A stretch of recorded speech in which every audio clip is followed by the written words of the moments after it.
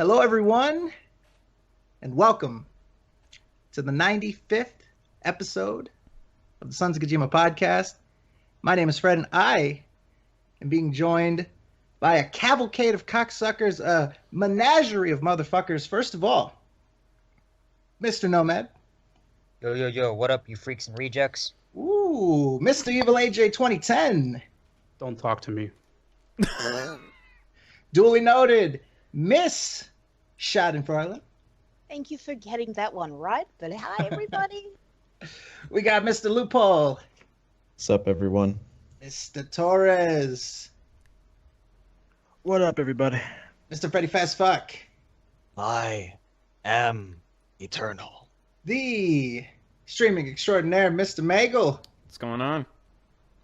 And the man who was here to clear the air, to open his heart up to all you guys, and to make things right. It's the one and only Mr. Metokur. Mr. Metokur, Jim, how you doing tonight? I'm doing great. Can't wait to talk to the faggot autists in your audience and Oh my goodness, sir, let them please. know how much I fucking love them. So, Sir, please. Oh, all right, yeah. this is a professional. Now we need to address this right away. We need to nip this in the bud. Okay, this is a professional show, and there will be decorum, sir. I say decorum. Now, you, sir, have gotten us in so much trouble, and we need justice. All right, we need social media justice. We need to clear the air for these people. You came on last time, and you caused a ruckus, and people were upset about foul fucking language. Jim, So triggered. what do you have to say for yourself? that they're all a bunch of heartfelt, loving individuals who criticize me for the purest of reasons, and not because they're giant fucking spurgy speds that get offended at the dumbest fucking shit on the internet. I like the comments. There were quite a few. Pure evil, I think, was one that got mentioned. Racist and misogynistic, always a gem. Unprofessional, I think, was my favorite of all the legitimate criticisms. You know, unprofessional shit talk on the internet. I don't know how you accomplish that. Listen, clear they're stuff. used to the way that we do things. You know what I mean? This is one of the most professional shows this side of the internet. So when you come here, you gotta bring a certain level of decorum.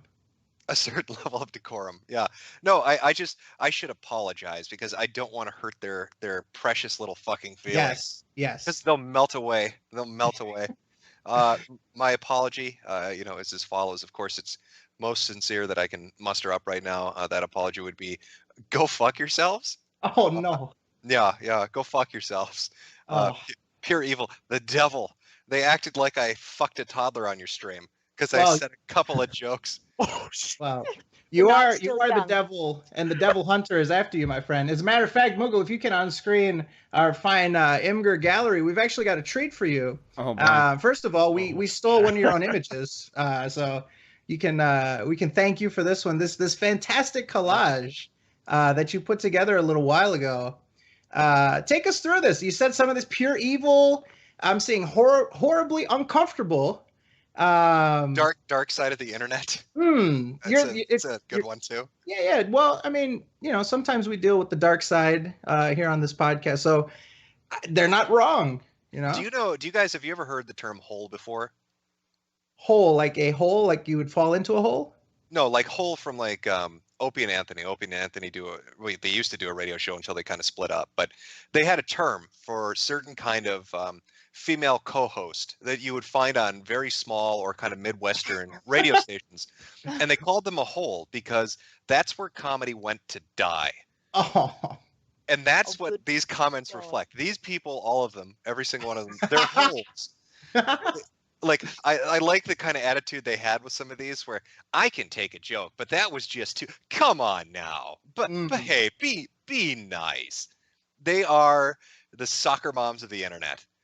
Anything is a little too risque for them, so they can't handle it. And if you tell a joke around them, right into the hole it goes, to be buried and forgotten. They just don't give a shit. They just now pile on the unfunny dirt on top of it and just bury that motherfucker. Now, this is a very pointed comment here. It says here, Night Panther. Very, I guess Very, it falls. it's a very heterosexual name. Go on. What Yeah, did Night yeah, Panther yeah. say? That sounds like a bar nickname. Oh, that's the Night Panther. He's gonna take your girl. Were all the faggot and autism jokes really necessary? I thought you guys were above that sort of thing. Well, Night Panther sounds like a faggot and an autist. He's probably going to be found dead in a gay nightclub with his mouth glued to a glory hole on an overdose of AIDS. Go fuck yourself, Night Panther. Ouch. Ooh. Now we actually looked these up Damn. because I had a rousing suspicion that this podcast had more views than usual. So there were obviously some people that aren't our regulars that were there. I had a rousing suspicion that these were new people. Looked, and I've never seen Night Panther before. I've never seen him again. So we might actually have to thank you, that these people seem like they're not turning up ever again. Well, maybe he got heat stroke wearing his fucking fursuit at a EF Fest. I don't know. Rip in peace, Night Panther. Your memory will never be forgotten. Shout out to good old Night Panther. Let's see. We've got a long one here, but this is pretty good here. We've got a response to Ghost Dragon. No, Ghost Dragon, it's not about being butthurt. It's about showing some respect and having a little class. Fred has even said himself when Sammy called people retarded and mentally ill. The same was said here using autism jokes. That can be offensive to some people. I actually found your podcast entertaining, except as in like to accept something. Except this particular episode, this crossed the line for me. Both DSP and Low Tier God bring criticism to themselves for what they do, but I don't think anyone deserves to be called autistic. Hell, you guys get upset when people call you sociopaths. Actually, we embrace that. But do you think this kind of behavior is okay? Says a lot about the group. Do you see what you brought shame upon all of us, Jim? You have brought us from our noble perch. You've brought us down Your noble perch. to your level. How could you do this to us? Well, let me say this. My opinions are my own. Obviously, I'm going to say shit that I think is funny and that is just who I am. There's no guarantee that you'd agree with all of that. Maybe you do think I crossed a line. That's fine. We're different people, but you're not responsible for what your fucking guest says. And this trying to lay a guilt trip bullshit on you because you let me speak my mind is fucking ridiculous. Again, it's another hole. It's where comedy goes to die. This was you went too far because I told an autism joke and a couple fag jokes and a couple retard jokes. Yeah. These people, I think his head would explode if he listened to a Metocast, because that was relatively fucking tame to usually how I am. I was on my best behavior on your fucking podcast. Thank you for that. Not myself. Yeah. We definitely. So here's the thing: like this notion that we had some sort of responsibility to sanction you, or that we're gonna have somebody on and then sort of like filter them or something like that. It's ridiculous. Like, everybody uses different slang terms, right? Everybody uses different figures of speech and stuff like that. It's not our place to have a guest on who, is gracious enough with their time to give it to, and then we're gonna nitpick the language that they use. Like it's ridiculous. Let me put it this way, because I've run into a few things, and I think it's kind of relevant to this guy's statement. I've seen a lot of, especially with the new series that I'm doing, a lot of people making complaints. One of two things: low-hanging fruit, or you're punching down. Now, my opinion, I don't know how familiar people are with the term troll shielding or what it is, but troll shielding is usually when a group of people who don't want to be targets hang out with the people that usually fuck with them to protect themselves. They're shielding themselves behind a troll. I feel the same way usually, and not always. Some people are legitimate in their criticisms, but usually when people bring up the term low-hanging fruit or punching down or these kind of things, I find that the reason they create this arbitrary list of what is acceptable and what is not acceptable is because they are afraid that they share similarities with the person you're making fun of, and they're worried, they're scared shitless that if you make fun of that person, that they're next. So when I see people like this in the comments saying, well, why are you calling him a spurg? Probably because that dude's a spurg. And he knows he's fucking autistic as fuck. We all are to some degree. And he's scared shitless that he's going to be talked about next. I don't even know who the fuck that guy is. We wouldn't even be talking about him if he hadn't written some fucking 8-page screed about respect on a fucking podcast. Yeah. You know what? That's actually a really That makes a lot of sense. I haven't heard that term before, but when you say it, that makes a lot of sense. That it's sort of like, oh yeah, I'm chumming it up with the guys. Oh shit, they're finding issues with things about me. Oh fuck, I hope they don't find out about me. Yeah, that makes perfect sense. I've seen it time and time again, but it seems to be making a comeback. And again, like I said, usually doesn't mean always. Sometimes when you say, hey, it's punching down, hey, it's low hanging fruit, maybe you're right. Maybe some 40-year-old guy on the internet is shit talking a 7-year-old and sending them home in tears every day. And so maybe then you might have a point with your criticisms. But on the whole, generally, people that use that term are afraid because they have similarities to the people you're making fun of, and they just don't want to be made fun of themselves. It's the same with the whole mentality of we can only have this cookie cutter, clean, sanitized soccer mom shit. Because if the guys, sitting around talking, bullshitting with one another, if they say what they think, oh boy, it's going to get out of control. And then maybe they're going to make a joke about me or say something about something I like. Mhm. Like for all I know, that guy is a big Sonic, or like a Sonic fan or something like that. He's scared I'm going to talk about Sonic 4 or some. I have no idea what's going through his head, but that's how I look at it. So that's my 2 cents that I went on for 10 minutes about. I like it. All right, so now that we have properly apologized to everyone, and now that we have, sort of beaten down Jim and sort of, made him see the light for everybody's sake, let's move on. So we didn't really have an order for this, but I just feel like it'd be only right. This is a current thing. It's something that I feel like you have been just enamored with lately, and that is the DeviantArt stuff. Now, we have been just curiously looking as this is going on. Now, obviously, a lot of people know what DeviantArt is, but you have ventured into the bizarre, to put it mildly. What can you tell someone who has no idea what they would be in store for were they to come here? What is going on in the dark corners of DeviantArt? Well, if you picture DeviantArt as a website, it's really broken up into 3 things. One, it's preteens and teenagers that have shit taste in everything, and then talk about it all fucking day long. The second thing is horribly drawn art that's fetish-based in nature and usually uses masturbation material.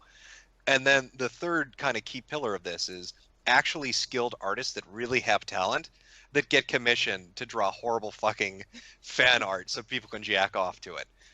Talk about putting a shotgun in your mouth kind of fucking mentality to that job, but that's kind of what they're stuck in.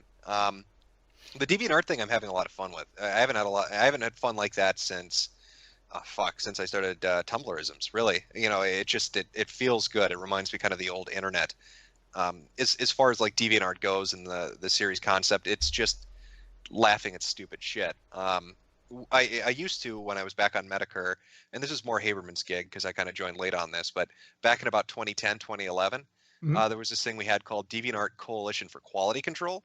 I've heard of that. We used to write articles instead of do videos, but we wrote articles about terrible fucking DeviantArt pages and the art that they drew. Those people lost their fucking shit. If you look up some of the old posts on DeviantArt under the search term Metokur, you'll see people talking about being in like fucking survivor groups and having to go into hiding and shit. Like they were that traumatized by shitty fucking articles on a dumbass website. But there was this period where everybody kind of assumed, oh well, DeviantArt is dried up or it's turned more normal or more acceptable. But I started taking a look at it, and I'll be honest, when I saw the Blueberry guy shit, I couldn't stop fucking laughing. That was the funniest fucking shit to me, and I thought, holy shit, this place is still fucking insane. So I just kind of wanted to dive into it. Now, it sounds like this has like reinvigorated you, man. You sound like you've got a whole new renewed energy and stuff like this. Like, was this what you needed? Was this something that just like came at the right time for you? I guess I don't. Yeah, it came at the right time. I definitely am enjoying myself. I can see doing a lot of these videos in particular. I think really what cemented it for me was the reaction afterwards. I put up the video, got more or less the kind of general feedback I expected. Some people liked it, some people didn't. And then the fucking spurgy motherfuckers started showing up. I got all these. I swear to God, I thought the YouTube commentary community was dead, but apparently it's not. I got all these YouTube commenters making video replies about how this was the worst thing ever. One person, fucking Duty Diapers, or I don't know what the fuck her name is, did a video talking about how it was kink shaming. And then I got another, and I swear to fucking God, this guy identifies as a Christian, furry dating brony who may or may not be a supporter of Jeb Bush. And see, those four things together is really fucking weird to me. I don't know how you reconcile those four things, but he's convinced that I am some kind of atheist mafioso. Kind of like Dean Esme thought I was leading some atheist crusade against religious people. I don't know. Obviously. Of course. Yeah. I don't know if they talk to each other, but I don't know where he got the idea. But he did a reply. And then all their little fans started pestering me. So I've got them coming on to a Metocast on Tuesday. Duty Diapers and whatever this fucking whatever this fucking brony's name is. And I extended the challenge to him, but he didn't want to come on alone. So he wanted to invite multiple people. So I was like, I don't give a shit. So I've got 4 of them coming on. Oh shit. But yeah, his video was you me hard as you can. I think he thought I was going to just do like a video reply. But I was like, no, fuck it. You can come on Metocast. Why not? This will be fun. And I don't think he understands what he's walking into. He seems to be very delusional at how this is going to turn out. He's very overconfident about his abilities, but I've been listening to his shit talking on Twitter, and he's just awful at it. Just fucking awful at it. And when is this again?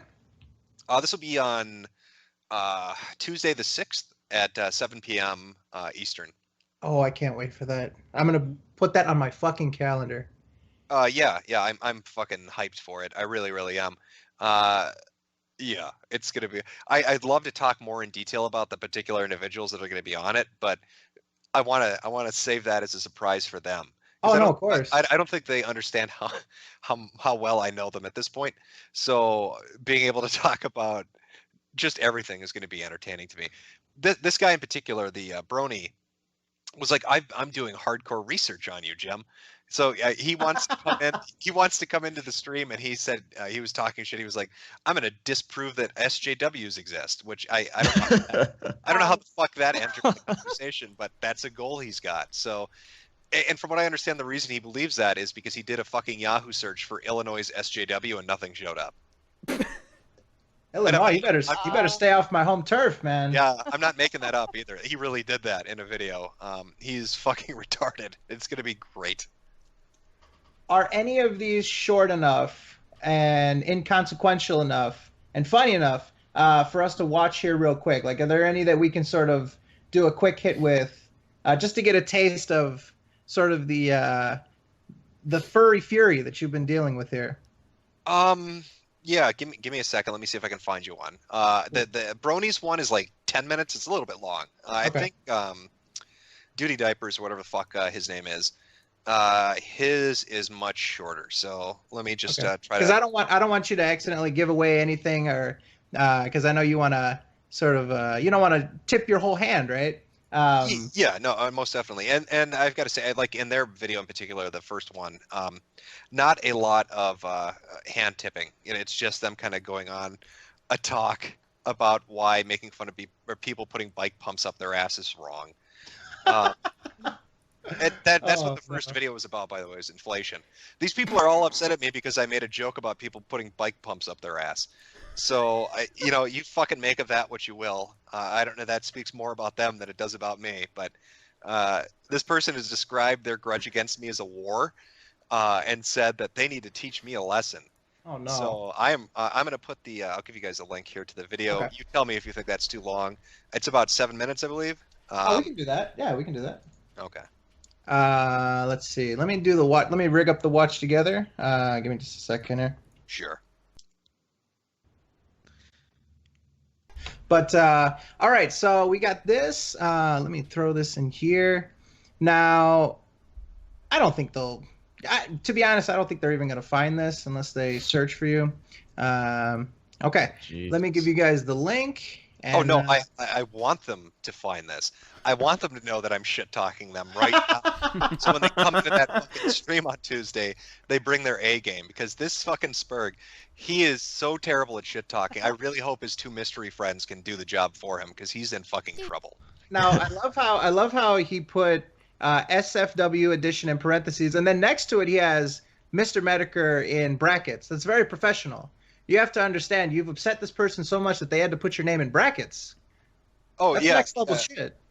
Well, and I will say one thing about this. The video response that they did, they don't. The video, honest to God, really didn't deserve to have a not safe for work rating or a community guideline strike or whatever it got. This person's response really was so banal and mundane. I have no idea why they got that, so they had to re-edit it and then put it back up. Weird. I honestly, I have no fucking clue. I wish the original didn't get the community guideline strike, because I wanted it to be up. But this is pretty much the same thing. Only a few things are edited out, but it's almost verbatim what the last one was. All right. Chad, if you can help us out, we're just going to go live with it. And if you can help us out with volume, we would very much appreciate it. You guys ready? Mm-hmm. All right. Due to some rather explicit content in the original video was age restricted. Oh, Is this what the person using a voice changer? Yes, they are. Can you guess why? I don't know. Oh my god. Wow. Oh my god. Oh my. Oh lord. Have a fun time on Tuesday. It's gonna be good. People are saying turn it up a little bit. Oh, turn it up? Oh. Way too low, they're saying. Way too low? Way too low. How about this? Rather, the idea of having it turns me away. However, fetishes are things that infinitely fascinate me, as I find it to be interesting to see where the weird of the world begins and how far it goes. I will say there are some I enjoy more than others, certainly though. Now, that said, I know fetishes are not for everyone, and some people may also be turned away or disgusted by them. And on occasion, while browsing art from people I legit think can draw well, who happen to draw fetish art, I will occasionally find people who Chat looks like it wants it happen to louder, stumble I think. across the Yeah, I pictures turned it and up happen to voice their as high as I distaste in can. the rudest of ways. And honestly, that just kind of pisses me off whenever I see it. Which brings me to today's target. Mr. Metokur. Some of you may know him as the pioneer of commentaries. Some of you know him as The pioneer of Jimmy commentaries. Jim or the Internet An Aristocrat. honor I didn't know Some I of you had. helped There's been no popularize speaking Gamergate. before you went on And YouTube, my friend. likes That's to right, be I an started it overall all, shit apparently. poster. Here's the thing, though. There's only so much you can do with wanting to roast someone before it begins to feel dirty. Okay. And this is where the It following feels video dirty. Mr. The Metokur slime started a girl new feels series dirty. called Deviant Ugh. Yeah, a fetish Deviant, character where feels he dirty. looks at fetishes posted Low on quality DeviantArt caps and are roasts the very shit out of them in a Let's Rip encapsulating. style Very My nice. video. favorite part of this But it still brings is up because points the of audio kids was fetishes, so so I low feel at the this beginning, can still but be they covered started in the off by video, saying as I I'm feel the way he asexual, went like about that has this any video relevance to any of left the a dumb shit rather they're about to sour say. taste in my mouth. Wow. Welcome one and all to the 8th episode of Tumblr. Wait a minute. Wait a minute. This isn't Tumblrisms. This is Deviants. The first episode to be This is exact. meta. This is Pump I know. Me It's up. commentaries on And that's not a commentaries on euphemism. commentaries. Welcome to That is not a 2007. euphemism for being excited. You may be asking yourself, as you slowly unzip your Who's this pants because you jackass? know what's coming, Jim, Some why arrogant would we faggot be that looking needs to at be deviant brought into a and war, what could Pump apparently. Me Up possibly refer to? Well, it refers to inflation, and I'm not talking about the monetary kind. I'm talking about a very special kind of inflation that's only found in the minds of degenerate motherfuckers. Degenerate. They Oh, no. actually God. Oh my God. Considered normal and desirable, showing evidence of You're decline. dealing with Webster. You know what this implies, Jim? You're implying these people have a declining sense of morality. You're implying these people are near immoral, which is a wonderful taking thing to this imply so when you're fucking referring to seriously, people who like we're express the- a fetish the in a halls of safe debate way. at fucking Minus one Reddit. example that you What do the bring up later in the video. What is wrong with But this still, guy? That's one example. Yet That you're was the sitting here blueberry guy generalizing a whole rubbing his group of tummy. people I don't know who why are that into would need to this be by calling censored. them immoral. Already, you're showing me how much you are ready to mock people just because they love the idea of being inflated like a balloon. Okay.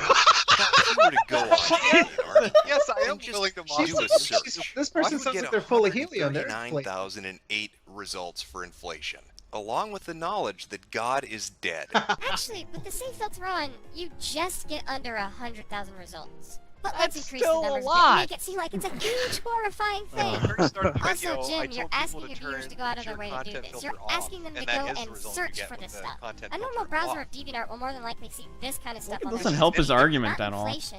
This isn't some sort No, of especially epidemic, since you the know. majority of For an the added information I bonus, found make was sure to safe click for on that box that says "Make mature content visible" because you want it to be as awkward as fucking possible when your parents walk into the room as you're looking at this. Again, you're telling them to go out of their way to find this. This Out already of makes their your way, whole thing hit a about button. inflation art Oh my god, that flimsy was at so much best. work. Because DeviantArt tends to filter that stuff to its own corner of the website, so those who do enjoy it and want to see it can find it and enjoy it. I mean, it's their kink after all, not yours. And you going out of your way to find this, to hassle them for this stuff, is Can you get over the almost hassle? The borderline voice is harassment, amazing to Jim. me. By simply just scrolling through the results that you get, even with the mature content filter off, you get a good idea of what you're dealing with. Now, This is me scrolling- This is me scrolling through safe for work results. There's That's when nothing. quickly followed by There's sense of nothing. deep shame. Age restricted You're looking through this Nobody and under you 12 start can wonder see that. There are actually people in the world that masturbate to this. No matter how fucked up your fetish is, no matter how embarrassing it may be to you, there is somebody out there that gets turned on by this. So feel a little better about yourself. Jim, it's funny how you're trash talking inflation because you're clearly into inflating your ego. Oh, sick burn. Oh shit. Great. Just Brought the banner. the expanding feeling How are you going gonna to recover from that? Want to stop. I However, I'm don't starting to know. feel pretty I full. don't. I'm And gonna now have I to think get a I'm voice gonna changer and a Well, how slime about a girl round of applause avatar. for our poet laureate, Mr. Mindtaker. I can imagine the comments they got on this wonderful piece of art, this expressive piece of literature. They must have been just inundated with people throwing roses at their feet. Like Forest Girl 123 from February 25th, 2013. Haha, this is the funny side I've heard of it. Good one. Or this comment, clearly praising this, and I quote, creepy fetish girl after saying she died afterwards. And that's before this video where people came to her conveniently through your video to basically prod at the flames a little bit more.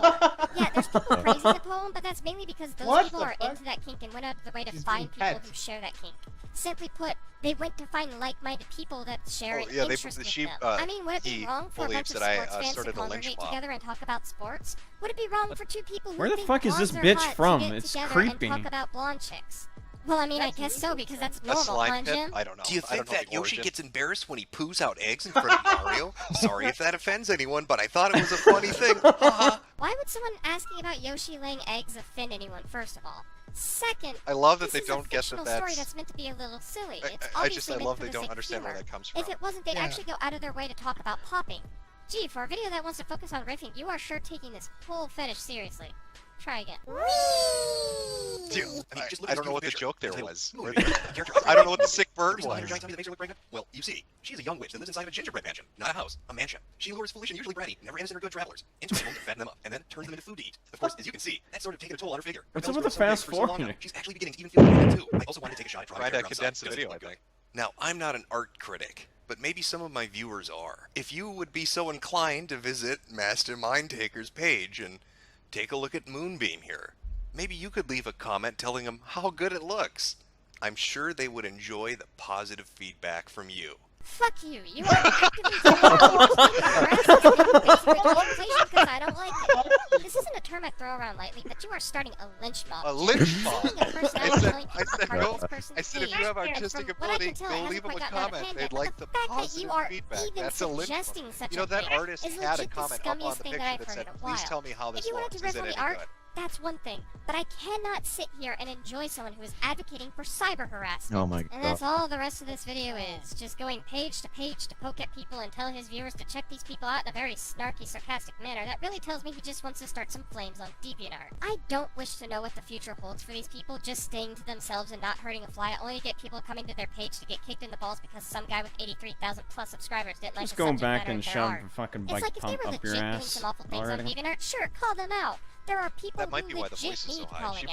might If actually all they're have doing a is bike going pump to the up her ass one right place now. that'll allow them to actually express Might not be a themselves voice to do changer. just that, Be the then fucking at that air point you're escaping. just another blatant cyberbully. Alright, I won't be making any It's fancy definitely not claims, but helium I think it either. must be said at one point or another, and due to the topic of today's That was commentary, I think retarded. it's pretty relevant. Yep. Due That to was some That was Stupid. unbelievable. Hey, they're teaching me a lesson by sticking up for the little guy. Oh yes.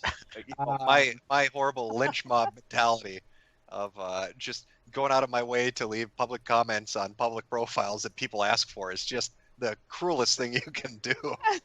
You feel feel put in unclean your after place that. now. You have been soundly discredited, sir. I don't know how you can possibly make another video after this. This is the end. I'm gonna have to just run away in shame. I don't know if I could live with myself. I do like the fact, you know, somebody linked me to this afterwards, but this particular individual, I didn't even know this, but there's an actual wiki page for YouTube commentators. And this particular person has a wiki page about all their YouTube drama that they've done of just picking fights with people for the fuck of it. But the page is edited like 1,000 fucking times by them. So Wow. they wrote the whole page themselves and then edited it over and over and over and over again. Nice. And it is some of the most autistic shit you will ever go look up doodle diapers on the fucking commentary wiki, and you'll see what I'm talking about. Like some of the stories are just surreal. Like, oh, these two people had a fight, and then they decided to go to Skype and talk about anime, and now they're friends. Like, I don't need a point-by-point play of what you fucking faggots did after your stupid YouTube videos. Keep that shit to yourself, man. I'm trying to find Doodle Diapers. It's I not. just can't get over Doodle. It's a ridiculous name. Yeah. I'm not finding anything on Doodle Diapers. Just searching for it. Try Doodle Tones. That's their safe for work name. Doodle Tones. Yeah, DOODLETONES. Oh, I found it. It's on. Aha. It's on DeviantArt. And this is okay. Let's take a look. Let's see what we got here. Let's see. Oh boy. Ah, dear. Torres, you're our artist in residence. I mean, I'm gonna Yes. regret this, aren't I? Yeah. So Jim, we have an artist here now. Torres has a little more class, a little more self-respect than to delve into the dark sides of DeviantArt. But he has made many a slanderous image. So Torres, what is your opinion on all this stuff? I don't fucking know these fucking weirdos on the internet, man. I got no words to say about this. I barely even use DeviantArt, and I don't even look around at the shit. I mean, I might see some good art, but I also see some really fucked up shit, so I don't even bother going on DeviantArt. I would just post my shit on Twitter. No. Actually, can you go down to because do you have their page up right now? Yeah, I do. Okay, the first journal entry. You're gonna love this. Just read the first two paragraphs. The first two paragraphs, because this person, this is where the why am I censored shit. Because this person is like, I'm totally normal and well-adjusted as they're coming after me. They're like, I'm asexual. I have no fetishes. And then read what they put up on their fucking journal page. Which is it called? Is it regarding the sudden censors? Yeah, just that second paragraph, that right under the so I'm moving accounts. All right. So it says here, why? Because my grandmother thinks I have a mental illness and doesn't realize that some of the stuff I post online may be for fun. Sleepy face. Yeah, so this person is so fucked up in the head that when Grandma saw the kinky shit they were drawing, Grandma said, "No more internet for you, doodle diapers. You need to get off of it and go to church." Doodle diapers. She calls them doodle diapers.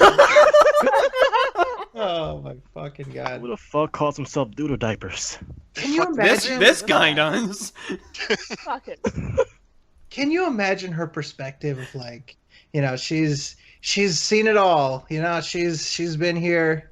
And she comes across this, and just on the sight of these drawings, it's like, okay, you have some problems that we need to address. Okay, listen here, doodle diapers. We are going to a psychiatrist immediately.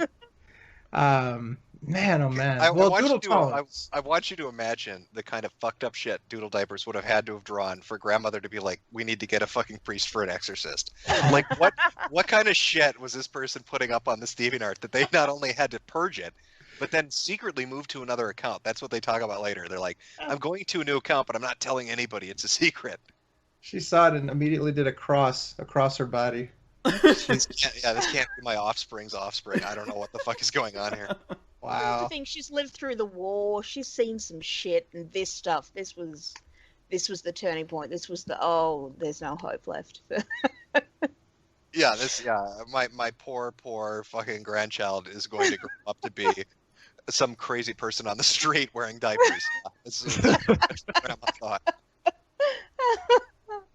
I have to say the most delightful thing about all this is just the genuine joy in your voice when you talk about this. Listening to the videos that you've done and listening to you now, you are just so happy and it's incredible, man. You take such joy in this. Like How are you so lucky as to come across this stuff? Like, how did you get into? How did you find out about this specific stuff and get pointed at this? Did somebody like show you it? Did you get just curious and started looking around? Like, how did you even set your sights on this?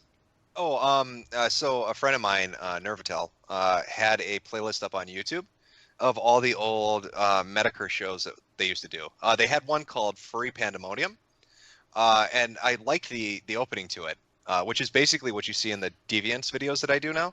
Mm-hmm. I took that same format, that same song, and I re-edited it, put in DeviantArt stuff, and obviously new text overlays, that kind of stuff. But I was watching through that stuff, and I was like, fuck, back then it was. I did have more fun. It was just goofy, stupid fucking shit. The same with Tumblrisms. It was just dumb fucking shit when I started it. I don't know. Everything's so fucking serious now, and it just becomes kind of a drag to talk about. I get that SJW and all this other kind of shit is important to talk about, and people like listening to it, but fuck me, there are like 1,000 people doing it. And there just reaches a point where like you hear the same fucking thing over and over again, and you just don't want to hear it anymore or talk about it anymore. Yeah. I'd rather go back and just do the shit that I found funny, stuff that I had fun doing. And watching people like Doodle Diapers here flip their shit because I say you shouldn't put a mic pump up your ass is to me fucking worth $1 million. I love that. Having a fucking crazy furry dating brony to declare that he's going to teach me a lesson on a fucking stream, that's worth $1 million to me. I love that kind of shit. It's that old internet mentality of shit flinging, and I really miss it. And I just miss having fun, mocking and laughing, and just doing that for the pure reason of it's fucking funny. Everybody's so up their own ass now, Mm-hmm. So that would be my explanation, I guess. Awesome. You mentioned the bike pump. In your deep investigative journalism here, what can you tell us about this inflation? What are your theories? Like, what can you possibly think of as to why this exists? Why one would like this? Like, why is this? It's fascinating, but how can we even start to explain this? Well, and I talk about this in a little bit in the episode that I'm putting up tomorrow on Vor. But like people are into this inflation fetish, and I'm going to start highlighting this as I go forward. They don't really reconcile the fetish fantasy idea with the reality of what that would be. So they're like, I want to get blown up like a balloon.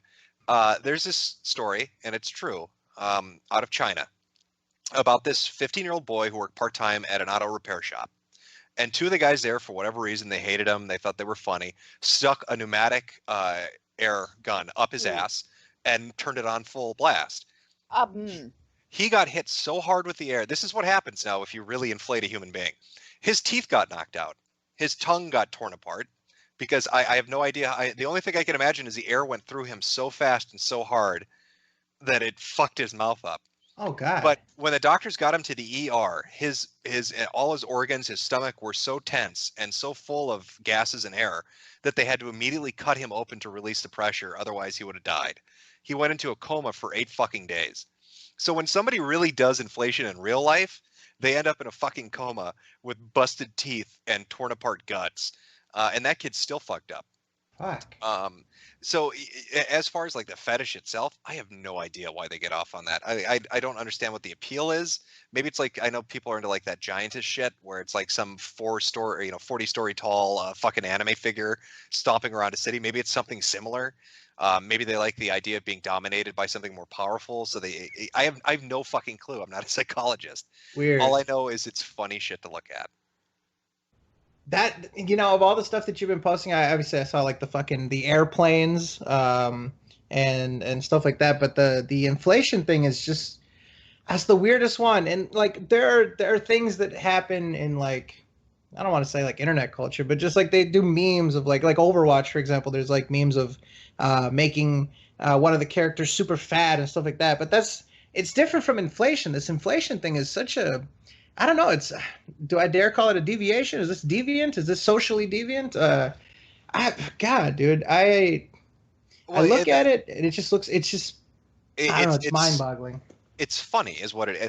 When you go and search the term up, and then you look through the stuff like the poetry and the fucking stories and the art, it really is legitimately funny. And I think the thing that I find funniest about it is, while I'm laughing at looking at this, somebody is legitimately getting a fucking massive hard on. Like, that is the shit to them. That's like if you showed them a big pair of titties. Like, they look at that and they're like, yeah, I want that. I want to see Tails the Fox get a bike pump up his ass, because that is sexy fucking shit. Oh, fuck. All right. So, is there anything else with DeviantArt that we did not cover? Is there anything else that you feel that the well-adjusted viewer of this professional podcast would be, that we would do a disservice if we didn't let them know? Something that maybe they can do as, some homework, maybe something they can research on their own? I wouldn't even know what to tell them. Like, if you want a good laugh, just go put a fucking search term in their engine, and you will be amazed at the shit. And think of combinations. Like, don't just put in inflation, put inflation, Sonic, furry, and you'll be amazed at the crossovers you're going to find. Try Five Nights at Freddy's. I don't know why this is, but there's a lot of fucked up shit regarding that particular IP that you will find on DeviantArt. You will be amazed at the shit that pops up. All right. Okay, so let's sort of switch gears a little bit. We've got a ton of stuff that's been submitted. So let me just sort of look through here and see if there are any specific things that seem interesting. Let's see. Oh, right off the bat, is Dark Skin Phil, aka Low Tier God, still your bitch, and do you still own him? Submitted by a Saint of Killers. Yeah, no, he's my bitch. He'll always be my bitch. He spurged out, and then I talked shit about him, and he had no response other than to block me and then go cry about it on stream. He went on some fucking long-ass rant about rhino dicks, if I remember right. I don't know what the fuck he was talking about. But, yeah, and if you remember, he made a promise, kind of similar to shit Phil has said, where, I'm going to play this. This is never going to happen kind of thing. He said, I'm never going to disconnect from a Street Fighter V game. That will never, ever, ever happen. Motherfucker did it within a week. So already when he's on the losing end of a match, he's disconnecting like a little bitch, because that's what he is. He is a black side Phil. Now, what has he been up to? I mean, he's been relatively quiet. I don't know if maybe we just haven't been paying attention to the right things. I heard something about he got beat. Moogle, you were saying something, I think, about like a Smash player or something like that? A Smash player. Holy shit, yeah. A Smash player known as Anti, who I think is an avid Smash 4 player. He was playing Street Fighter V one day, ran into Low Tier Gon, actually beat him, and perfected him. And Low Tier Gon got really fucking pissed and started like ripping on him on Twitter and stuff. It was pretty funny. And he was asking for a money match and shit like that, and yeah, it was a mess. He sure handles a loss very well. He's definitely a mature one. Gracious. But other than that, like, I mean, I tried to do a little bit of I tried to prep for this a little bit, just get up to date on certain things that we were going to talk about, and I couldn't find much on Low Tier God. I don't know. It just kind of seems like he's been, I don't know. Maybe people are, I don't know, getting bored of him, or he's like a pussy version of Batman. He just hides out in his little bitch cave. After that Smash player perfected his ass, he fucking melted down. That the guy put out a tweet showing the match, like a WebM of it, and it got a fucking massive amount of retweets, especially in the fighting game community. And it had, people from Street Fighter community, from the Smash community. Everybody fucking thought it was funny. He could not fucking handle that. It really, I think, broke his will to live. And so he's kind of crawled off into his little bitch cave. I don't know what he's doing now, to be honest. I haven't really been keeping track of him more recently after that event happened. I remember one of his tweets. He's like, Smash players can't be good at Street Fighter and shit like that. And he's saying like Smash is not relevant and shit like that. He's basically just shitting on the entire community for playing the game. Yet he can't even play Street Fighter for shit. I see that hat he's wearing, the GTA B one, is it? The Get That Ass Band. Yeah. Mm-hmm. Maybe he should change that to got to actually block, because maybe if his ass blocked in a fucking match, he wouldn't get mopped around all the fucking time. He is terrible at the game, and watching him get his ass smacked around is fucking infinitely entertaining. Fucking Low Tier God. It's more like get that ass bodied. Yeah, we'll see. We'll see what else happens with him. Like I said, it just seems like there wasn't really much going on, but yeah, I wanted to get a quick update with him. So we went from Black Side Phil now to the traditional Dark Side Phil. Some people on this podcast might be surprised that we're going to talk about this guy, but yeah, we're Phil Burnell. I don't know if you heard of him. Sorry, I don't think I've ever heard of this person before. Yeah, same. I don't think I've had the pleasure. They call me DSP, I think is the alter ego. Sounds familiar. You mean that motherfucker that blocked me? Oh man, that guy.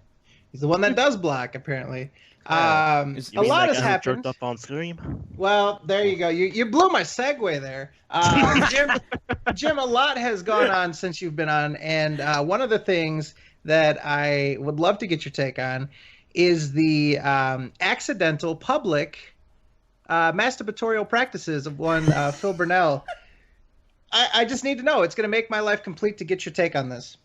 Well, there's so many wonderful things about that particular video. One, that's obviously something he probably does before every single fucking stream he's ever done. Absolutely. Yes. Every single stream. I want people to imagine every fucking thing they've ever seen him in. He was furiously masturbating moments before he started rolling the cameras on that. Oh my God. I think the other really important thing to remember is he doesn't clean up afterwards. No, I was about to say that. He's going straight into that motherfucker, sticky as fuck. He doesn't give a shit. Maybe that's why he's always bitching about pushing buttons. They're actually glued down from his they're stuck. Yeah. Oh God, I hadn't thought of that. I think this is a problem he could solve with a couple of fucking, handy wipes or maybe a trip to the sink. Oh. There is Maybe so just much. a tissue box would be helpful. Oh, there. If you see in the chat, Mr. Torres has linked one of his deviations right there. We've got a shot of Phil's controller there, so that's pretty good. It was so weird. Like, can you imagine our fucking reaction, right? Because this is just a normal day, right? Everything's fine, and I see on Twitter that I think it was Eddie. Shout out to our buddy Eddie. He's like, I think Phil is masturbating, and he was sort of like downplaying it a bit. So I thought it was a joke. Like, I'm like, there's no fucking way. There's no way that this guy is broadcasting himself masturbating. I thought it was a complete joke. And I got there a little bit late, so I rewind, and I'm looking at it, and I swear a lot of these people were in the call while all of us were sort of like figuring this out, that this was real. And it's impossible to put into words just the disbelief and just the sheer horror of seeing this. And I mean, there's so much to unpack, right? Leanna was at work, which is delightful in itself. If you don't know, Phil. Wait, when you say at work, do you mean in the basement making handmade soaps? Well, no, she's actually double duty now. In addition to arts and crafts, she also has a grown-up job. Does she? By all accounts, she is a receptionist. Mm-hmm. More work than Phil's ever done. And that is the crazy part. She is the breadwinner of the household, She's the adult now. Mm-hmm. And so she's at work, and he is going to town on himself, and it's just so refreshing to get his reaction. When he's done, he goes over to the setup like you said, like he probably always does. All right, guys, how's it going? Oh, the camera's on. It was on the whole time, huh? Actually, what you should do if anybody ever has the time to do this, because now knowing that he masturbates before every single stream and knowing that he doesn't clean up, see how many times he sniffs his hand or rubs his face right when he starts right when he starts to stream, because then you know what he's doing. Oh. I don't feel well. It's fucked up. But anyways, so that's that. Yeah, we've sort of beaten it to death. But all right, so there's that. Along with Phil there, let's see if there's any questions that people had from you for Phil. Here's a good one. Question for Jim. How did you get a hold of DSP to begin with, and what was your initial reaction? Submitted by Mortisoon. Oh fuck, I have no clue. Let me think. When did I first run across him? I honestly don't know. I know I watched a shit ton of This Is How You Don't Play. I love those fucking videos. Oh shit. Yeah, I That's truly- AJ's fucking fault over there. well, they're very good. But I like originally where I would have run across him. I honestly don't know. Probably somebody I know brought him up, to be honest with you. And then we watched some stuff and had a fucking laugh. And then there were the occasional articles that came out, like when he did fucking horribly at Half-Life. He couldn't do the crouch jump. That made fucking news. Yeah, right. People were shitting on him so hard. Okay, here's another one. One of your biggest fans is now one of Phil's biggest financial contributors and White Knights. His name is Brightside Viking. I found this on Twitter to show you how much he loves you. What do you think? And there's an included Imgur link. Okay. Okay. This is a little over the top. Did it link to porn or something? Are they fucking with you? What is it? It's just tweet after tweet. Somebody's saying that you're his lord. He had a dream where he was watching you stream at midnight, and he hopes it comes true. Those were the days, my lord, when you made me content, or made me content. I don't know which one that was. Huh. Okay. So... What's my reaction to the tweets, or what's my reaction to him giving money? I guess, yeah, what the question here is, what do you think of how much he loves you? I would never say anything mean or hurtful towards my stalker, who's probably outside in a van right now. I am a very big fan of you myself.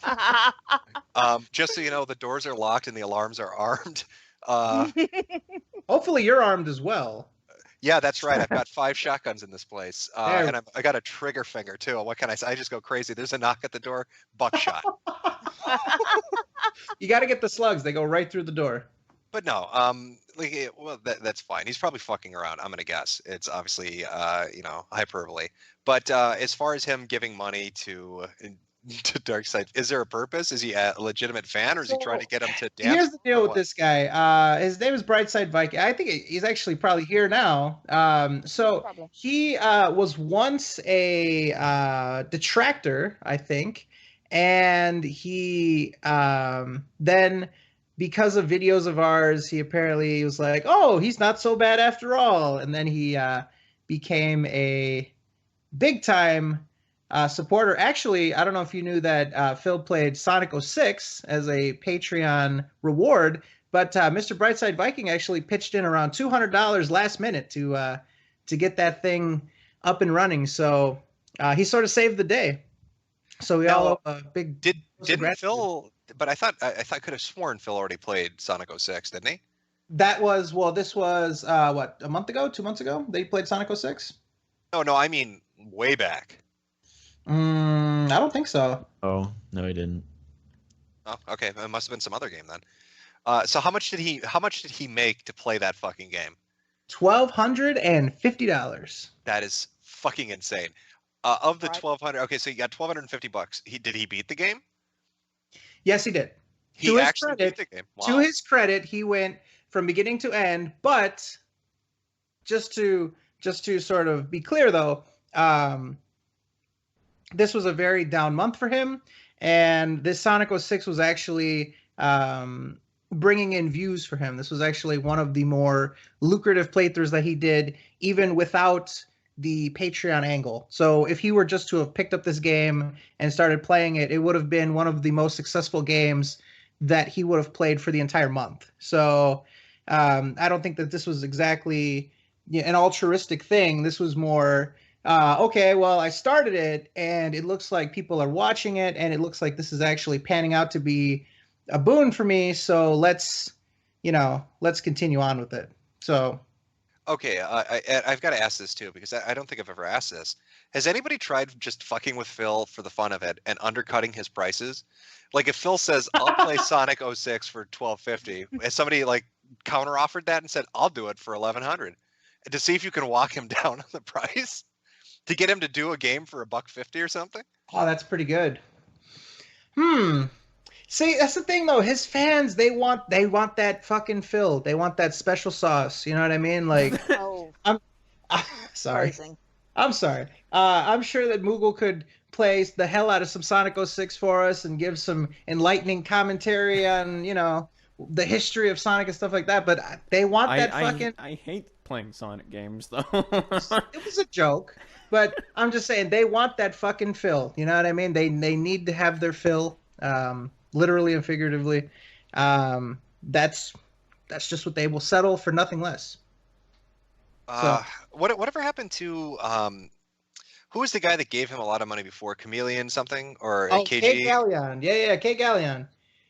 Is he still supporting him, or did he quit doing that? He is gone. He is long gone. As a matter of fact, what happened was he really sort of secluded himself to the forums, to Phil's forums, and he sort of did everything there, sort of watched what we did, and then commented on it on the forums. He deleted his Twitter, and really his role in the community was just to leave some, scathing comments on stuff that we would do and stuff like that.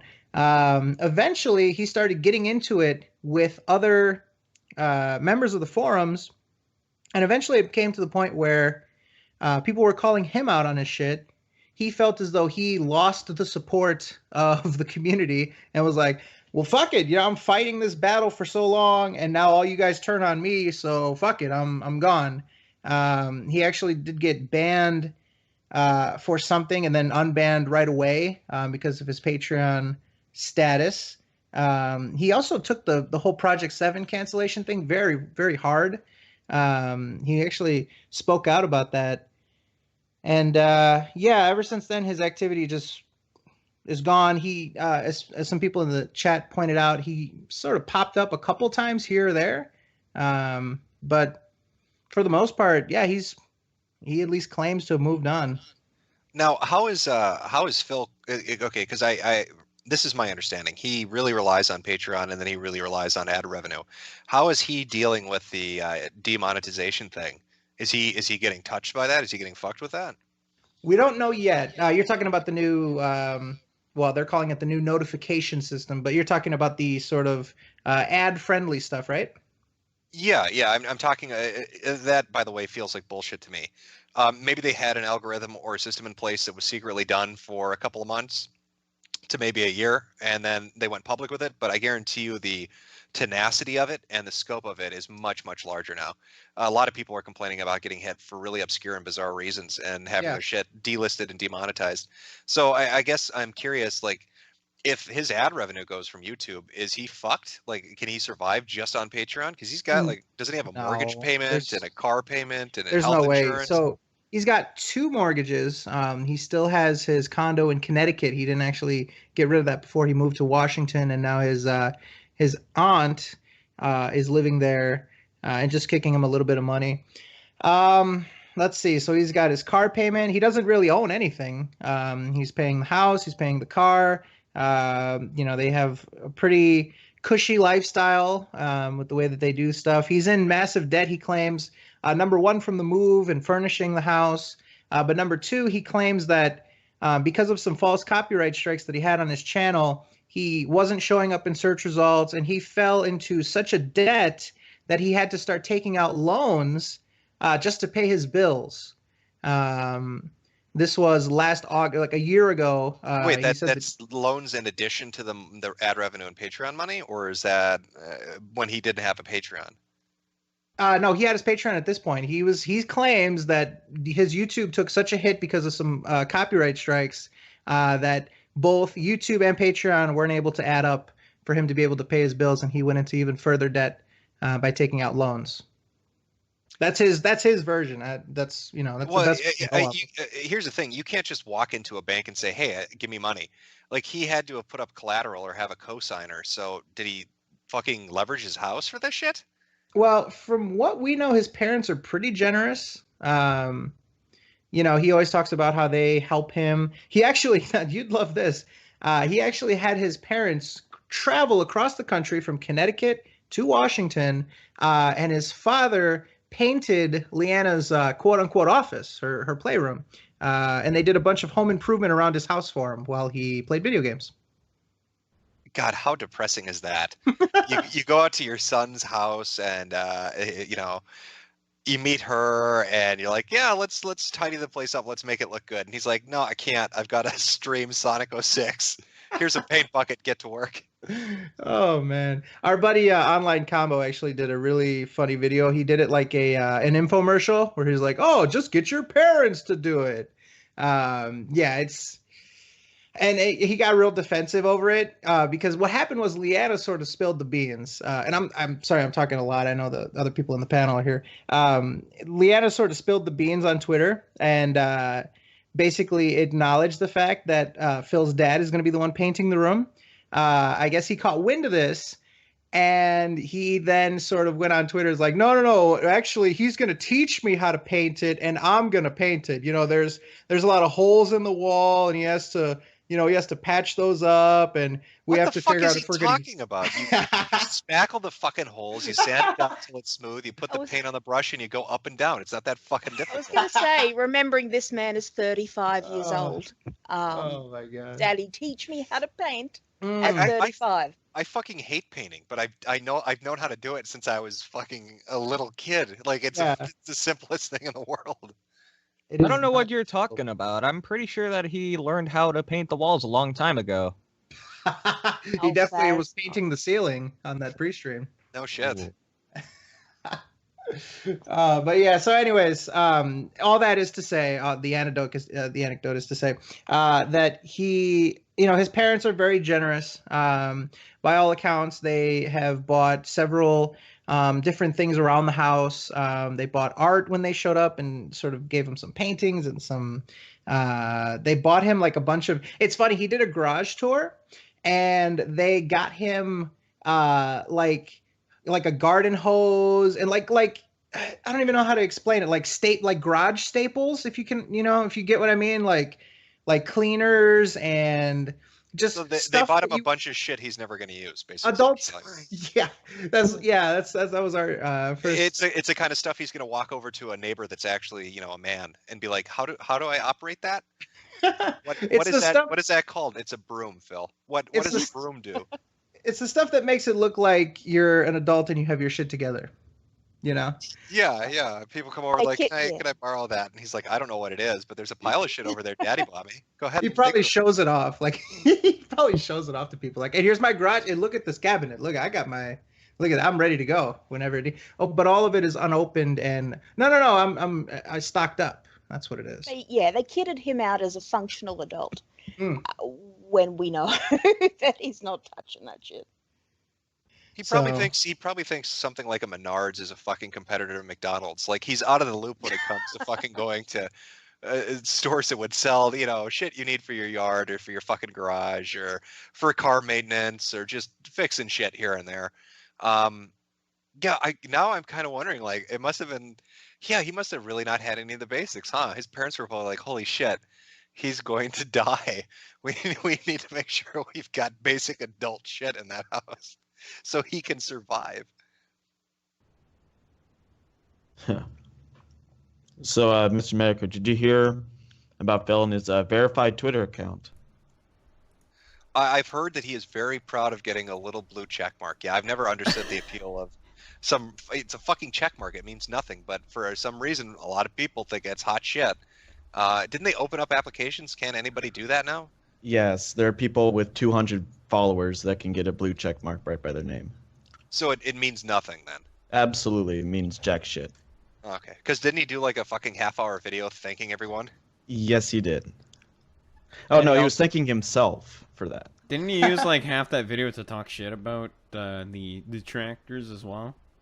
Well, he does that any chance he gets. I know, right? Well, I think he said something about like shutting them down now that he has protection of Twitter.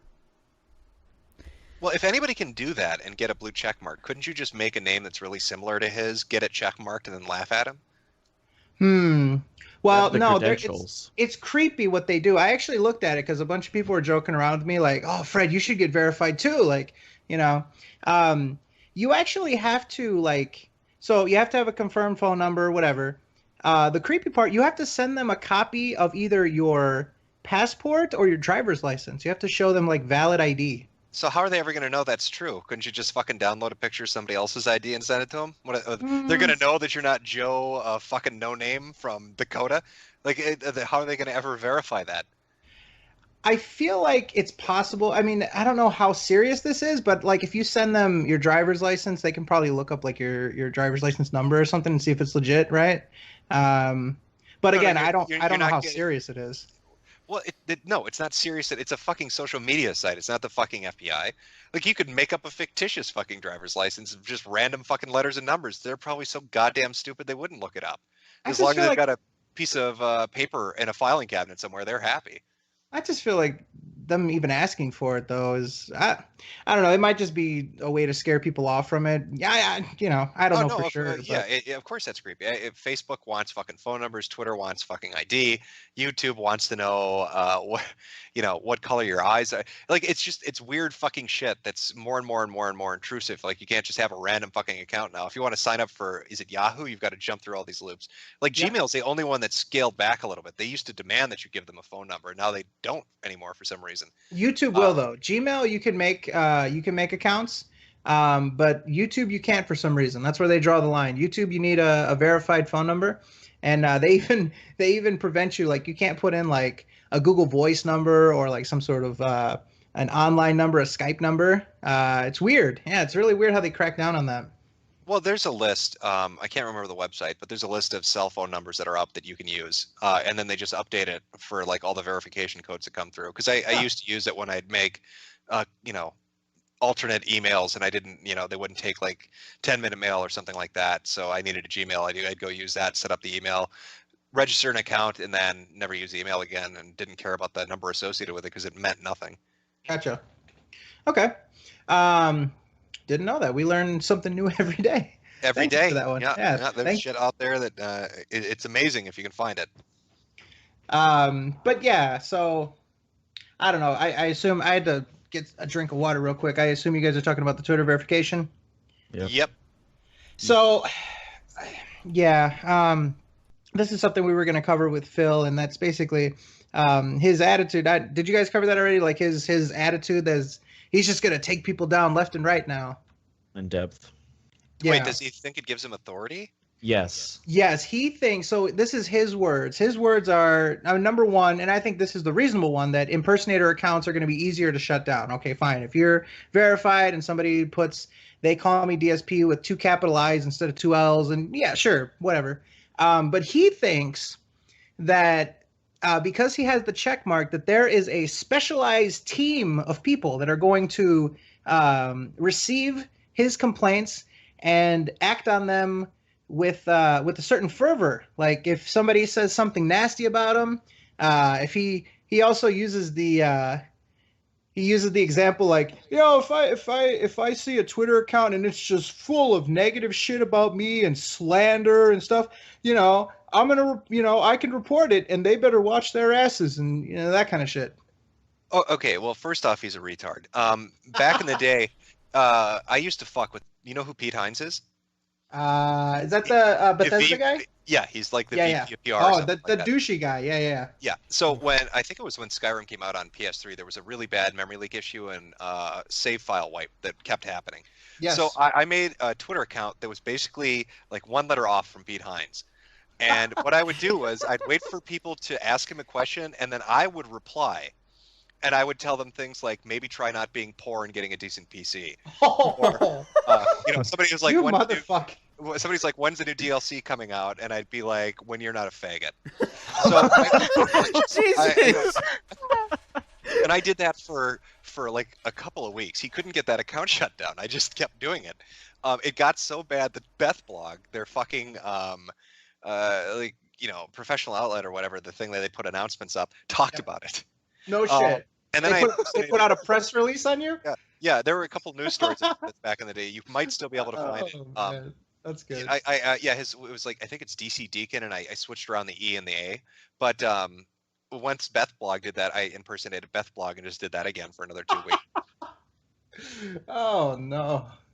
But, so that's why he has the rep that he does, is because everybody thinks he's a douchebag.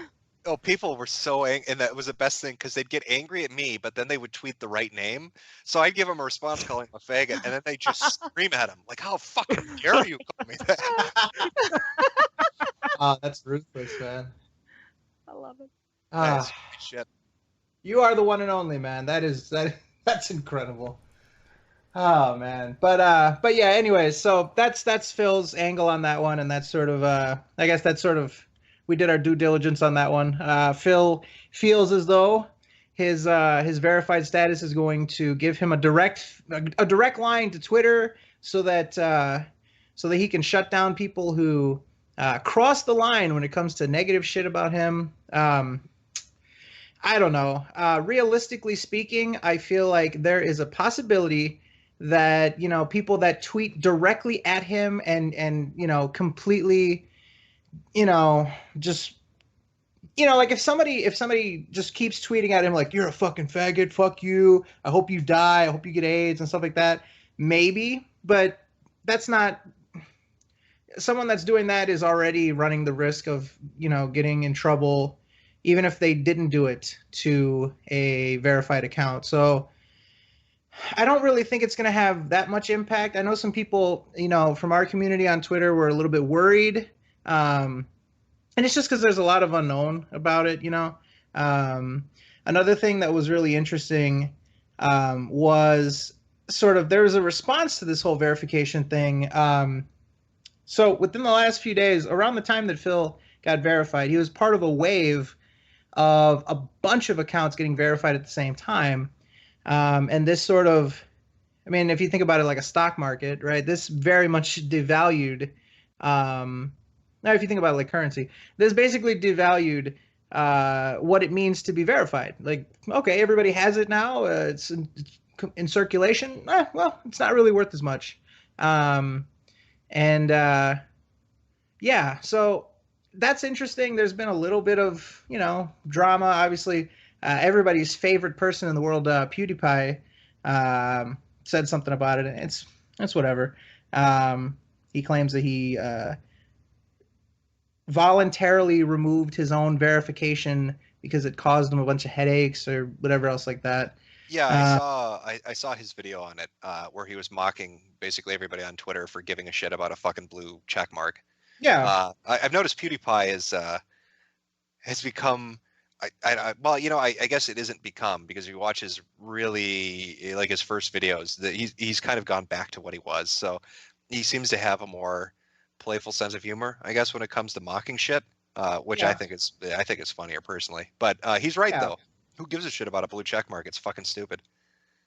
He makes some good points there. Now, I don't know, obviously, you know, none of us have a follower base like him and don't deal with, yeah, he claims that there's people that like follow and unfollow over and over again to try to get his attention, and that, you know, that there's different things that come along with being verified. But you're right.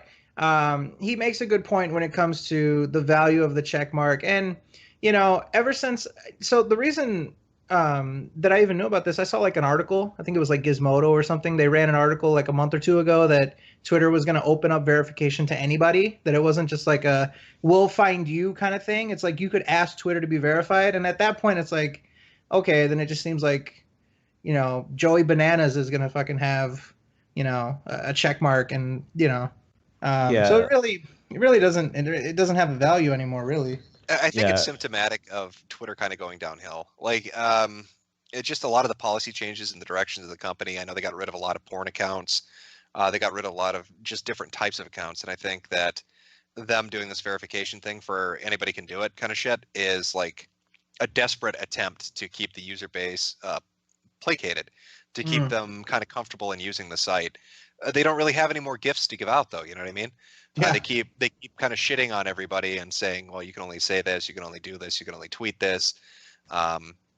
So yeah, I don't know. I don't know what's going to replace Twitter, but it doesn't look like it's going to be around very long if it keeps going the way it is. I know the new CEO they brought on was fucking retarded and gave a couple of speeches talking about, we're going to clean it up, we're going to get rid of all the smut, we're going to get rid of all the mean stuff. So what's left after that? You got a couple of soccer moms talking about buying their kids fucking Yu-Gi-Oh cards. Nobody else is using the site. What were you going to say, Luke? I was gonna say I brought up that like even people with 200 followers can get a verified account. Mm-hmm. It's just to prove that fuck shit is pointless. Yeah, it really doesn't mean anything. All right, is that all with Twitter verification before we move on? Let's go. All right. Let's see. Let's head over to the Reddit and see. I'm sure that makes us sound like terrible people. They're like, oh, we got a Reddit. We probably sound like douchebags now, but it actually kind of helps with viewer submitted stuff. So we'll we'll take the hit for sounding douchey. Like, let's go to the Reddit. Let's see. Fucking faggots. Oh no! Yeah, you fucking faggots. You know what? No. We're gonna draw the line here, Mister. You need to respect our values. All right, we do not accept that language. And as a matter of fact, values are going to go down the toilet. The longer you stay on Reddit, eventually that place is going to be talking about white privilege and offensive people. After about 3 months, then you're going to have a bunch of mods from other fucking subreddits coming in and being like, I think we should really ban this language because it hurts my feelings. So good luck with that shit. Well, first of all, that's a couple in the swear jar for you, Mister. Second of all, we actually have our official rules. Rule number 1, and the only rule is don't be a fig. So if this starts happening, then we can address the situation because we do not want figotry to happen on the Reddit. But yeah, it's just an experiment, I guess. Yeah, we'll try not to become douchebags because of it. It's just an experiment. That's how it always starts. Good luck. We're gonna cut his mic. Let's see yeah, just an experiment. One gay sleepover later. Yep, I'm just saying that. Now we're gonna delete it in shame because of this. You just changed the course of our entire lives now. Okay, let's see what we got here.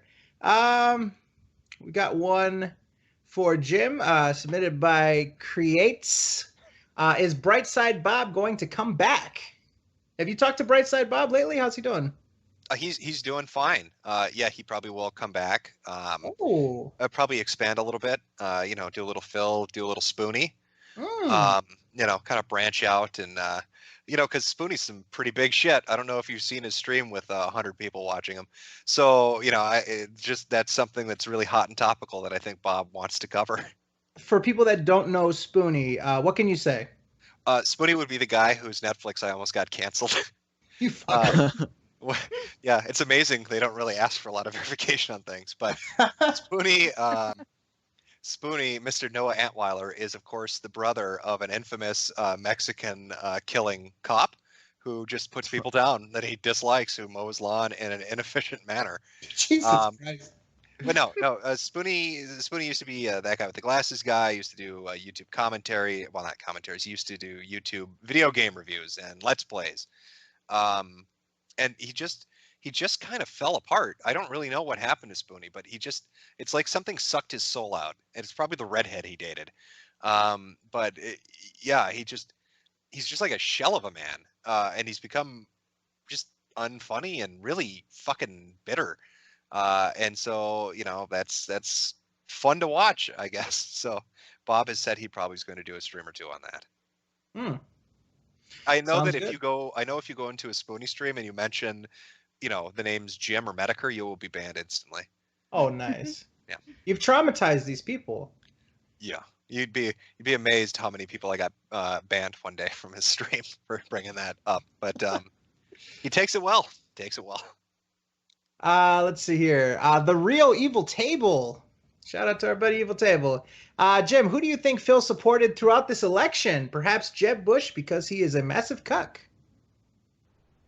Who do I support in the election? I'm sorry. Who did Phil? Oh, sorry about that. It was who do you think Phil supported throughout this election? Perhaps Jeb Bush because he is such a massive cuck.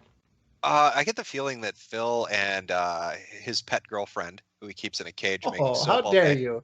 How rude! She I know. is a lovely woman with thoughts and feelings, and how dare you? She finally turned 18, did she? She's a woman now? Okay. It is legal for loophole. Oh, the legal loophole? Yeah, is that how it's going? No, I have a feeling they're probably a little more right leaning, to be honest with you. So yeah, Yes. for the people they'd vote for, probably would be on the Republican side. I don't know. You know, I could maybe see them going with uh, the Zodiac Killer.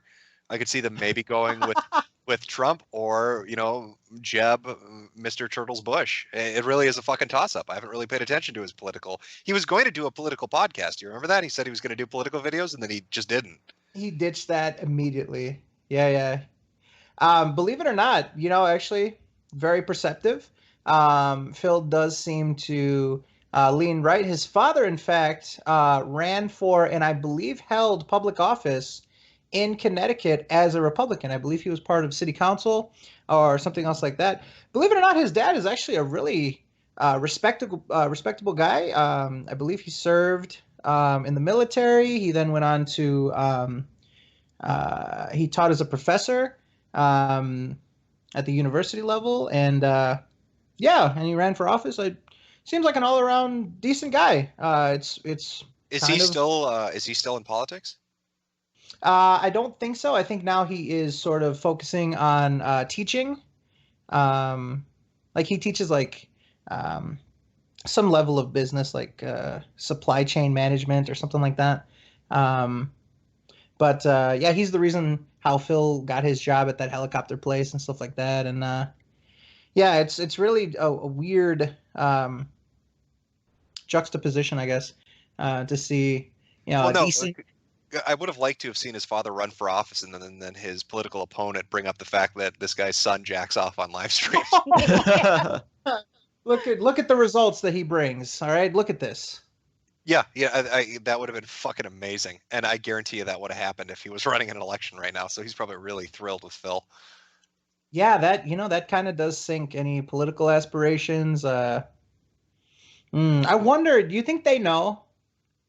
Of course they know. You think it got back to them somehow? Of course. Somebody, I don't know. Somebody had to have seen it and gone, do you guys know what your son's up to these days? I know he's a YouTuber. Ooh, I what? don't know. I We mean, don't have what a he's. son. What are you talking about? Son. We don't have a son. We never had kids. Oh. God, how would that feel as a parent to? I can't even. That has got to be rough. That's got to be. Yeah, most parents walk in on their kids jacking off when they're teenagers. Now, you know, they don't watch a video of it when they're fucking 5. Like, that's some weird fucking shit. Could you imagine? He's like, I'm going to go watch my kid's stream today, and there's Phil beating off like a fucking retard. The one time they decided to check it out, right? Does he do this all the time? Yeah. Is this normal? What the fuck? This is what he does online. Oh, this is a pre-stream. I see. Yeah. Fuck, man. Well, all right. So there we go. Actually, like I said, bonus points, Jim. You actually got that one right on the nail. He probably is right leaning. Let's have a look-see again. Let's see here.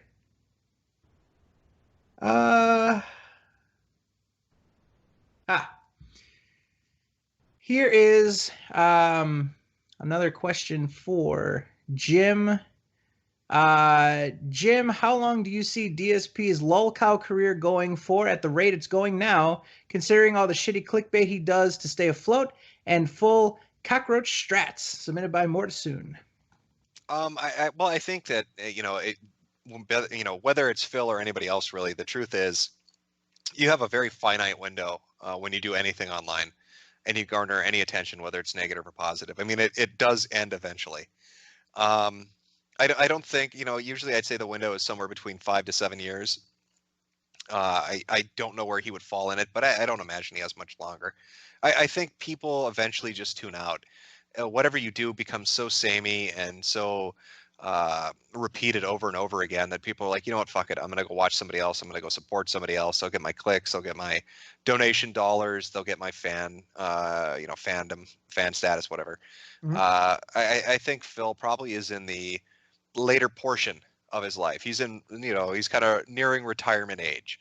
That's why I find it so weird that he got a house and that he put all this money down and that he made all these big plans, because I think that from his point of view or for his situation, it would have made more sense to put the money in the bank and to let it grow and to put it in savings and invest it and then have something when it's over. You know, there are a lot of people that make money online and they do it smart. They take the money and they invest it. They take the money and they put it in savings because they know that shit doesn't last forever and you can't depend on it. You know, next year, the next 5 years, the next 10 years, you don't know when it's going to end. So you've got to be really forward thinking with your monetization and your profits. And Phil kind of lacks that. And I think he's going to have a really dark day when it starts to decline.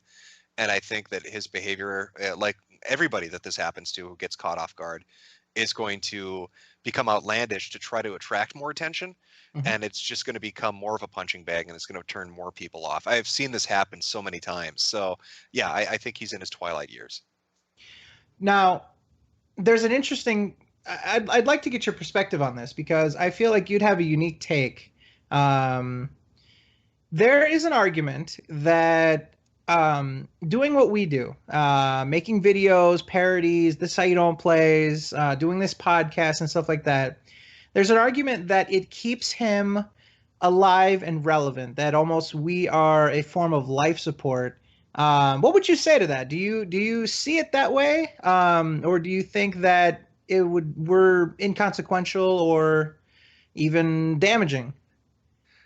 I mean, that's like saying the only reason Chris Chan is still around is because people on, Kiwi Farms or Cow or Encyclopedia Dramatica, record his spurgatory. No, the reason Chris Chan is still around is because Chris Chan is fucking retarded and does stupid shit. People react to that. You doing podcasts or fucking videos.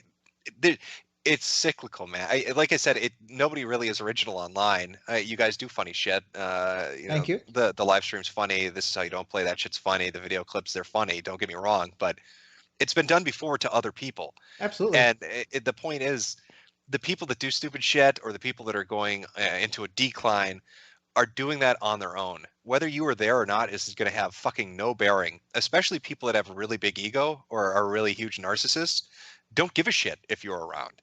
You may think that that's the weirdest thing about it, right? You think that that's feeding into their superiority complex, but they're so fucking delusional and full of themselves that you're really kind of like a non-issue.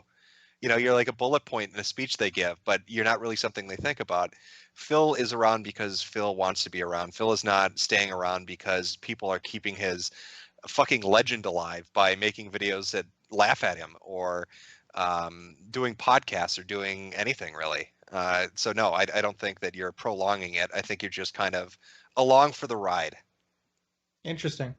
That is, I figured you would say something like that. Like I said, there is a deep belief, and while I don't subscribe to that theory or ascribe to that theory, I can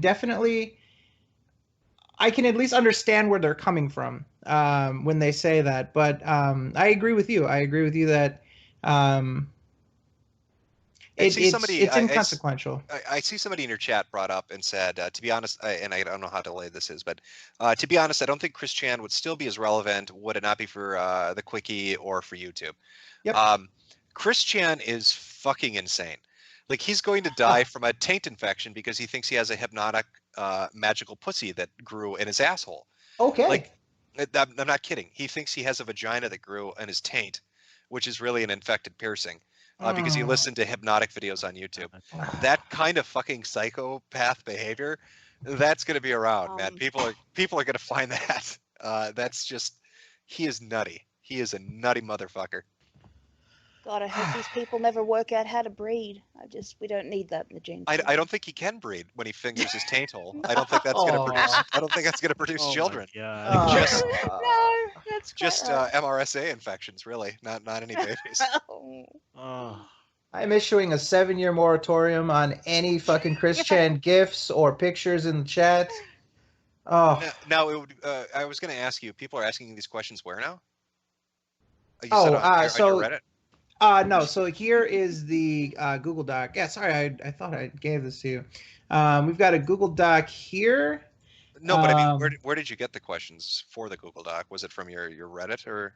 The Google Doc and the Reddit are both open, so people submitted to both. I'll also link you to the Reddit if you want. It would be a real fucking shame if people went, of your 900 viewers, if people went and made accounts on Reddit just to show you the taint pictures of Christian. That would be really horrible, and I hope they don't do that. Please don't do that. That'd be horrible. I mean, if they went into every single thread that you have on that fucking subreddit and just posted nothing but Chris Chan's taint pussy, it would be just a terrible thing to do. Google, make it so people can't make new accounts and post. Gotcha.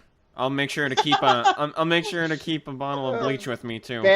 Ban every new account. Okay, they're all being faked. All right? Okay. Every new post is gone. Okay. Motherfucker. But yeah, that's something. Oh yeah, by the way, since we do know that Jim is checking out the chat, if you guys have some questions in the chat, here's a good one. Jim, what are your favorite lolcows at the moment? Submitted by Doritos Hope. I'm fucking dealing with them. I'm gonna be in a fucking stream with them on Tuesday. At the moment, in the now, that would be those individuals. But just generally, I don't know. I follow a lot of really obscure shit that probably wouldn't make any sense because it really isn't widely known, and I don't want to kind of ruin that. Yeah, I'm just gonna have to give a vague answer on that. I'm sorry. Fair enough. Let's see here. Let's see if there's anything new in the douchey Reddit, and I hope that there is no Chris Chan, or else I'll have to wash my eyes with bleach. Yeah, no, I mean, that would be terrible. Hopefully they don't disguise it as a DSP topic. We're stop encouraging it, damn it. We're putting them on timeout. Okay, here's a very nice name. Up the Butt Jesus with very nice. Great. Why is it Good. so great? I'm glad. I hope he becomes a fixture at the subreddit. This is nice.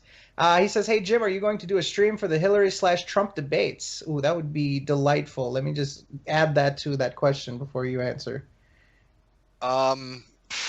Yeah, I'll probably do a stream regarding that, but it's just going to be a woman coughing for 4 fucking hours straight. Hey, she's smoking that good shit, man. Come on. She's got to stay alive, dude. She's got to. She's smoking the bones of orphans. Oh. I don't know how she prolongs her life with her maladies, but she does. But no, yeah, I'll probably stream the debates. I've been kind of looking forward to them because they'll be entertaining. So yeah, that'll probably be the last political Metocast. Will be the debates, and then probably an election night coverage, and that's it. Oh, you're not gonna stream Trump's acceptance speech, his nomination. Well, I think the exciting shit is really the debates and the kind of night of the election. Who's going to win? Oh, it's going to be a fucking circus. That is going to be some good TV, dude. It's going to be real fucking entertaining. Yeah. Oh man, I'm looking forward to that. So that's cool. That's cool to hear. Don't let us peer pressure you into doing any of this stuff, but yeah, we would very much enjoy seeing some of that stuff. You see how many streams we conned you into? Like, look at what we've done here. We got you. We got some Brightside Bob stuff. We got some Hillary Trump debates. This is fantastic. Yeah, I'll try not to be peer pressured into doing the shit that I do. Thanks. Well, we already got you the susceptible to it. Absolutely. He's under our control. All right, let's see. I think that about does it so far. Jim, are you going to donate $200 to Phil's Patreon for that much needed gout playthrough? Fuck no, I'm not giving him any money. Listen, people get, people, you want to take your money and you want to give it to people online, whatever. Like I like Red Letter Media. There's a lot of different shit that I like, and I see people giving them money, whatever, that's fine. But I'm not going to give anybody money. I'm not going to do that. I don't donate to Kickstarters. I don't donate to Indiegogos. I don't donate to people's Patreons. I have ad block on enabled pretty much all the time. Like, if you want to throw your money at shit, go ahead. But I'm never going to give a dime to somebody, especially somebody like fucking DSP. You are a thief. You are single-handedly ruining his business, man. But do you realize how much content that you're stealing from him by not watching the ads. I'm not watching his fucking videos, period. So he's good, right? I No, mean, no, that's- you're just watch the ads, but not the just watch the ads before the videos, and then you're done. You've done your civil duty. Your civic that's duty. the part's over. You know, that actually isn't necessarily true anymore. PewDiePie and all of his rant videos that he's making now talked about the new metric that YouTube is using to determine money. And apparently it's viewer retention now rather than simple. Really? Yep, they've changed the metric. They're shifting it to viewer retention. The longer they stay on the video, the more money you're going to start to make, rather than simply the amount of people that click. I thought that was for their like rankings. I thought that was like for engagement, because I know we talked to a few people from the business side of YouTube, people that are partners and stuff like that, and they talked about a switch towards like engagement, like likes, dislikes, comments, the amount of time that they watch, like the percentage of the video they watch. But I didn't know that had to do with the amount of money that you get from the videos. I thought it was just for like rankings and search results and stuff like that. That's interesting. I haven't been watching PewDiePie, admittedly.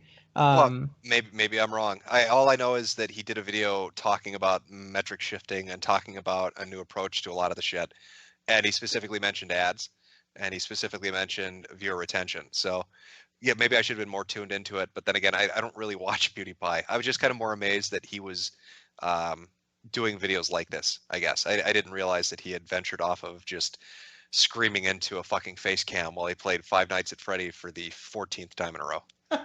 Well, I mean, I'm sure that I'm sure that he has valuable input. Maybe maybe it's somewhere in the middle. I'm not sure. Like I said, we had something different, but maybe it's worth looking into. We'll probably check it out. Maybe by next week we'll update people and let them know what we come to the conclusion of. Let's have a look. See here. Let's see. Looks like. All right. Looks like the Reddit is done. Yeah. If you got anything for us, people of the panel, do you have any burning questions that you have for Mr. Metokur? Well, okay then. I'll fuck you guys too. Fantastic. I put him on the spot. That's why. People keep saying Persona 3, the Persona 3 incident. Okay. Jim, do you know about the Persona 3 incident? Is that the one where he got up to the last boss and then fucking fell apart because he didn't spend the time he needed to getting his characters where they should be? Yeah, wow. You are going to earn the respect of weebs worldwide for that. Wow, that was a very tuned in response. I thought we were gonna get oh, is that when you rage quit the game? Wow, that was very nice. Your weeb cred is on full display here tonight. Just take a bow, dude. The people in the chat are gonna love this. Well, Phil has this problem where he plays every game the same fucking way, and he doesn't pay attention. He's notorious for this, but he doesn't pay attention to the fact that not every fucking game is the same. And some games require different approaches, and he was not fucking prepared. Well, there's a catch on that, actually. He was fighting the boss. Well, actually, he played the whole game on easy difficulty as well. Of course he did. Yeah. Yes. So, not only was the game piss easy, and if you would die, it would actually automatically heal you. He abused that so much to the point where the game was like, nah, we're not going to revive you anymore.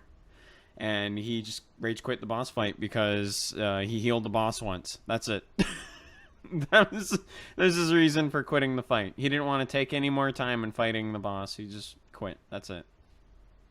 Did he play a little Linkin Park at the end and just stare longingly into the camera, or did he just scream and leave? Well, Fazzy did, but I don't know what Phil did. Fuck you. He probably did when he was watching the video. Now, the most delightful part about all this is that was a patron playthrough. He was paid $12.50 to play that game. Rage quit at the end. How is he getting? Okay, I don't understand how his Patreon works. Is he getting paid money per fucking game now? So what he does is he has a monthly goal. His monthly goal is always $12.50. He just has one and only goal of $12.50, and then he has like some rewards along the way, like $1 gets you your name on a scroll, like a text scroll that just zooms by at the end of an insignificant vlog video, which is his weekend preview, and all the way up to like personalized video for $50 and shit like that.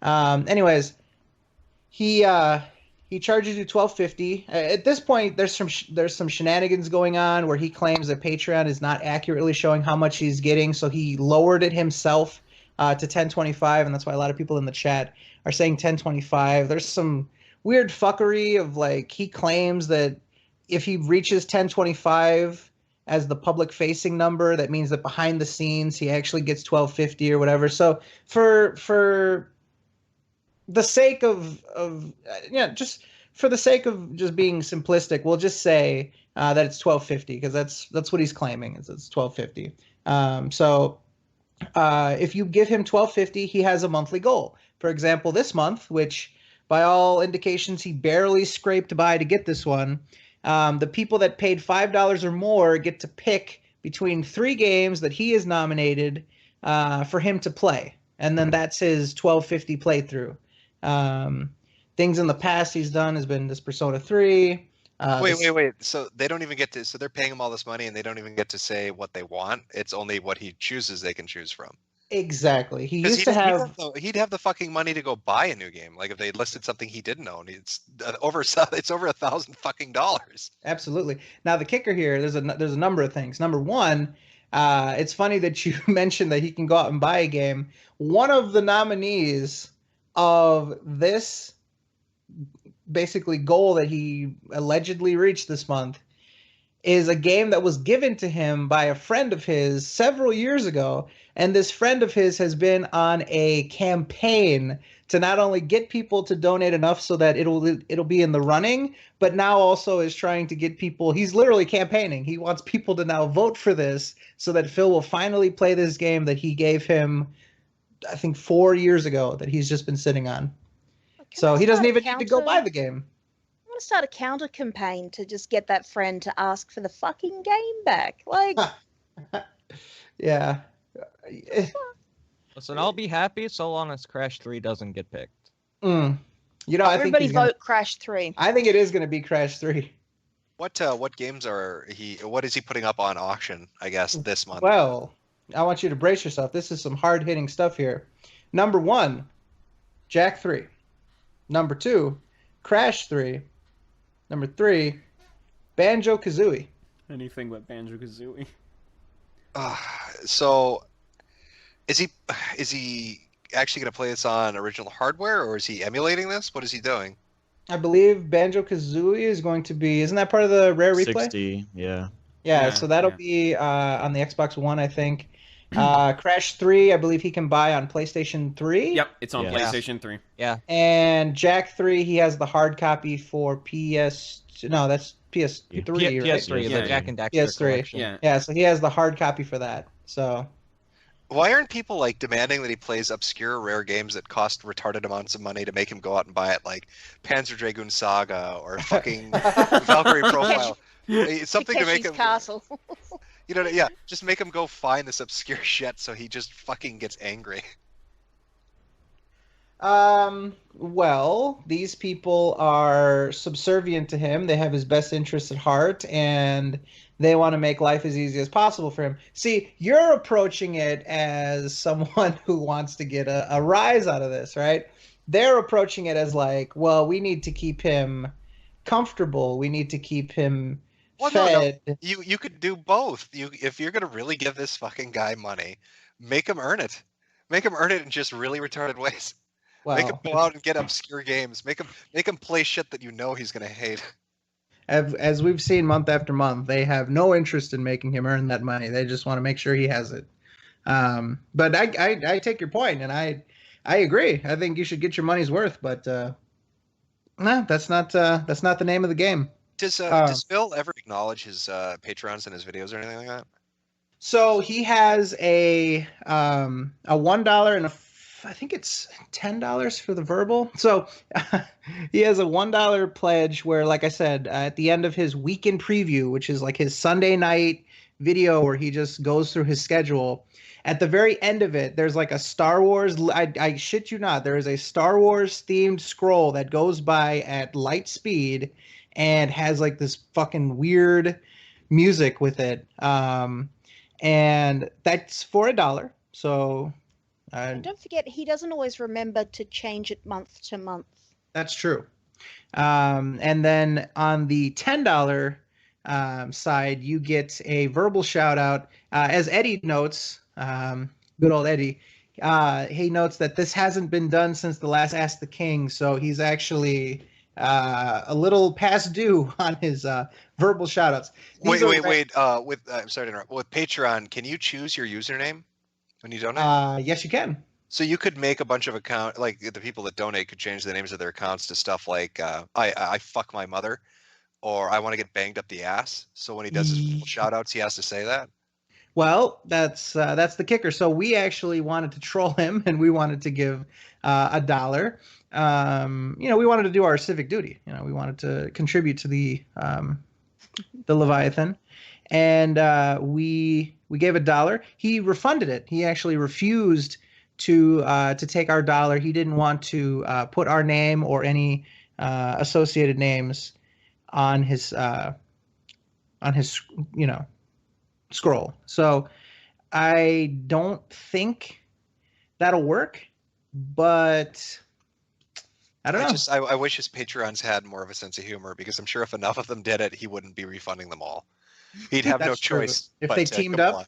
Yeah, just for a laugh. It's you can still donate money. You still get some money, just to see kind of how he handles it, because I think that would be legitimately funny. But whatever, it's their money. They can do as they choose. But you're ascribing creativity and fun seeking to these people. That's the first mistake, right? These aren't people that are trying to like have fun at Phil's expense in any way, shape, or form. These are the people that are staunch defenders, and these are the people that pop up in the comments section whenever Phil does a drama video slamming us, and they join in. Yeah, fuck them. You get them, Phil. You'll live forever, and we will make you immortal, and that kind of shit. Like, you see, I think different people would handle it. I mean, like, what is it? Your Movie Sucks, right? The guy on YouTube. He has Patreon donors. He gets a lot of money. But at the end of like his longer videos, he always thanks them. He's got like a fucking setup where it's like 2 or 3 minutes long. I don't think somebody like that would give a shit. He'd probably laugh. He'd be thankful to get the money, and then he'd have a chuckle at whatever dumb fuckery that people giving him money were doing. I can't.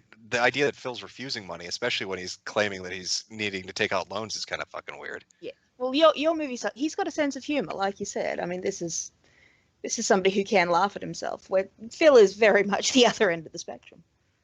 Yeah, pretty much. So yeah, that's the Persona 3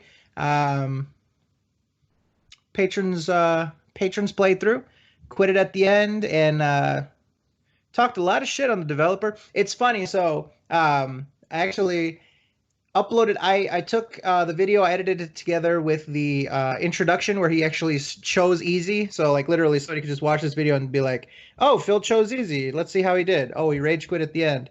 And I had the developers of the game, Atlas, actually commented on the video and said the charm salt is real. Phil caught wind of this. Machinima actually took the video down as a copyright strike. I appealed it, and like the same day they reinstated the video. So there was a little bit of antics associated with this one. Phil made some remarks about Atlas. Oh, that account that made that comment, they don't even make the fucking games. They're just some bullshit office in New York. And I bet you the guy that wrote that comment was a fucking fan of them and shit like that. Yeah, a lot of fun was had with that whole escapade. I have to believe that a lot of the people involved in video game development, especially when they come across somebody that's terrible at games, probably does laugh at that shit and does leave comments. And I bet you a lot of them probably do it on accounts that aren't openly titled what they're from.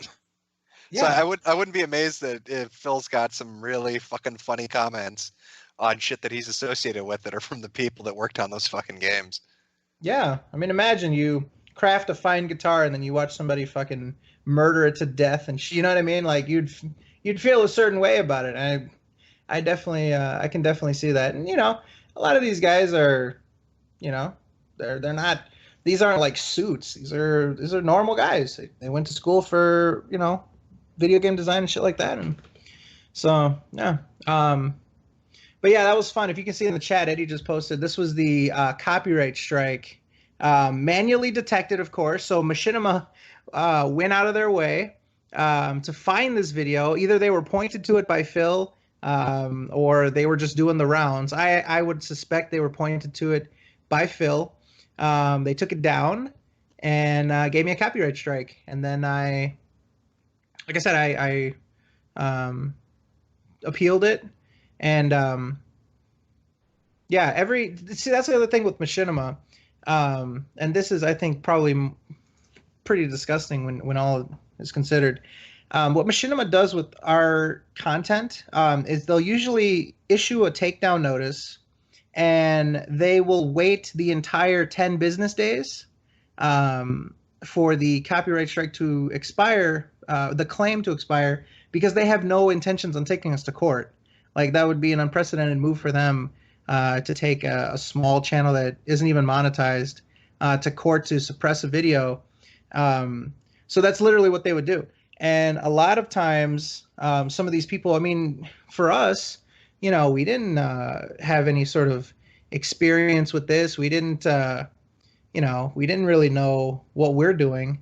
And we start getting these strikes. It's a little bit intimidating because it's written in such a language of like, the second that you appeal this, then you are, giving your agreement to end up in court, and it's intimidating, and that's sort of what Machinima does. Machinima is the dark side Phil of partner companies. Like, they've monetized videos of ours, like a Let's Endure. They put ads on our Let's Endure of like Crash 2. They put ads on my video of Phil getting swatted with increased audio. Just really disgusting shit. Just yucky stuff. Yeah, it sounds dickish. Especially the waiting the clock out shit when they know that they're not going to take you to court. It's copyright abuse. It's DMCA abuse. They're literally just playing with the rules. They have no intent. Like, they're issuing a challenge that they want to take us to court to take this down, and then when it's in their court to actually pull the trigger and take us to court, they just wait the clock out because they didn't have any intention on doing that in the first place. That should not be allowed, and we're the little guys, right? What can we do, right? I mean, that's just how it is. So. Yeah, YouTube isn't really the whole DMCA situation with YouTube is kind of shit just on its own, and then when you get a company kind of being a cunt about it, it's about 10 times worse. Yep. All right, let's see. How are you on time, Jim? I know we've taken a lot of your time here tonight. I can probably do another 20-30 minutes here. Okay, perfect. Appreciate it, man. I just wanted to check in on you. I didn't want to get us into more than we can do here. So very much appreciate your time, man. Let's see what we got. Let's see if there's any sort of field topics that we can bring around the table. Phil magically reached his Patreon goal again. He indeed suddenly just did on the last days. Very strange indeed. Feelings about this submitted by Mastakina. Let me have a look at his Patreon now. We are looking at... It's taking a while to load. Come on. It's not that serious. It's I don't know why my browser's taking so long to do. Here we go. We are looking at 1018 of 1025. So he actually dipped right under it at the bell. But on Twitter, he said that he reached the goal. So it's incredible. Jim, what do you think about this? That I'm sure that you've seen other Patreon accounts before, but for a guy like Phil to ask, I mean, on paper, 1025, but 1250 out of people. Does that amaze you? Does that make you lose faith in humanity. What is your reaction when you hear that Phil is getting, you know, $1,000+ per month from his fan base? People will spend money on stupid fucking shit. That's you know, that's just how people are. They'll spend money on what they feel inclined to spend money on. All I can say is I'm not doing it. It seems fucking ridiculous. I like I said, I do know a lot of good content creators, and they make a fucking ridiculous amount of money on Patreon and through PayPal and stuff like that. I don't begrudge it, but I don't. You know, he's got how many videos on YouTube does Phil have? Oh God. There should be an easy way to look that up. That's a big fucking number. Yeah, that is a pretty big Actually, there is an easy I way think to you can look go it to the up. About section. No, go to Thank you. Social Blade and enter his username. It'll give you a breakdown of the money he's making through ads. It's one of those numbers that's larger than sort of human comprehension. All right, I've got it here. It is 38. Damn it, I just missed it. There we go. He has 38,876 videos on DSP Gaming. Jesus fucking Christ. He had a lot of other channels too. Oh, okay, so- I'm looking at his. Are you looking through Social Blade? I'm looking through his YouTube page. I'm looking at Okay. 38,000. Here's Social Blade because they have they count everything. He has 42,165 uploads. What? So he took a bunch. Yeah, because he took a bunch down. 369 million video views per month for monthly. I guess he's getting around 2,056,000 views. That puts him somewhere between 500 and 8,000 in monthly earnings. So you figure a good middle ground. This is why I guess I'm confused that he'd even need Patreon. Even if he was getting low end, $2,000 off of that, $2,500 off of that doesn't seem unreasonable. The funny thing is, it says he's getting 2 million video views, but it says for the last 30 days he's only gotten 280 subscribers. Mm-hmm. So it's fucking declining. But yeah, on average he's getting about 60,000 views per day. But yeah, his sub count is not. It's pretty stagnant. It's he gains 30 and loses 50, gains 13, loses 20. He's been sitting at 180,000 for like ever. I think now's a good time to break out this graph because there's a guy named 2D2 Will. Shout out to 2D2 Will. He actually puts together this doc here, and he breaks down what Phil's videos do each month. So he actually did the month of August here, and it's interesting because the last time that we looked at it, we found out that 70% of his monthly views came from old videos that he uploaded in the months before July, and the years and months before that. Here we see something similar.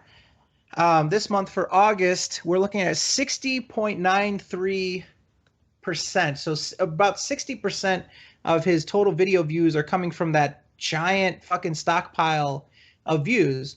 If we just take his channel for what he did this month in August, he only would have raked in 800,000 views, 828,237. And then he also was nice enough to include each playthrough and also KO Gaming and King Hate Vlogs. Yeah, because one of the nice things about Social Blade is they have really extended graphs that show you monthly view numbers and then monthly subs.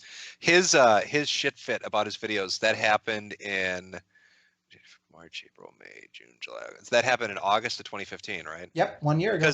Because it went down. His total video views went down 1.37 million. Yes, it did. Just in like a day. Now, I think that accounts for. I think it went down more than that because I think that doesn't that take into account the amount of views that he did get and then subtract it so that he would have had like a dip of like 3 million, or no, it just negates all views gained. So if you have a video, okay. if you have a video that got 100,000 views, they remove 100,000 views from the total. So that gives you an idea of the size of the collection. I'm going to send you something. I'm going to send you the graph. You can see the steady. I mean, when I talked about him being in his twilight, This is kind of what I meant. See if I can get this to go through here. Let's make sure I get the right one. Sure. But you can start to see it happening. Did that add that or not? Let's have a look. See. Total views per month.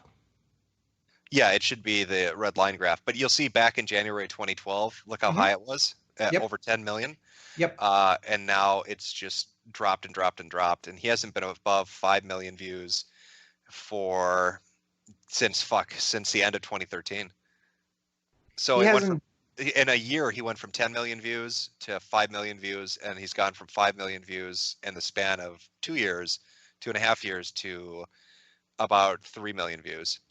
And if you look after the dip, he did not reach 3 million views since. If you look at the tail end of the graph there, you've got 2.07, 2.01, and 2.12.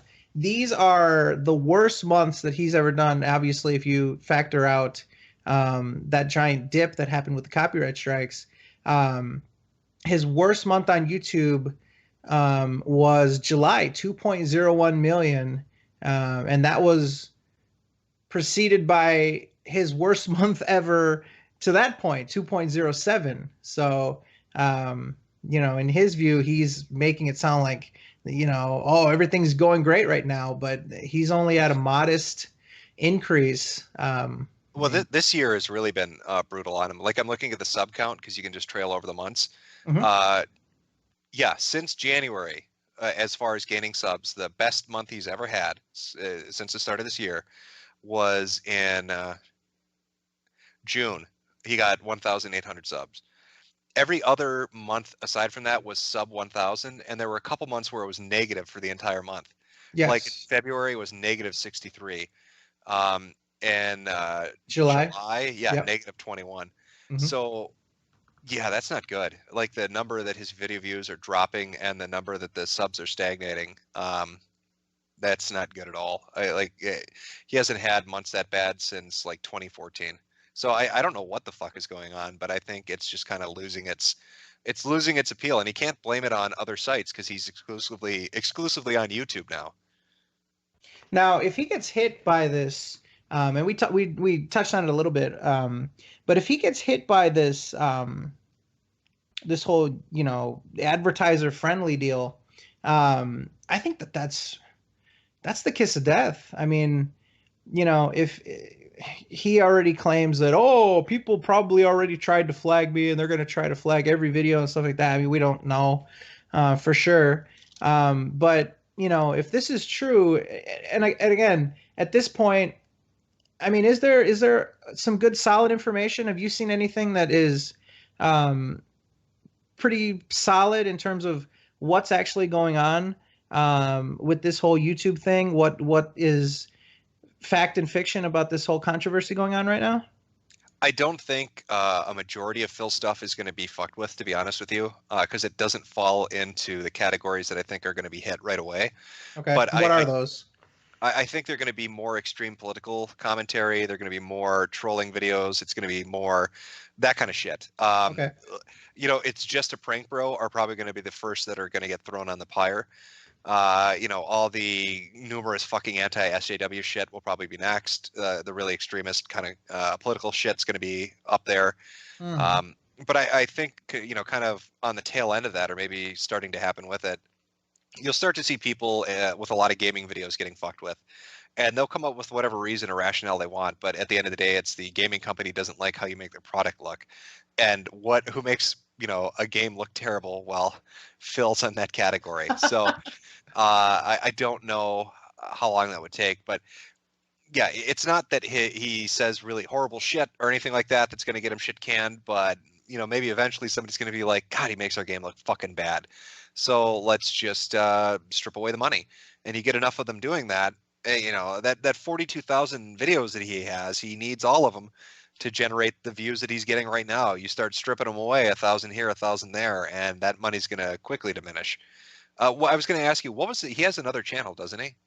He has two other channels. He has one that is for like edited montages called KO Gaming.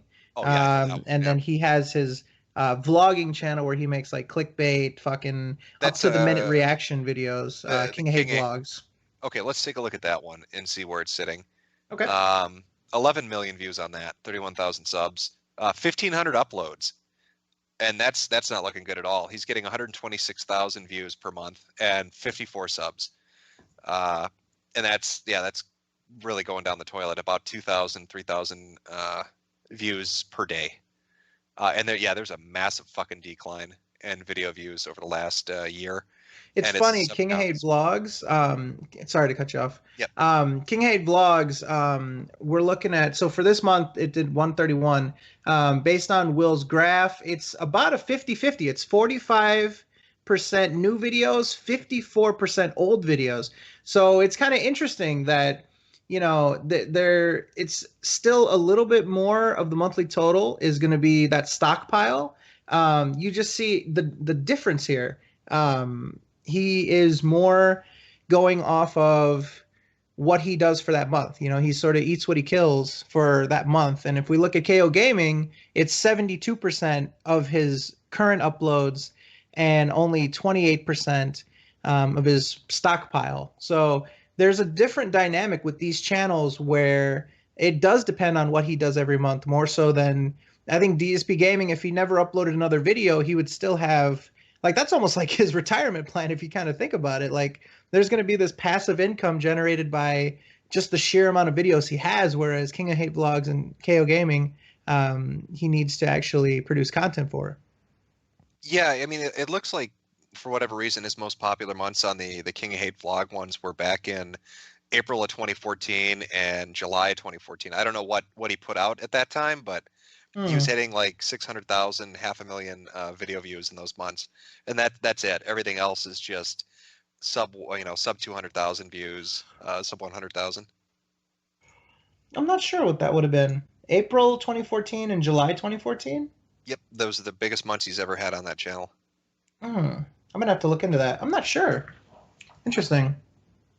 Yeah, this is probably boring as fuck for the people watching. I kind of got my Just autism doing numbers. My autism kicked in. I got a little interested. Oh, we're Sorry. good. Sorry, viewers. Sorry.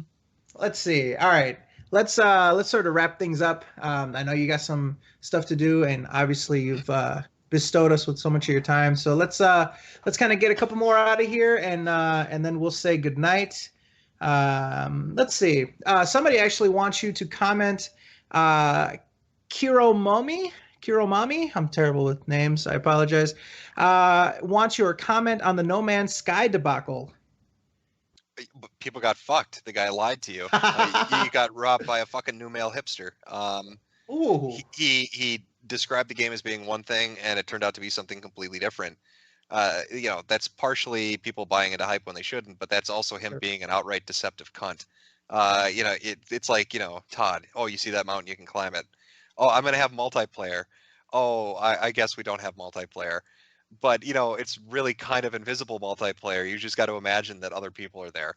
And then when you get to the center of the fucking universe, or whatever, the galaxy, or whatever dumb shit it is, it just fucking loops you back to the start with no real explanation other than, haha, thanks for the fucking money, retard. I do think it's funny that Steam altered its refund rules for that game in particular, and that other platforms followed suit. I think that tells you that everybody really gave it some thought and thought, okay, this guy did some scummy shit. They never do that. So when you see them do that, that means that somebody, in the accounting department or in the legal department or elsewhere, thought we've got to deal with this. We're at some risk for some of the shit that he might have pulled. That is really interesting, right? Because the only time I can think of that something like this happened from recent memory was Batman Arkham Knight. And that was because of technical issues. That was because of just the piss poor shape that the PC, and just the PC, the console version didn't get pulled back, but the PC version actually got yanked off the shelves and people were getting refunded and stuff like that. This is, to my knowledge, or at the very least recently, this is something that I don't think we've seen, where, correct me if I'm wrong, but they basically pulled the limits off in general. Like, if you bought the game, you're entitled to a refund, right? Yeah. That was the funny thing. The last story, well, there were two stories that I read. One said, oh, Steam is going to do its fucking refund policy on that and maybe make sure that you couldn't have played it an obscene amount of time. But then other articles came out and said, no, that's not true. Steam is going to let you just refund, and they're going to get rid of the 2-hour limit because they understand that people are, upset, reasonably so, with how things turned out. But I saw the game as it was being developed. It looked as shit to me. I saw footage from when it got released. It looked boring as shit to me. So I didn't really see the appeal to it. I think it's missing key elements to make it a really solid gaming experience. That's my own personal opinion. But I do think he did lie to people. I do think that they promised things that weren't in there. And I think that's just kind of a fucking dick move to do. Yeah. I don't know if that's because Sony pressured their ass because they really wanted an exclusive they could rush out there. Maybe they got pressure from guys up top. But in the end, it's your name on it, If you're not satisfied with the product and you put it out there and it's bad, you're the one going to take the heat. Yeah. Two things I think are interesting. Number one, and I know we shit on Reddit a little bit earlier, but there was actually a Reddit thread that sort of a Reddit post that sort of got linked around a bit of somebody like sourcing all of his claims. You know what I mean? Like pointing out just point by point, just like here, and it's not just like one interview. It's like multiple like occurrences where he's like, yeah, there's going to be a currency system that's very, all encompassing, and there's going to be different gravities and, yada, yada, yada. So yeah, it's just, it's, I don't know if they just had to cut a bunch of stuff to make the deadline. I don't know if they were just terrified of delaying the game. It's unfortunate. Well, what is the game? You run around, you go to a fucking planet that has one straight theme to it. Right. You gather a bunch of fucking resources and put it into an inventory system that's too fucking small in the first place to craft items that are only negligible in use. Then you get back in your fucking ship and you repeat that over and over and over again to get to the center of the fucking galaxy or universe or whatever to start the whole fucking thing over again. And then, what do you have to keep you occupied while you're doing this monotonous shit? Fucking creatures from Spore that look retarded and don't behave the way they should. So it's just a fucking depressing game, and then there's nobody you can play with. There's nobody in this great big fucking galaxy with you. Wait a minute. Well, it's a shame too. Go ahead, I was gonna say it's a shame too because it held a lot of promise, and like you said, the guy kind of lied, and I felt like it could have been better. It really could have. I guess maybe if people enjoy the single player experience, I can understand that. But gotta think about the people that want to play with their friends and stuff. Fuck around and do the thing. It's kind of like an open world game that a lot of people were really excited about playing with their friends and stuff. And this is what it's turned into. Well, think how bad his lie about the multiplayer fucked over the concept of the economy. I think a lot of people envisioned this idea that they were going to mine resources and create this kind of trading empire for themselves. And then you find out there's no other players, so your trading empire and your fucking mercantile skills and all that shit is going to hit a brick wall because you're dealing with the CPU and not other people. You can't fuck with prices by inflating or, shorting the market. It really, I think the lack of multiplayer hurt the game in a lot more ways than people realize just kind of off the top of their head, other than it's not as fun because I don't have my friend with me. Yeah, I was gonna say it could have been like you could have done a lot more things when you're playing with friends, and that's that's what I felt like the idea of having multiplayer would have really sold the game to people, but because of this bullshit, that's where they are now. They look like idiots. That would have been a big thing. Yeah. I don't know. I kind of wanted to try the game, but hearing all this stuff, I don't know. I feel like I'm probably be wasting my time at this point. The game is fucking boring. I played it. It's fucking boring. Yeah. You don't do shit. It's exactly what you would think it is, and it doesn't progress at all. And honestly, if it is single player, but if they just brought out and said it's fucking single player, it wouldn't have been a problem. If you like multiplayer games, you would steer away, but they did put people on a different track and thought that made people think that it would be multiplayer, and that's bullshit. And the game lost 90% of its players on Steam after the first week, so that's pretty bad. Yeah. And I played the game for about 5 hours, never want to play again, got a refund. It was pretty nice. So yeah, it's not good. I'm so why glad are I a lot didn't of buy people the game. comparing No Man's Sky to Minecraft? It kind of is. It's intergalactic Minecraft with In flying. a way, yeah. Yeah, it's Minecraft in space, basically. Without the building. Yeah. Or the multiplayer Yeah, aspect. it has multiplayer. You can build shit, but in No Man's Sky, you can't even do that. You explore, but can't even build shit. It's a lesser version of Minecraft, essentially. Well, pro tip for anyone: if you're interested in playing this game, there's actually a free trial version. The GOG version is on your favorite torrent site, so have at that. So Of course, you motherfucker. all right, we'll do one more with Jim, and then we will release him from our clutches. We will set him free, and hopefully he'll have some time to reflect on the negative words that he said here tonight, and we'll definitely we'll definitely be bringing him a printed list of complaints the next time we talk to him. I hope they fucking tantrum. I really do. It'll be great. Oh, well, we baited the fuck out of him for the first half hour, so I'm sure it'll be there. He's gonna be a shitstorm. I want to see the comments of this podcast already. It's gonna be great. The most important question that I've seen all night, and this will be what we wrap with. Sticky Change asks, Jim, how old is your dick?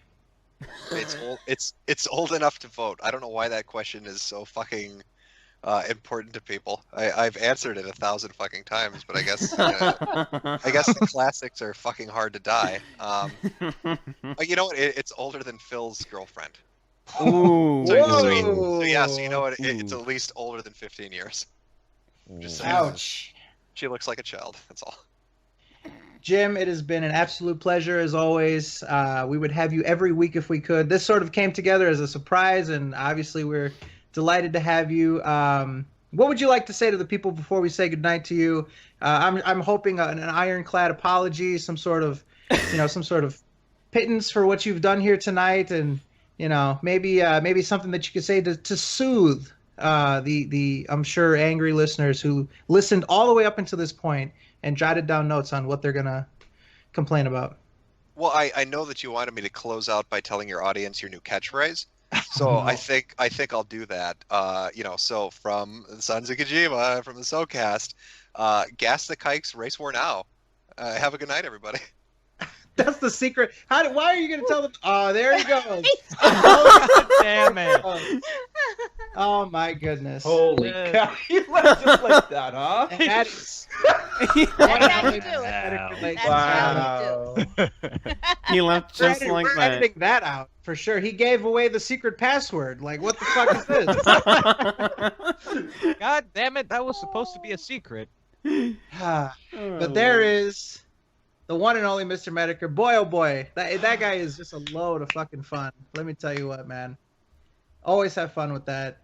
Man, now it's just a matter of time. We're going to check out the comments. And this is going to be... Everybody here's having a fun time. I mean... I'm so ready for it. Yeah, I mean... Wow, so good. Well, even when he's not here, people are still going to complain no matter what, so... Well, fuck them. People will always find a reason to bitch. Exactly. And they can continue bitching, but nothing's gonna change. Yep. But yeah, I hope you guys had fun. We definitely had fun. We were this all sort of happened in random. It was a lot of random chance that made all this come together. But when the big homie Mr. Metokur says he is available, you got to do it. So I hope you guys enjoyed that, and hope that you guys had fun. We definitely had fun. There was like 900 people here, so that was cool. A lot of people wanted to receive the signal, so that's dope.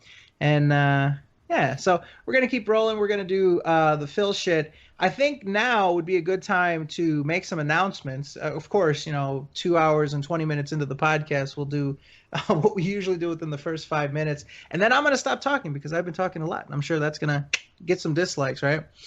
Because fuck Fred. But, all right. So first announcement is, if you guys are not aware, next week, that is the 8th of September. Last week I was tired. I said October a bunch of times.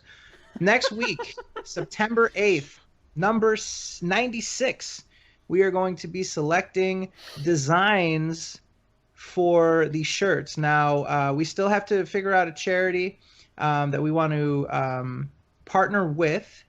But yeah, we will have some cool shirts, and all the money will go directly to Teespring, and they will in turn give that to the charity. There will be an icon, like a little badge, on the page to verify that it is a 100%. Well, I guess 100. Whatever Teespring doesn't take from that money will go to a charity. We'll figure that out, and yeah, if you guys want to submit any designs for us to potentially use, you can do it in a number of ways. You can DM me at TIHYDP. You can also you can put it on the subreddit, like you can link it, you can message it on the subreddit, you can tweet it, hashtag SOK shirts. So there's a number of ways that you can get designs to us for t-shirts, and like I said, hopefully it'll go towards a good cause. And you know, we kind of want shirts ourselves, so we're probably going to buy some for ourselves. Absolutely. Yeah, so first of all, obviously, well, not first of all, but obviously, thank you guys very much for the designs that you've already submitted.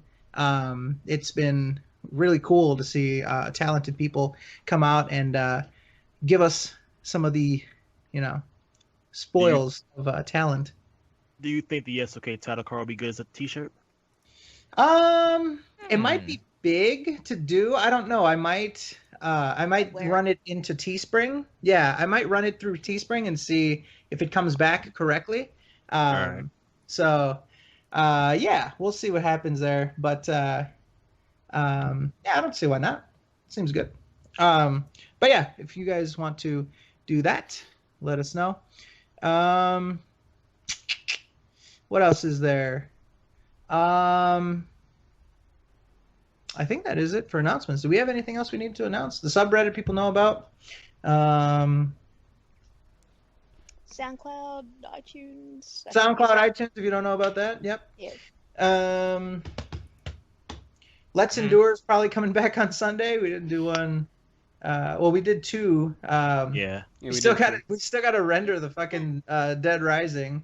And it was actually a good one, and it was picked by me. It was good. No. Some people think like that it was bad, so we're not uploading it. But no, that's another thing. Not that Fred would know.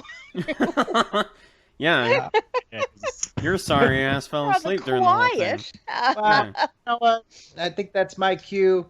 How about you guys pick up? I've talked a shit ton, and I feel like you know, I feel like you guys need some talkie time. So Fred doesn't have enough pee-pee. Maybe next week. Maybe next week. Dude, isn't that? Yeah, I remember Phil said that. Like the enemies give you a ton of pee-pee or something like that. Oh yeah. The enemies. Oh, when you kill the zombies, they give you lots of pee-pee or something like that. I forgot what it was, but yeah. Go ahead and do a little talking and stuff. I'm going to you know, relax my vocal cords for a second. It's tiring work, you know.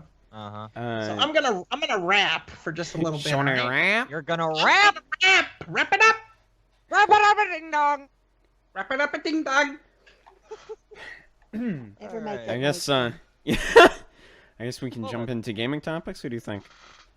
Well, we should try to cover any Phil topics that we didn't cover already. Let's see. Yeah, we should do that. We should. Let's see. Do you want to read one? I'll read one fast. Does anyone else want to read one as well? Let me get a link to the deck real quick. It's in the dick. It's in the chat. I know. I was gonna say it's in the chat, dude. Yep. I know. I'm getting it right now. All right. Get the dick. You do like that dick. That the fucking McChicken dick. Nah.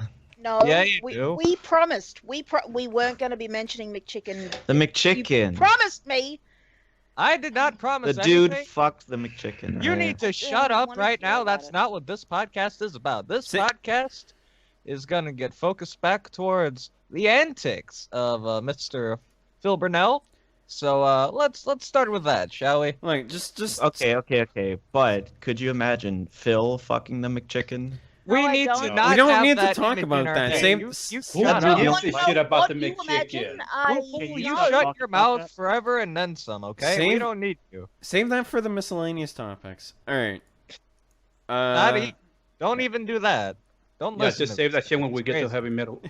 Heavy metal. we'll just There you like go. no, we'll just forget about it over time. All right, let's see. I swear to God, we had this question asked so many goddamn times. This one that I'm reading. If Phil decided one day to quit streaming games and uploading videos, what would SOK focus on? I swear to God, we get that asked all the time. Do we? Why'd I you don't bring it see up? it. Yeah, I swear we got asked that all the damn time. Well, We have lives. So, Just let it be. okay, Phil might have We do our normal thing, talk about games and other things. brought us together, but we're still a group of friends. Yeah, we'll And the talk group of about, friends is going to stay together after a person gets off the internet. Yeah, we'll talk Oh. about games and miscellaneous topics. Oh. It's going to be a fun time. All right.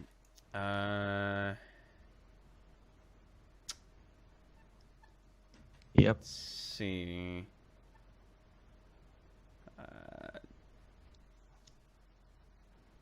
Okay, I like this one actually. Always the same. So basically, someone says, always the same old, in quotes, people in my stream chat are saying bullshit. Do you guys think he does this because A, his fans are somehow afraid of being publicly named, or rather shamed if their suggestions to him end up becoming wrong or misleading, or B, because he wants the attention to be all on him and the attendees of the stream chat be damned, regardless how helpful any of them were to him? Thoughts? Option 2 every time. Yep. He doesn't care about he doesn't care about them. It's just him. I mean, it's true. It really is always about him. I don't think his fans are afraid to be publicly named. He's already name dropped so many damn people beforehand. So at this point, it shouldn't really matter considering who Phil is as a person. But I think B definitely fits him better. I mean, just his because fans keep telling him stop name dropping people, but he say he loves doing it. So he loves nothing doing they it. can do about it. Yeah. Yeah, it's all about him. That's what it is to him. So, yeah. Fazzy, have you found a topic you want to talk about? Let's see. What have we got? I want to get everyone involved in this, so. All right, well, fair enough. Let's Right. see. Phil is bitching a lot about views, Patreon, money, bills, etc. every day on pre-stream, twice a day, and sometimes on Twitter and his website. Do you think that the reason he complains online a lot is because Phil doesn't have anyone in his real life to talk to about those problems? Pandily doesn't count. Submitted by Zad Lovey. Well, He doesn't considering... have friends. I was going to say, he doesn't You have know. friends Well, anymore. obviously. I mean, Howard and Rambo fucking left him, so who the fuck does he have to talk to? His right hand? Buddy. His right hand. His McChicken. Oh, God, why? Why did you have to bring that up? You see, this is the sort of thing that we don't pay you for. How dare you? Dude, you're... Oh, my God. You're fucking worse than goddamn Loophole with that shit. No. I'm trying to bite my tongue, so I'm not going to say shit.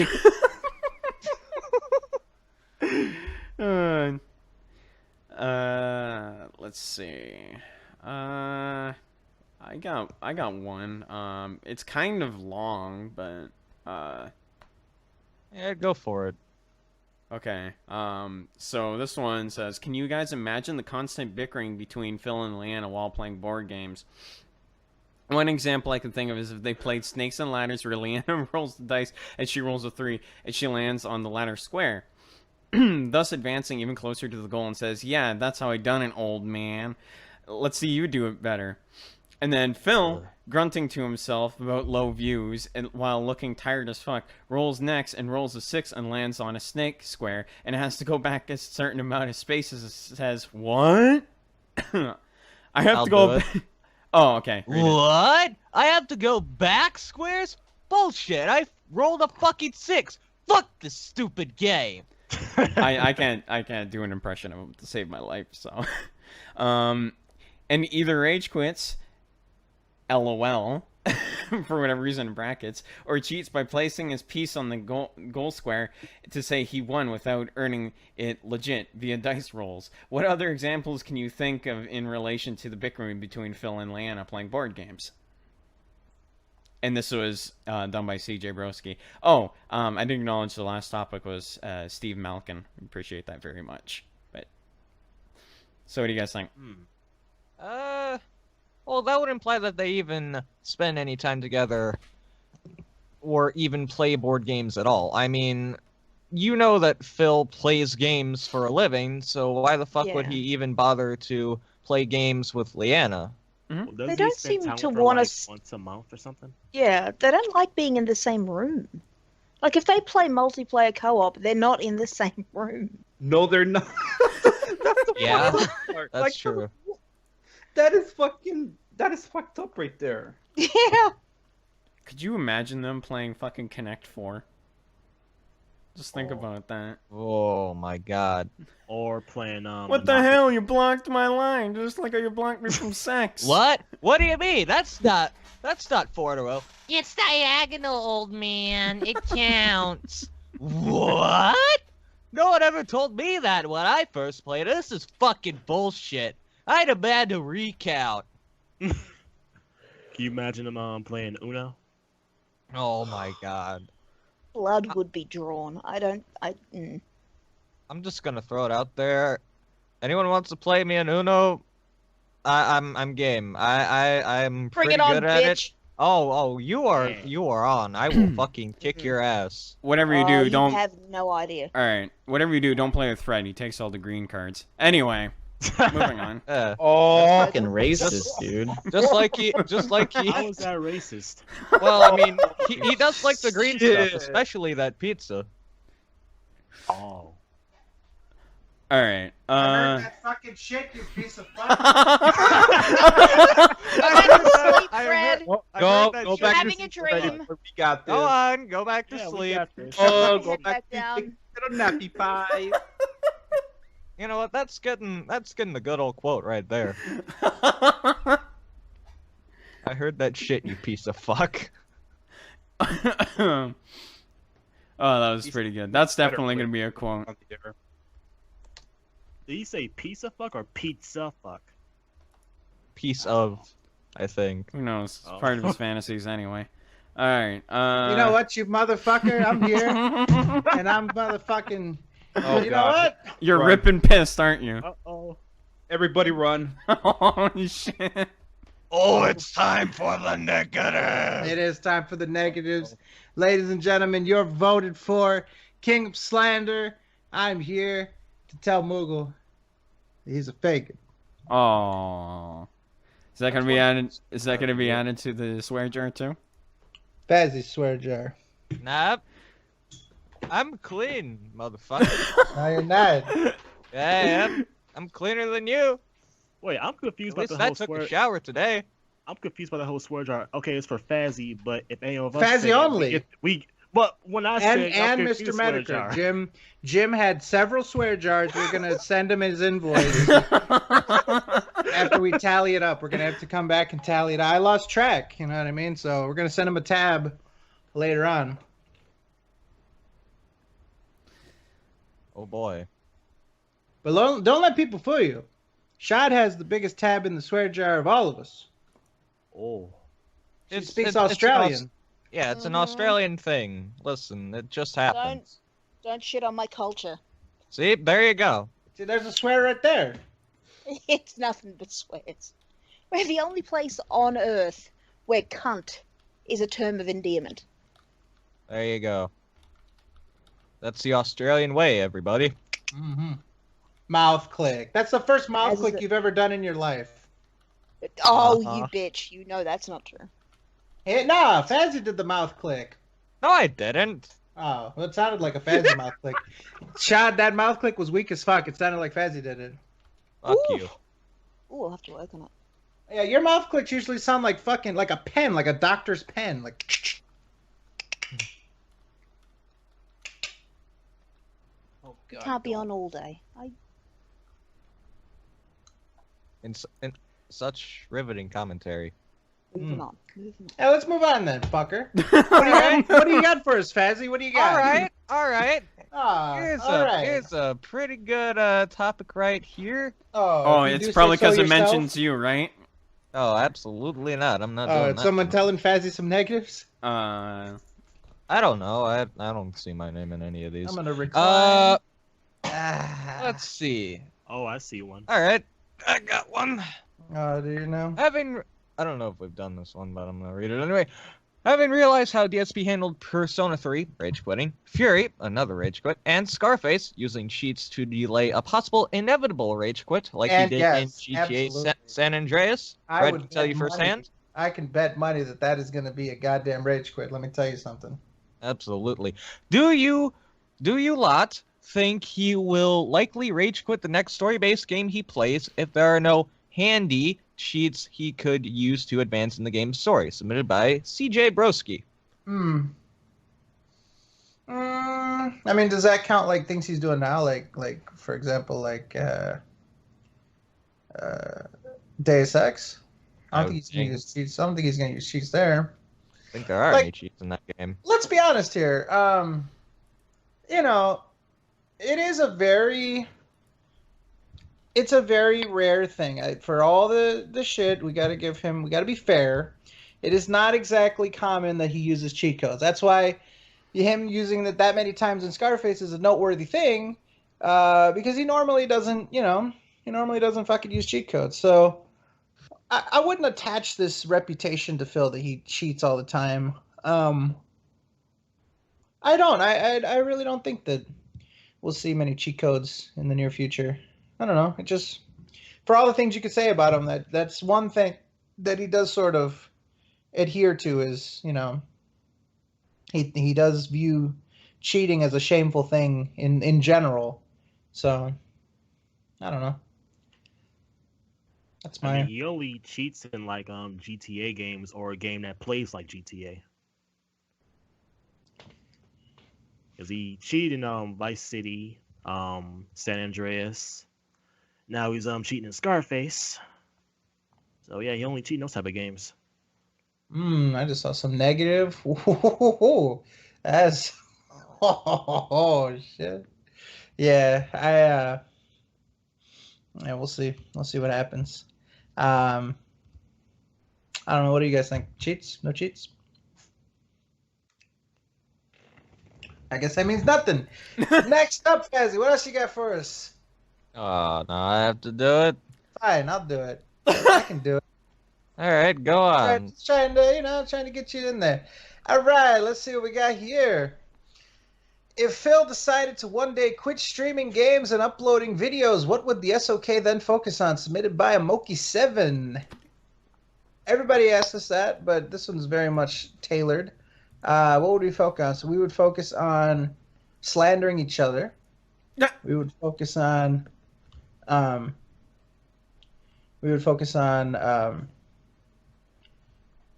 video games. We would focus on fuck. You know what I wanted to ask Mr. Metokur about now? I fucking forgot to ask Jim about fucking Joey's World Tour. Oh, dude, you know what kind of... Oh, dude, he would have fucking buried him big time.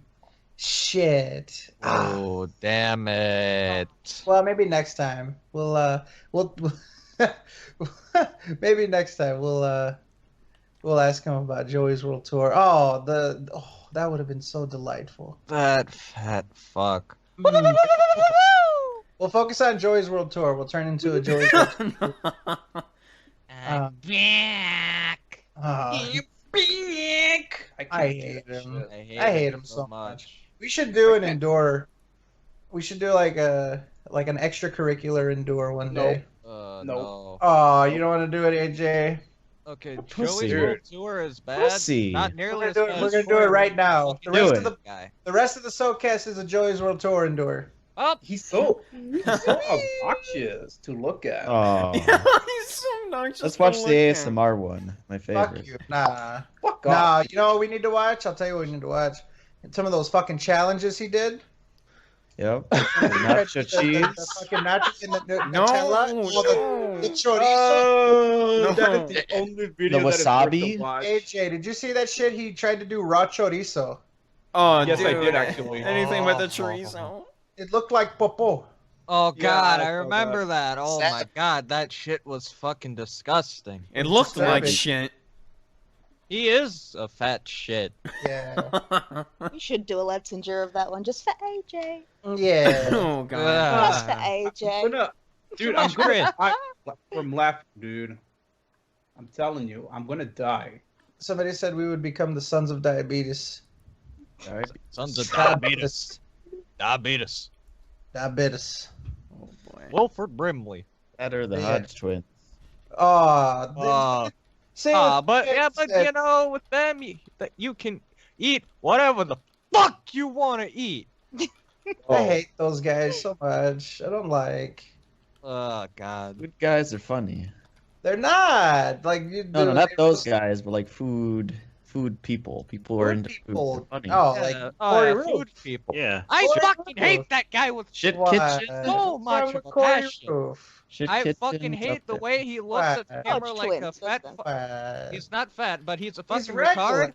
No, he's definitely he's a fucking regular on the short bus. That's what he is. And then he always complains about how the food is not spicy when he's eating shit like fucking ice cream. He doesn't Fucking want hate it to that be guy. spicy. Oh wow. That is the Oh my- fastest I've ever heard from you. Shit. But he doesn't want it to be spicy. And that's the clearest I've ever heard AJ respond to something. Oh, Not really. Flipate. I wish I could step on you right now.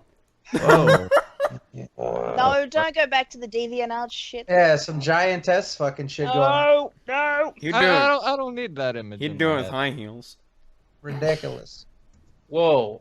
I was thinking more like stepping on him like a cockroach, but whatever. That's Fred. I'm not a What?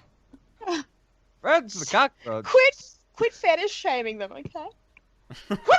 Yeah, don't. Hold Don't on a kink shame second. Listen, I'm fucking triggered right now. How dare you? That is What's shaming. going on, dude? I don't even know either. Oh, that's negative. The fact that word exists is negative. Oh, I reserve the right to shame all fetishes. All right, let's move on then. How do you guys think Phil is reacting with YouTube's new guidelines where any videos containing swearing, graphical scenes, and controversial topics will no longer be monetized, which may cut his ad revenue drastically? Submitted by Blaster824. We discussed it a little bit with Metokur. So we'll give you the abridged version. You know, the unedited version will be later, but it was earlier in the podcast. But look, he's gonna be. I mean, what Jim said is that it probably won't affect him. I mean, that remains to be seen. I feel like we're all just sort of playing catch up with the information on what's actually going on here, and YouTube has a track record of just being absolutely not helpful whatsoever in being transparent on what's going on behind the scenes. Usually, they would give this type of information to these top YouTubers, the type of people like Phil DeFranco and PewDiePie and all this other shit. Like, these are the type of people that would get this heads up that this thing would be going on. They got the heads up about the content ID. They got the heads up about the what was that other recent switch? Engagement, like how much they watch of your video and shit like that. They usually are in the know. They're usually have the heads up about that. And apparently, this blindsided people. So I don't know. it's going to take a while for us to shake out what's actually going on here, what can get flagged, what can't. But I'm sure that he's nervous. I don't think there's any other way to put it. I'm sure that he's nervous, and I'm sure that people are gonna flag his stuff. So, we'll see what happens. What do you guys think? Well, I mean, I'm just waiting for the day when Phil realizes that he can't do this anymore as a full-time job, and hopefully with this new guidelines and stuff, that day comes sooner than I hoped. Ooh, negative. Absolutely. Yeah. Any other thoughts on it before we move on? Moving on. Let's have a look-see at the deck.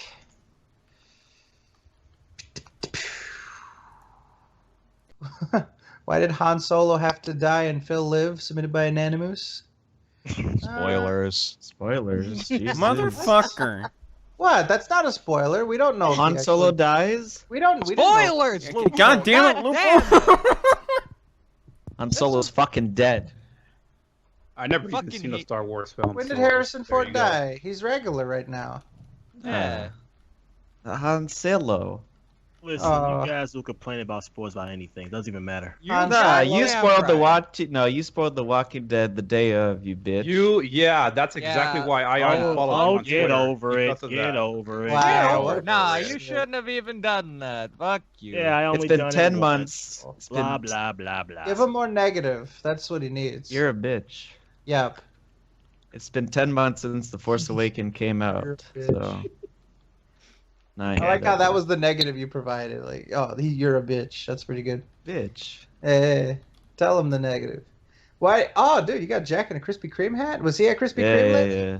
Was he? I don't know. He posted a picky. Ah, so he's gonna do a little quick pick. Maybe. Ooh. It's a good pick. It looks real. The hat is so small. It looks like a mohawk, like a haircut. It's that small. It's pretty retarded. Yeah. Actually, no. It's pretty big, so it just tells you something. Like, it's the one size fits all thing. Let's see. Was there anything else? Question for Mr. Fox. ETA on This How You Don't Play Scarface and possible Let's Endure or Watch Together of it, submitted by Steve Malkin. Well, we don't know if he's going back to Scarface. I saw some people in the chat that were saying like, "Oh, we don't even know if he's going to go back to Scarface." So we're going to see if he comes back to it. And obviously, I can only do it a short amount of time after it. Whenever he puts up the last part, it's going to be a little bit after that. So at this point, I've edited a good amount of it. I feel like I've made some pretty good progress for a playthrough that's not even done yet. And I have a lot of really good ideas I've been using. So, yeah, I got to try to. My goal is to make it less than 3 hours. When you get into This How You Don't Play, you're basically reducing the footage down. So that's the work. It's not adding footage. It's actually removing footage. That is the challenge of This How You Don't Play. So we'll see.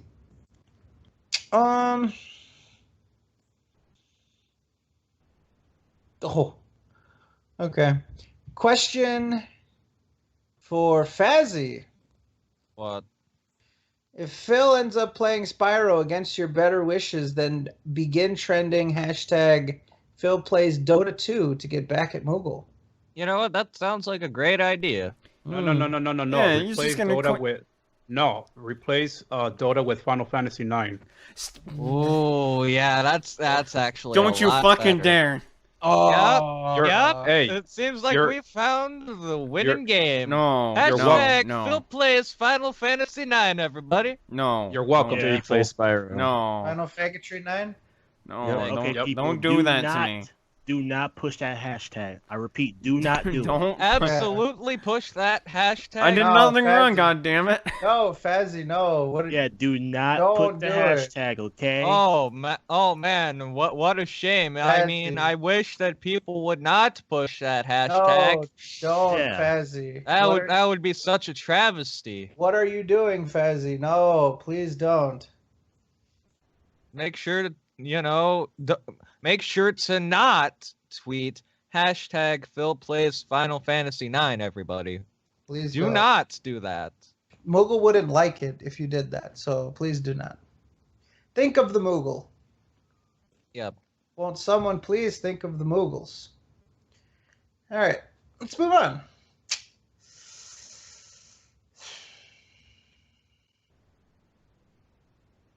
How sad is it that Phil is 34, 6 years away from being 40, and has been doing YouTube for 8 years, and has nothing to show for it, and probably never will?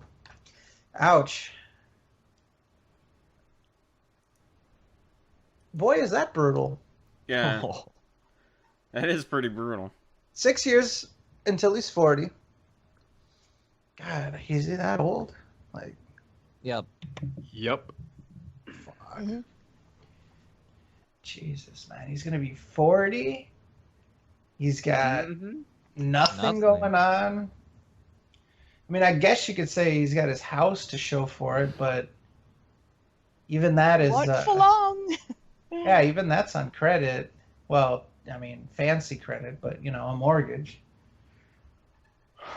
So I think he said a while back that he wouldn't care if he has to play games when he's old. If he's even around for that long. Yeah. You know what? I got an idea. Let's switch it up. Let's do miscellaneous first, and then we'll do gaming. How's that sound? Miscellaneous is usually fun, but usually people are probably fucking tired by the time they get there. Oh god. Fine, have at the... I just looked at the fucking subreddit. What has Metokur done to us? God damn it. I'm not looking. I'm not gonna look. Here we go. Oh, Smiley. God. This is from the Reddit. We tried to give Reddit a little bit of priority just because, we want people to know about it. And, we want people to go. How does that guy have a cake? Oh, it's his Reddit birthday? What's a Reddit birthday? Does that mean it's his birthday? I think that means the time when they created an account. Oh, I was going to say happy birthday to Smiley. Well, I But mean, it's either his- way, it's a his good Reddit celebration. birthday. A cake day, as it's called. Nah. If it's not his actual day of birth, I will not. Oh, whatever. All right. Happy cake day to Smiley. Hashtag Smiley. Actually, Smiley's pretty cool. I like Smiley. Yeah, Smiley Yeah. is good. Good old Smiley. Can Moogle teach us some Canadian slang? Submitted by the aforementioned Mr. Smiley. I was actually looking forward to this. Oh boy. Are you prepared? All right. Prepare for this? Well, no, it's just like an old thing that me and my grandfather used to do when I was a kid. We'd be like, back when we used to live on like the edge of Gatineau, Quebec. What would happen was we'd like, the silhouettes, like the washroom and stuff that shows like a silhouette of a boy and a girl. He would like usually point at those things and he would say, he would point at the sign and be like, look at the bonhomme on the wall and stuff. So that's what I started doing whenever I see like silhouettes that would project like a boy or a girl or something. I'd be like, look at the bonhomme on the wall. And I don't know Is that why. French or what is that? I don't know. It's just something I kind of like learned when I was a kid. It's just something we used to just call things. So what I would do is whenever I'm at the street lights and stuff, I'd be like, wait for the bonhomme to come up, and then we walk across. That's what we do. It's just a weird thing that I picked up when I was a kid, and just kind of went on from there. There was another thing I fucking can't remember. I remember my grandmother used to say it all the time. She would be like, "I'll tell him Mac," which I would assume is like "God damn it" in French or some shit. She would like scream it out loud whenever she stumped her toe or some shit. So I got in shit for it every time I would say it. Your grandmother? So hang on, what do I have to learn to say? Oh, sorry, Grandma. But my grandmother, whenever she would like hurt herself abruptly, she would just scream, "I'll tell him Mac." Abruptly. Yeah. As opposed to hurting herself slowly. Yeah, just randomly would say that out of nowhere. And Pain is a slow sensation, you know. It takes a while. And then I started saying it, and then I would get in shit for it for whatever reason. Uh-huh. All right. Any other cool Canadian slang? How can we refer to the hose in Canada? You damn hoser. No, I'm just kidding. You call the hose hosers. Okay. No. Hoosers. No. You're a bunch of hoosers, eh? I don't know what we would call the fucking hose back then. The hose. And it's just, I don't know. It's so out of place to hear Moogle talking about the hose. The hose. I think there was actually a thing that my grandfather used to do. Whenever he'd hear metal music and stuff, I don't know why. It's some weird thing that when I was a kid, like all these fucking slangs and shit, I just learned from him, and I would just like say it to my friends. When my grandfather used to call metal music, whenever he'd hear it, he would call it clown music. So, okay, these are turning into like family slangs. I don't think this is what we were going for. Oh, like Canadian slang and stuff. But I mean, that's what I would. What's Canadian slang for should we rap? Should we rap? Perfect. We should. We all right. Should we? Next up. Should we stick to it? I don't know. Fuck. Next Maple up, we've syrup. got a submission by Red Chomp, and obviously we're going to read these because, why not? Of course, we're going to read this one. Not really a question, but I'm going to start college soon, and I wanted to thank you guys for providing me background noise to listen to, all the laughs, all the antics with Phil, and giving a reason to get excited for Thursdays. My year's mostly been shitty and or uneventful, so college is something to look forward to. I'll still watch you guys, but I'm not sure how much free time I'll be left with yet. So anyways, thank you guys. Hopefully I'll be in the stream watching. Max White.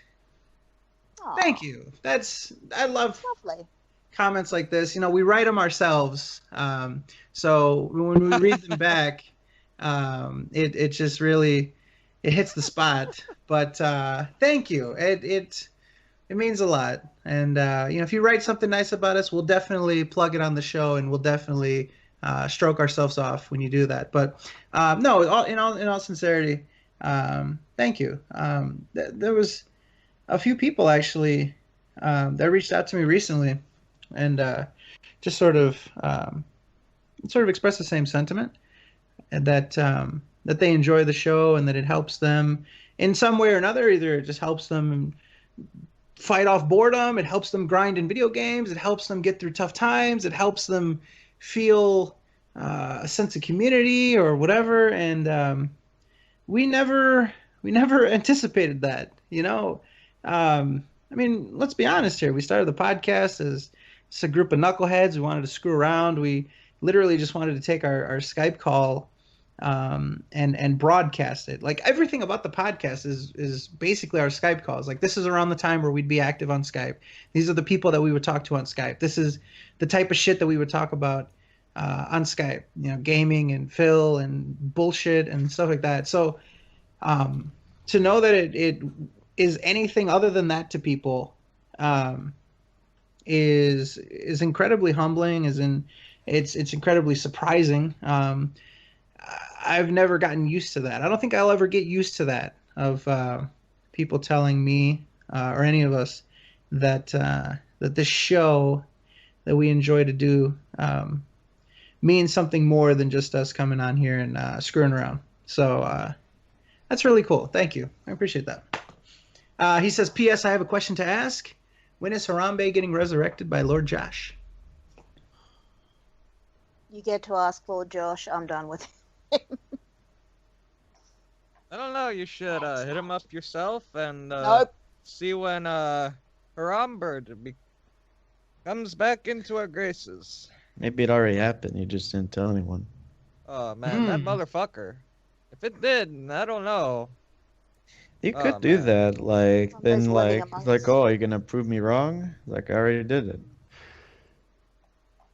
I don't see that fucker anywhere. What are you talking about?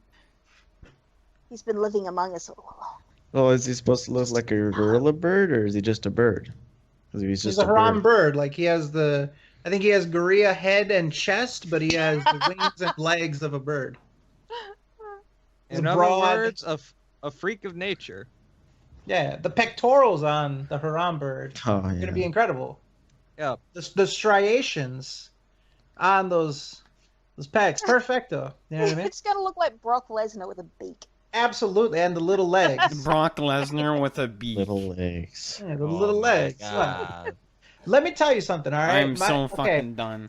I got to give a shout out, okay? I don't give a shout out. Well, it's weird to give a shout out to like somebody who's way more fucking popular or whatever. But my favorite MMA journalist slash analyst slash fucking commentator, Luke Thomas, okay? You know, on first glance, he looks like a douchebag. He uses big words and shit. He's, you know, but he has been talking about, people keep asking him who would win, gorilla versus bear.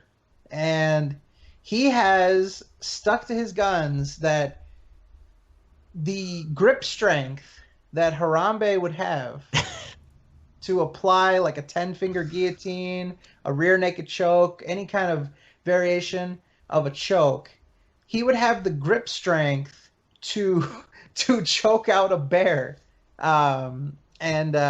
He also talked about, you know, hey, if you can teach Harambe to sign and you can communicate to him like, hey, go choke that bear, he could go do it.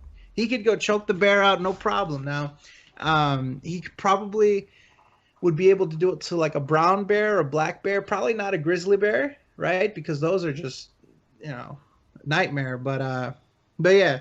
And he also talked about, you know, if you can teach Harambe how to finger paint, you know, you can fucking teach him how to do a 10-finger guillotine. So yeah, he would put the beat down on like a bear, like a black bear, brown bear. So I mean, Harambe was so strong that you take like the strongest dude you know, and whatever he bench presses, like the strongest dude at the gym, whatever he bench presses, like Harambe could do like 4 times that, you know. So yeah, he would fucking. Woo. Do you guys see? There's actually, you know, it's possible that Harambe was revived or at least resurrected because there's a new gorilla at the Cleveland Zoo, or wherever, the Cincinnati Zoo or whatever the fuck. Philadelphia Really? Zoo. Oh, it's Yeah, Philly? that's it. Yeah. I thought it was That- Cincinnati, It's Harambe baby? Jr. where Harambe died. Baby. Yeah. What about it? Didn't he die in Cincinnati? Yes. I thought there's a And new. the I baby thought there's one's a- in Philly. The Oh, baby's in he's in Philly. Philadelphia. Oh well, it's in always Philadelphia. sunny. It's always sunny in Philly. Yeah. So they Yeah, got. and And they turn. They're gonna they name turned the to baby. internet for naming. that's do you the think? worst thing you could have done. Harambe ever. too. Exactly. They should Haram name him baby. Haram baby. Harambe 2, Gorilla No, Revenge. Electric Boogaloo. It's Harambe Jr. Gorilla Monsoon. How about that? Rise Oh of the my Planet God. of the Apes. Caesar. Planet. Haha. Call him Harambe 2 Under Siege. Yeah. What? It is going to be a siege. He's going to put a siege on all you motherfuckers, especially when he learns that 10-finger guillotine. You guys are fucked. He's going to put the beat down on you motherfuckers. Man. I'll be right. I like how people are confused by gorilla. Gorilla is the best. Like, you know, North Korea. North Korea. That's where he ascended from. Yeah. Descent. And they shipped him Shut to up. Cincinnati. Yeah. Oh, sorry. I forgot. So it's not my keyboard that's making the sound. It's the vibration of the desk. See? Uh-huh. That was probably Sounds like rude to you. keyboard. No. Hmm. Shut up. Sounds like a keyboard to me. I'm just tapping on the wrist No, rest. you're gonna do what Phil does there in The Witcher The 2. wrist rest. And anyways, let's see. PewDiePie's Twitter account got suspended. Thoughts submitted by Destiny Decade. I don't give a fuck. Oh, it's no He's longer gonna be back. suspended. Yeah, I think he's already back. Some bullshit with like, oh, they made a fucking ISIS joke. Fuck Twitter. That's all I have to say. Fuck Twitter, dude. I don't know. I personally found it kind of funny. We're all gonna get fucking suspended eventually. They're gonna pass some bullshit fucking rule. Oh, you can't say negative things. No negatives. No negatives. Oh, come on, guys. No negatives. And then that's gonna be the end of it. What? We're all doomed. We're all on borrowed time. Well, Except for I want it back. except for me. Uh-huh. I'll learn to survive. Yeah.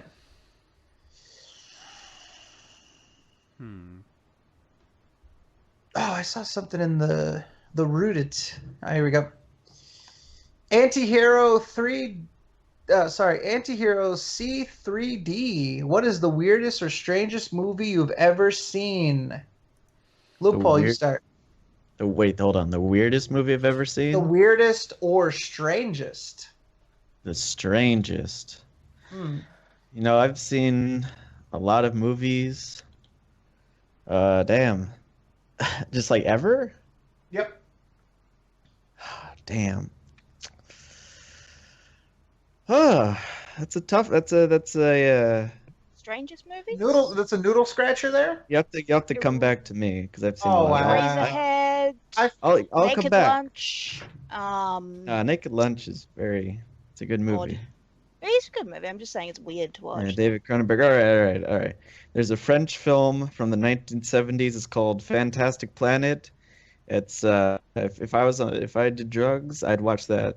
That'd be the first thing I watch. It's a great film. It's fucking weird. It's like I can't even describe it to you. It's like cutout animation, and it's phantasmagorical. Very trippy, lots of bright colors. It's a trip. So there you go. It's called La Planète Sauvage. Fantastic Planet, 1973. Check that out. It's a great movie. It's on Criterion Collection, so it's very prestigious. There you go. I'm gonna go for Sausage Party. That was the worst fucking movie ever. Oh. Stupid fucking orgy shit. It's weird as fuck. It was weird. Hot dog plus bun equals sex. Let's make a movie on that. Oh, sexual My movie was innuendo. that joke. Spoiler. There was no spoiler. What? Orgy. It has to be Orgy's a a spoiler. Nah. if you You're watch- telling us a damn spoiler by saying orgy spoiler. Nah. If you watch Razorhead and Tetsuo the Iron Man back to back, I think you void the Oh, warranty. Lord. Ricky-O, The Legend of Ricky. There you go. That's another one. Ricky-O? Ricky-O, The Story of Ricky.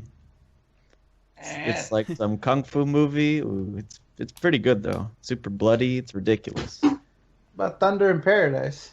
Yeah. Thunder in Paradise. I was gonna say Kung Pao. Anytime there's any action on screen, you get that fucking fucking Thunder in Paradise. Fucking Hulk Hogan holding on to his hair for all it's worth. Motherfucker wears a broom in the back of his head now because he doesn't have any hair. So he has to wear like this fucking... He wears a back wig. Like, it's probably one of a kind. I don't think anyone's ever had a wig that only covers the back of their head. That is... Fred, the way you managed to weave Hulk Hogan's hair and Thunder in Paradise into anything that comes up. What? It's getting a little noticeable. Come on, it's Thunder in Paradise. He's Hulk Hogan, and he does stuff. You know, he's a real American. He fights for the rights of every man, even you, according to Moogle. Wait, no, don't bring me into this. Yeah. You All fucker. right, are we done with the weirdest movies? Anybody else got any weirdest movies to submit? Watch Tetsuo the Iron Man. Yeah. Just watch it. Let's see. Do you like Redis Ryan says or Redice? Do you like how your voices sound, especially aimed towards Moogle? Nope. No. Every time I listen to my voice, I cringe. I'm okay. I like I'm my voice. okay. I kind of Oh, fuck you. I got used to it.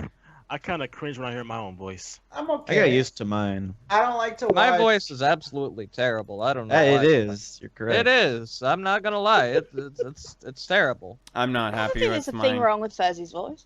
I don't get why people complain. I Oh, don't get it. just shit. Fred is okay. I don't like hearing my voice. I'm okay. Pussy. Yeah. I'm okay. I don't like it. I don't care when it comes to my voice, but everybody else seems to have a fucking opinion on it. So Ooh. Nah, Shad's got a cool voice. It's very It's very Australian, and it sounds. it's cool. very Australian. It sounds cool. All right. Take pride in it. Ooh, somebody says superior artist has a good voice. Oh, look at that. Ooh. Oh, He Now all you got to do, Torres, is stop blowing in your mic when you talk, and then we'll be in business.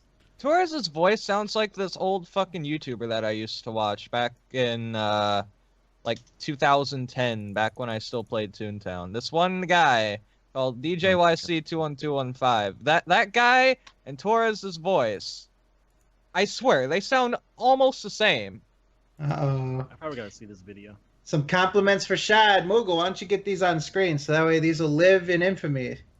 There you go. Look at that. Aww, Ooh, look at people this. are lovely. Look how sweet Thank this. you. Look how sweet this one is. Shad's voice makes my pants stretch. You see that? Thanks, Pass. That's lovely. Yeah, Our squad is Pascal in said full it. action. Wait, can I love you all. Can you guys hear me just fine? Yeah. There you go. Oh fuck. The voice of an angel. Wow. Look at this. Some compliments for Shad. Look at this. Fred has the voice of a nerd. Well, look who that's coming from. So I don't, Ooh, damn. Yeah. Get him on the podcast again. No. We'll see what that sounds like. Yeah, no.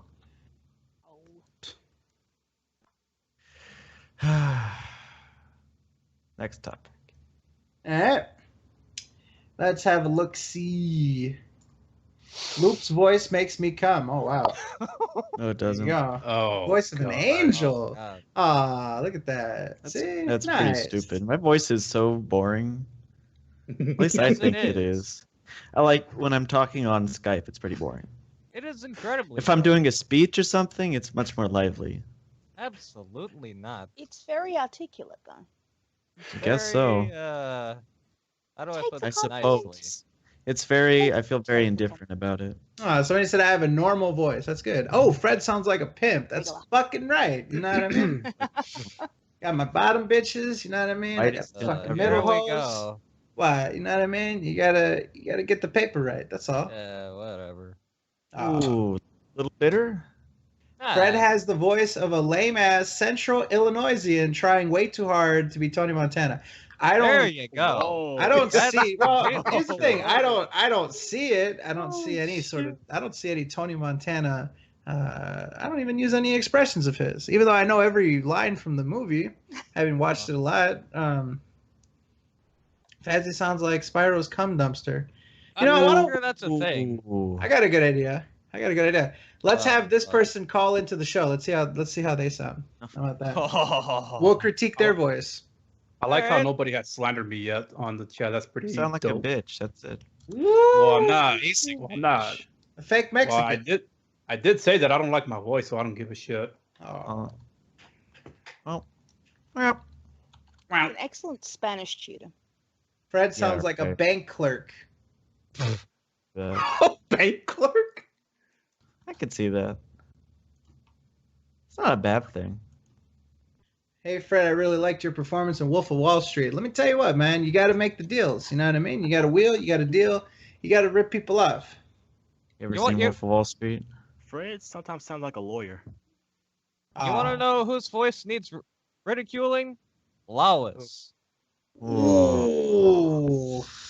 That Mm. motherfucker Wow. has the worst Mhm. voice imaginable. He sounds like a mix between Gore the Movie God and someone who Ooh. couldn't give a shit. He does not sound like Gore the movie. Yes, he does. Don't do that. I I'd don't add see- to the slander, but it's been that goddamn long since he's shown himself Ooh. in a Skype call. Ooh, slander. I sound like a fag. Well, Didn't he say he come back if it's more Love Live? You know, it's probably a shit ton right now. Yeah, we're so behind on fucking Love Live. That piece of shit. We're gonna give him a fucking deadline. We already took him out of the fucking picture because this piece of shit ass doesn't fucking come into nothing. But we didn't. Torres drew 2 versions on purpose because we knew that Lois was gonna be a fucking fig. So we'd have one version with him in it, one version with him without it, and let's just say we've been using the one with him not in it. But yeah, look at it, the one without him looks a lot better. Absolutely, I agree too in every way. It's because he's not in it. Now, here's the thing. You know what I mean? We're gonna impose a deadline onto Lois of this weekend. This weekend, we're gonna watch Love Live. If you do not show up, we continue to use the picture without you in it, and your fig, and your piece of shit. So, that's it. There he is.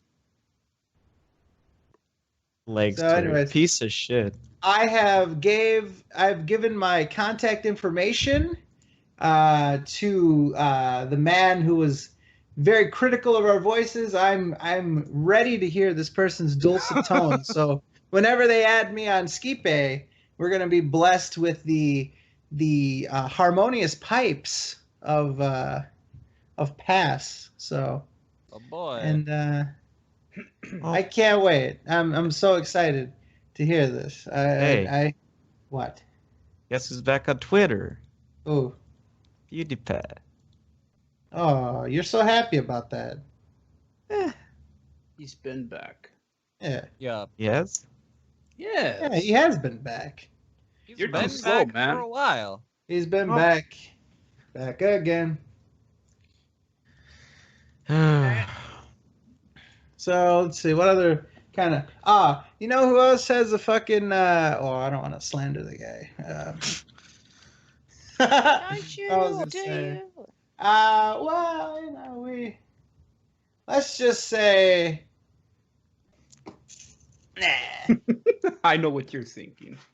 let's see, what else do we got? Who else is a piece of shit with the boys? Come on. Who else has a piece of shit voice? Who else is a piece of I think shit? I know Oh. now what you're thinking of, but we can't goddamn Come say on. it. Okay, yep, right. Let's see. Damn it. Who else is a piece of shit? Who else is an asshole? Little sucks dick. Whoa. Don't be that way, alright? Let's see. Take AJ's advice. Let's see. Where's this fucking ad? Uh-oh. Is that him? Is that him? Lois? Is that him? I don't know. I think I got added by somebody. I think that's Need him. somebody. Whoa. Oh wait, no, that's not him. I'm still waiting for the damn request from Pass. Bitch? Bender says he has a Wants to be piece of shit Sean voice. Connery, just- You wanna know Yeah, it's who pretty else boring. has a piece of shit voice? Kaz. Oh. Take that back. He blow. doesn't have a voice. Low blow. Oh. And let me tell you something that doesn't help his cause, that shitty PS4 mic he uses. Wow. But he's got a great You accent. sound like you just splattered on a windshield. He's thinking about The fuck? Oh, All right, so wait. we're gonna be talking with the dulcet tone, the precious pipes, the perfect pipes, the pipes of perfection, the vocal cord parasite himself. I don't get it. Pasilatoro is gonna be running through here in just a second. Alright, I got one more. Cyber. Ooh. Oh, how dare you! Oh. he is the That's the he's negative. Right. We worked out once. It's just the mic that makes him sound Yeah, it's like he's talking through a okay, series. okay, seriously. The thing about Cyber's mic is that it's absolute shit on Skype, but when we're on Oh. Discord, It's you on can hear him Discord. clear as day, and you can actually understand him. It's I amazing. like Discord. That was the weirdest thing. There is no scientific explanation. I don't for know what happened. why. It's so Right? weird. I don't like Discord. Like Oh, Cyber, when people- you should really try to fix your mic settings so it sounds like it did on Discord. Why are you talking to him? Voices. Why are you talking to him over SoKast? He's asleep right now. You think he's gonna, He you think he's gonna watch? He said something in the that's chat, it. so I'm That's pretty it, sure he's awake. You know what That's Fazzy's gonna do? He's gonna send him a timestamp with the fucking with the SoundCloud. This is a piece of shit. Nah, fuck that. Yeah. I'll let him figure it out himself. Oh. We start Let him talking about do it. voices. People in the He's chat a are big saying, boy. and I agree. A big boy. He's a big Greatest- boy. Big boy. Big boy. Oh, big Greatest boy. laugh in the SOK goes to Prideful Zombie. She has got the most A delightful laugh. Absolutely. It is absolutely delightful. Yeah. She is. She's pretty good. She's pretty cool. We're waiting for Pass here. Pass is taking his sweet fucking time. Let's go. Nah, Pasilatoro. Stupid name. Oh, he thinks Oh, he said you sounded like a faggot. I can't Just wait to waiting destroy on- it. Waiting Fred. on you, Fred. How's that possible? I'm Wait, adding you to the call. Doesn't say like I'm not saying it like I'm there's not even saying an it. attempt. Well, who's hosting the call? You got to do the shit. All right, fine. Wow.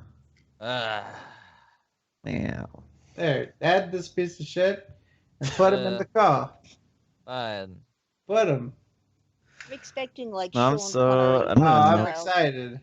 Dulcet All right, so we are connected with the pipes of perfection, the vocal cord, venomous venom, the villain. Pasilatoro sounded like somebody I know from the fighting game community. Just with What? that laugh alone.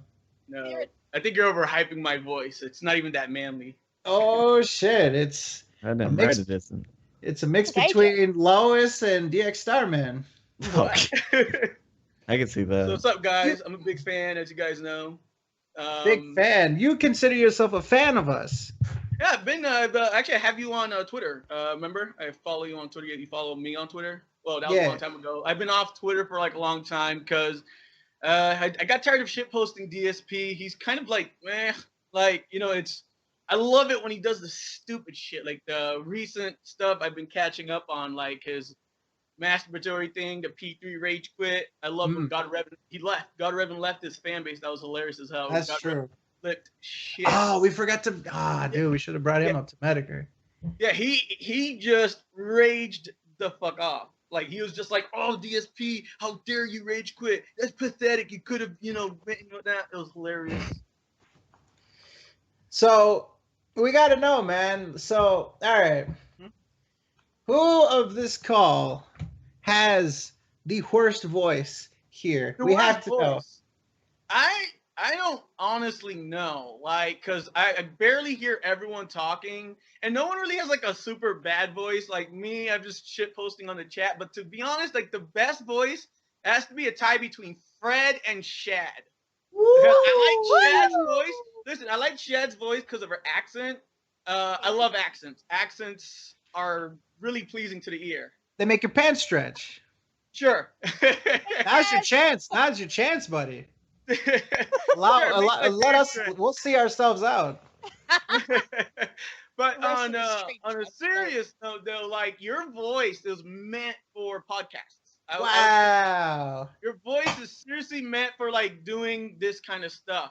Wow. And, it works very well for that. Wow. Yeah.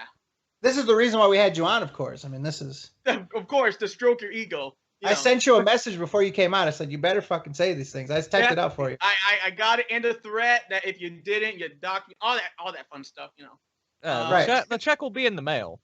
Right. But Wow. but yeah, I don't know if Fozzie's voice is just a gimmick or if that's just how he really Ooh. talks. I'm purely wondering. Fozzie. I'm wondering if that's like a voice he makes just for the podcast, or if that's like his real voice, because I've never heard a voice like that before. Never. Yeah, this no gimmicks. I'm not the lead creator of No Man's Sky. I don't have any gimmicks with the voice. So you mean to tell me that if your teacher, your professor called on you, you'd be like, yeah, the answer is like you would do that. You would talk to your professor the exact same way you talk to us on the podcast and on Skype calls. Oh yeah, pretty much. Wow. You're getting an F for sure. Oh, you know what? Sounds Super F. I'd deal him out anyway. Get the super F. You're goddamn right. That reminds me of my teacher. He had an does the accent. best imitations out of anybody here. That is true. I He's actually like, found a YouTube that sounds just like Fazzy. Really? Yeah. I'd like to see this. Oh. I'll show you after the podcast. All right. Because the thing about voices is my teacher, he had an accent. So one day in college, because I like to mimic his voice when I'm talking to my friends. Unfortunately, one day I forgot where I was, and he had asked me a question, so I answered it with his accent, which is like this. He talks like this, you know. So one day he was like, "Oh, do you have the paper?" I go, "Yes," and I was like, immediately I put my finger in my mouth. Shit, you know. So that's a thing. I'll never forget in high school, my friend. So I hung out with the fucking gang members and shit in high school. Oh, there you go. What? It's fun. So, anyways, one of these dudes named Chauncey just came from Chicago and shit. He had like a big mystique around him and shit. Everybody was all, yeah. So, anyways, he had to sort of live up to it, and he did that by shitting on people all the time. And we're in math class. Our teacher has I'm not gonna say exactly what his name was because it has maybe I don't know, maybe people can find out. But anyways, so there was a student who had a little bit of a stutter, and Chauncey, hearing him stutter, he was struggling saying "my." He was like "ma," and Chauncey mimicked that, and the professor said, What? Like, called him out for it. He's like, "Oh no, I was just choking on a peppermint." Oh, I remember this story. That is literally the best excuse I've choking on a ever heard. peppermint. I was just choking on a peppermint, and he's like, "Oh well, you could choke on peppermints after class with me and shit like that." Like, yeah, I thought that was the best thing ever. I was choking on a peppermint. Like, it's like to call it a peppermint and shit. Oh man. It's beautiful. I was choking on a peppermint. Like, the nerve of that guy. He said a lot of shit. Called teachers, butterbean biscuit head having ass motherfuckers and shit. It was great. I loved high school. There was one teacher that we roasted all the time. He kind of looked like a mix between Mr. Burns and Flanders. Yeah. I chalked on a peppermint once. I was just choking on a peppermint. Yeah. I remember that story. Pretty good. Oh, look at this. Somebody is plugging that they're giving away a knife on Twitch. Well, Alright. Did you get the knife on the chat? Boop. Nope. Nope. That's part of why we have the fucking link ban. People fucking doing that shit. They didn't think it was a link because it was .tv. Ah, all right. Piece of shit. Oh, come fucking watch my stream. I'm giving away a knife.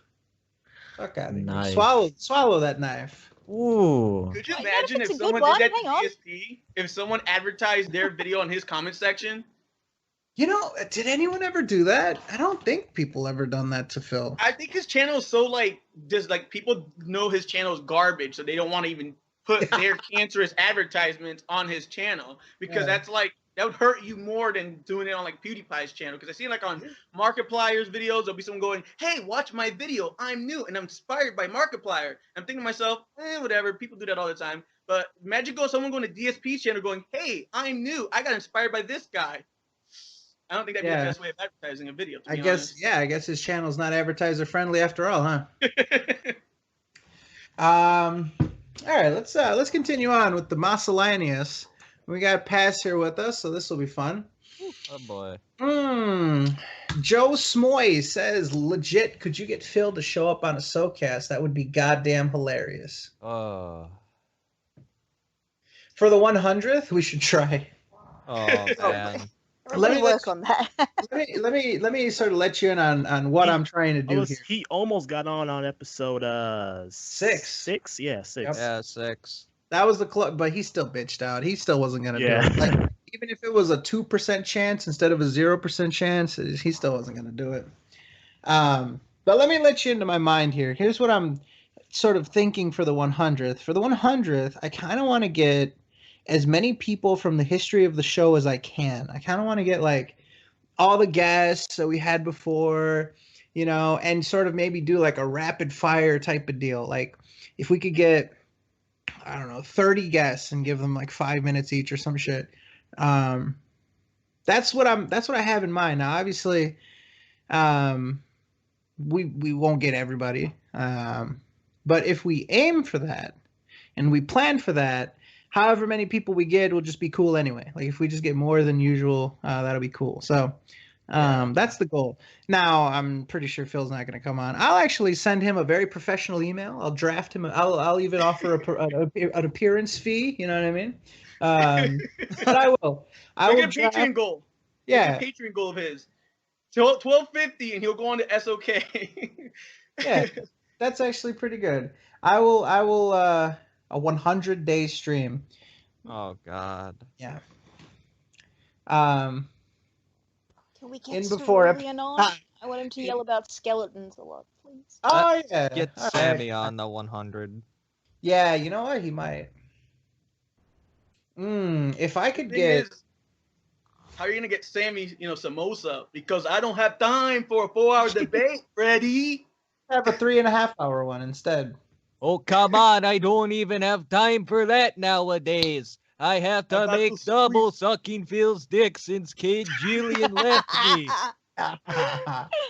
This is Kate why we've Jillian got left Fuzzy. me. Kate Jillian left me. I like that.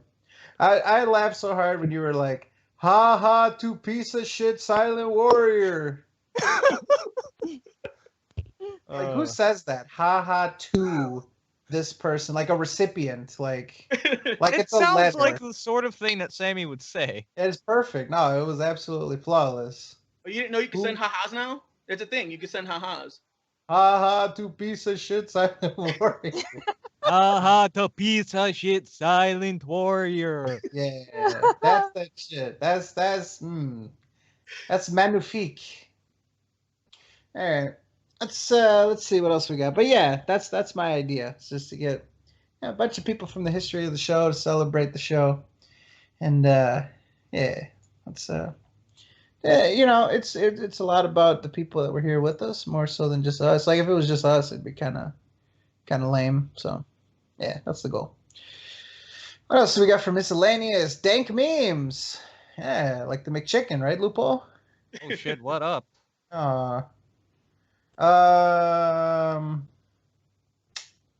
If there was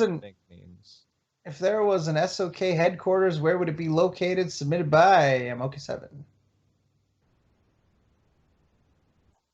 Go on, Lupo. You know The you want to Scarface say it. Mansion. The Scarface Mansion. Antarctica. The mansion from Scarface. Oh yeah, fucking Lupo would say Antarctica. He's never gonna get there. First of That's all, right. second of all, Where even is Lupo? he went to go die. What? Oh, there he is. Antarctica. Oh, there he is. fucker. Oh, you just woke up. Yeah. He was Okay. listening the whole time like a piece of shit silent I had to word. do something. Going to do something. Doing various things. Various things. What? What do you want? We want to know if we had an SOK headquarters, where would it be located? Las Vegas. All right. Okay, moving never on. mind. No, you're gonna say Antarctica. Really? That was No, your that'd be chance, stupid. man? That would be Oh, now it's. Oh, come Now on. it's- No, Now that it's- would be How long stupid did I have to be because racist with you? no, because no. No, because no. Okay. Because that'd mean that it'd have to be a stationary thing. We'd have to stay there for a long period of time. You want I like said a it would be- submarine base, like of the Avengers or some shit? Yeah, You yeah, want yeah. an underwater base Yeah. that moves. Antarctica is still happening. We're still going to take it over, but like I say, we can't stay there forever. We can't I stay there forever. I got flack for saying Antarctica. Like I use Antarctica. a hard. Is it Antarctica or Antarctica? Antarctica, like people's like just Antarctica? like that's how right. Antarctica. That's like in regular I speak say people say Antarctica. Antarctica. Well, what Like about the sea. Okay. The sea is very soft. Antarctica, not Antarctica. Antarctica. Yeah, that's what I say. Antarctica. Antarctica. Antarctica. Antarctica. Maybe putting a bit too much emphasis. Antarctica. Antarctica. Antarctica. All right, let's move on. We said Antarctica 57 times. Yeah, Las Vegas though, definitely Las No, Vegas. the Antarcticast. Shut up. No, the mouth needs to be closed now. Nope. Shit. Okay. I don't know if Prideful is going to show up, but there's a question for both Shad and Prideful. A lot of people are putting some sexual tension here or some shit. I don't know what this is all about. Oh god. Let's see. Get it going. Let's get it going. Wow. What a fucking Get it idiot. going. He's over there I'm fucking nervous now. What is rubbing this his question? hands together. Yeah, like Birdman. Yeah. Birdman. Yeah. What's wrong with Birdman? He rubs his hands. Just say the fucking question. He's got the hands. What? He wants to give people the hands. Say the fucking question. Say the question. Bitch. Let's see. How big is Fred's schlong? Submitted by M1 Punk. Oh. This is what this is stupid. Is this what we've been reduced to? I'm This reading is the fucking Reddit. dude. Reddit. If that post is uploaded, I'm gonna kill you. What? All right, fine. We got underscore Dasher says never let Fezfuck ever run anything again. That is all. Well, you know, fuck you. Next up, let's see more with the YouTube. We'll. Actually, I have something to talk about that YouTube thing. There was I forgot who was talking about it today. Boogie 2988. You know, the guy that's always making those sad videos about his life, and then not Fred. Excuse me. The what's his character? Francis Rage videos. He actually made a video today about that YouTube ad nonsense. Apparently, from what he's to understand, his videos that have the mostly the swearings, those are his videos. Now, mind you, he's not a SJW or anti-SJW. He's more of his own kind of a deal. He says his videos that have a lot of swearing in them have been the ones that have been targeted by this whole not ad-friendly nonsense. So he's saying that like some of his Francis videos where he rages a lot and all that nonsense, some of those videos have been, and also his depression videos where he talks about depression and how to prevent suicide and all that nonsense. He says those videos are also being targeted because it has suicide talk in it. So anything that has to do with like suicide, sexual stuff in the titles, basically anything that could trigger. Yeah, I hate that word, trigger. Anything that could trigger basically any kind of locale. Basically, that kind of stuff is what people are targeting for this ad removal thing. Apparently, the biggest person that's been hit by it so far has been Mr. Repsion, who's had over 50 videos of his demonetized. Yeah, so basically anything that has like excessive swearing, which is funny because DSP, I'm surprised his videos haven't been touched yet because half his videos are fuck shit, tit balls, shit balls, fuck balls. Tit balls. Well, right. I was of the mind that like if this happens, I think Phil is gonna try to like stay quiet about it. I don't think he's gonna go gung ho about it because I mean, let's be honest here. What benefit does it do? It lets people know that he can be targeted in this way, and that people can go fuck him over. Like, it just doesn't seem like a smart idea for Phil to let people know that this is a weak spot for him. But you never know. You know, he's not the smartest. He might try to cash in a drama vlog off of it, but. And it's actually automatic right now. Apparently, how it works is from what I've seen of a couple of videos, because I've been looking into this, because it's kind of like everyone's like, oh, it's under the world of YouTube. Some people are saying YouTube over party, something like that. It's a hashtag on Twitter. YouTube is over party. Yeah. So apparently, it's an automatic system. Like it'll just like I guess it searches through videos, whatever, and it'll go and it'll pick out certain like flags or whatever. Like if it meets a certain criteria, it'll automatically be removed demonetizing. There is a option to manually have it reviewed. But Boogie said that one of his videos, he already got told an all-flat no after he had it manually reviewed because apparently it met a certain criteria. Even after manual review, it was demonetized permanently. Good. I don't know.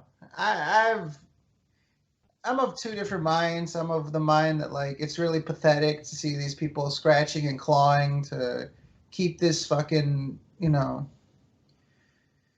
to keep coasting through life on YouTube and shit, and these people refuse to get jobs and shit. I think the way Phil DeFranco's handling it is fucking disgusting. He's trying to frame it as censorship, that he's being censored. No, unless Phil DeFranco is saying it's a necessary condition for him to get paid to talk, then he's not being censored. He's just not being compensated. Look, it's complicated. I feel like it's up to the advertisers. Like, if you look at it, right, YouTube is one of the only places where like advertisers don't really have a say over where their advertisements go. When you look at TV, Bud Light, they'll pick a certain block of time. Okay, there's a Bellator event on Spike TV. We want that block. We know that males age whatever 18 to fucking 70, whatever the beer demographic is for them, want to buy that, so they can specifically target that audience. You're not really going to see a Bud Light commercial on Nickelodeon. You know what I mean? Like, right. So YouTube is different in that way that, Kleenex brand tissues can get advertised. Some girl doing fucking makeup tutorials where it's relevant, or some dude fucking talking about jerking off where I guess it's relevant for the wrong reasons. So, I feel as though, and there isn't any concrete evidence other than just speculation and I think a bit of common sense. I think that advertisers had some sort of role in this. I don't think this is YouTube acting on behalf of the advertiser without any input from them. They have a right. YouTube has no obligation to you to have you make a living off of them. The only obligation they have to you is to host your videos. And as of right now, these videos aren't disappearing off of YouTube. Now, I could be wrong. Oh, no, they're not disappearing. It's just demonetized. Some videos that are disappearing, quote unquote, are those that are being like stricken down or this and that. But other than that, the demonetization process is just that. They're just taking the ads off the videos. And that's why the only reason people are complaining is not because their videos are taken down. It's because they can't make that easy YouTube money from it. Yeah. So that's the thing, is that these people are like, oh, this gravy train is running out. Fuck this. That's what people are mad about, that this lifestyle that they've become accustomed to, this life of leisure, to just fucking shit out some videos every now and then and fucking rake in the big bucks is coming to an end. And really, I think people knew. That they were fucking getting away with something here. This isn't, this is definitely right. That's why other big YouTubers, they invest their money. Like Markiplier, he makes I forgot which group hacked him, but they showed how Markiplier makes basically like $500,000 per month. So, and he's not living in a big mansion or whatever. He's probably putting his money in banks. Oh, I would put that in CDs. Oh, dude, I would get no, not like compact discs. I'm talking about like you go to the bank and you get a CD, and it basically is a very high interest deposit, where you agree with the bank to deposit your money for like 5-10 years, and you'll get a shit ton of interest off of it, and you can get to the point where you have enough money in the bank where you can just live off the interest, like. That's the sweet spot right there, where you have enough money in the bank to where you're just getting paid to stash your money away where you would have it anyway. That's that shit right there. Unfortunately for our mutual friend, DSP, he decided to blow all his money to have him and his live-in full-time girlfriend to a house that he really shouldn't be in. The only reason he actually moved there, though, was for the gated community, because he was so scared of people for some reason. He thought someone was going to go to his house to to kill him or kick his ass or whatnot. Like, it's part of the reason why he moved. He actually admitted it secretly. I forgot what pre-stream it was or what video he said, but he recently admitted that he lives in a gated community for his, like, you know, because there's people who will do stuff to him maliciously. It's like, come the fuck on, dude. No one's gonna go to your house and stalk you. You're not PewDiePie. You're not someone that big. And you're just DSP. You know what I mean? Someone was gonna kick his ass. Yeah, well, I don't know. I don't think Leanna's full time anymore. Now that she's got her job, I think she's part time. That's why he had that accident on stream. You know? Yes. Come on, I can't have the full-time chance for underwear time now? Fuck this. All right, so let's do one more miscellaneous. We'll switch over to the gaming topics, and then we'll get the fuck out of here for tonight. How's about... All right, here's a good one.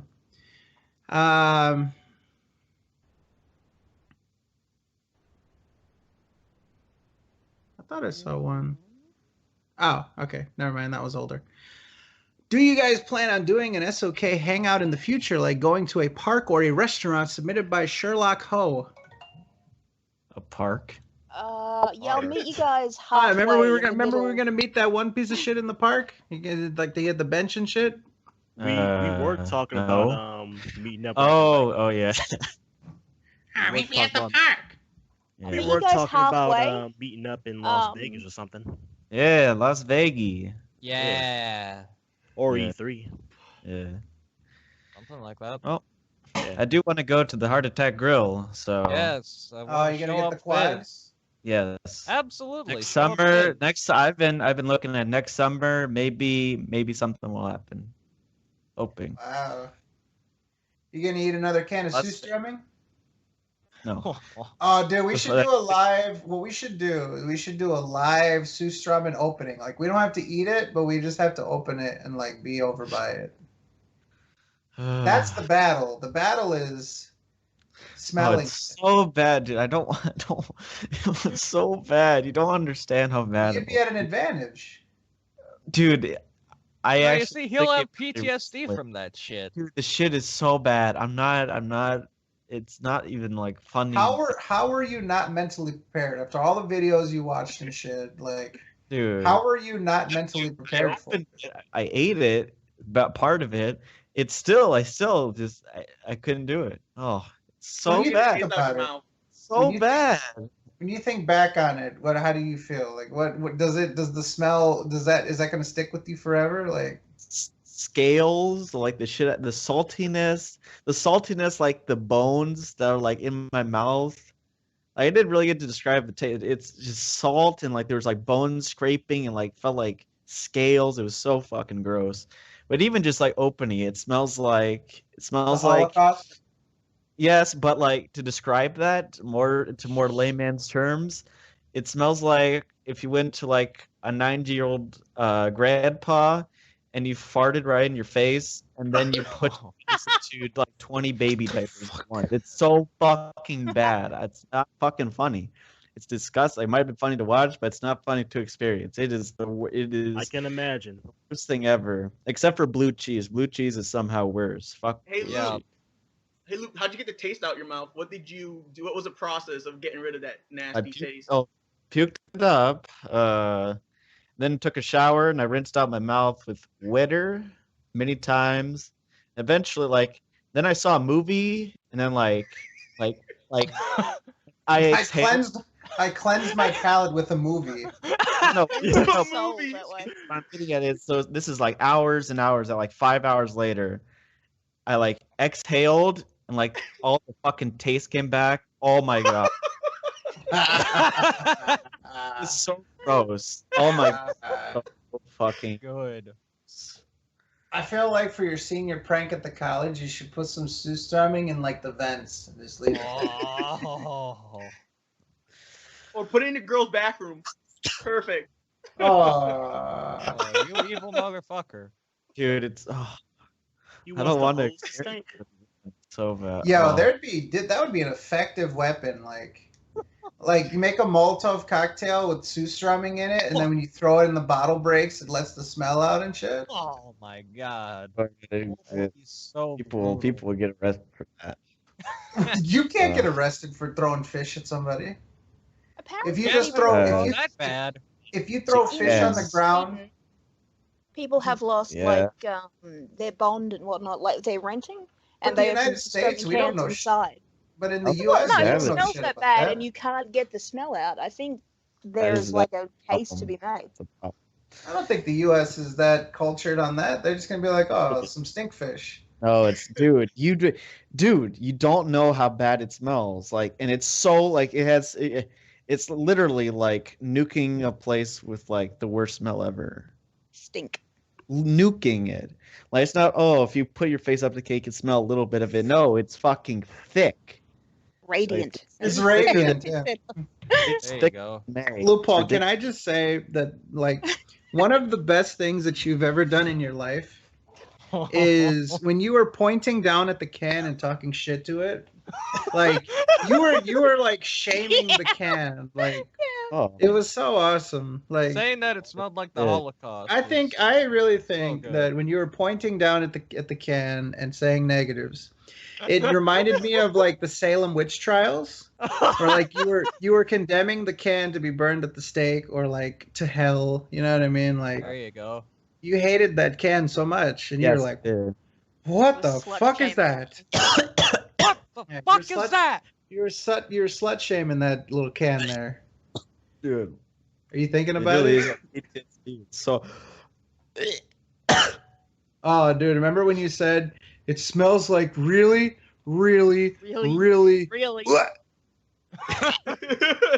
it found it very funny. So, Yeah, I posted that shit on bad. Twitter. not That too long was the ago. best thing I've ever seen. What the dude, fuck? that shit is And then using the so. Smash Mouth meme, absolutely. You just think famous. about it, makes me want to gag. I'm not even fucking kidding. Yo, Good. Yogi Bear. Go that go was on webcam and puke again on camera. Yeah. camera. Do it. Well, that being said, blue cheese is almost as bad. Oh, It's fuck yeah. so I gross. hate blue cheese. Blue cheese is The so worst gross. substance in America. Hey, when you do the SOK meetup, we're gonna bring a durian fruit with us.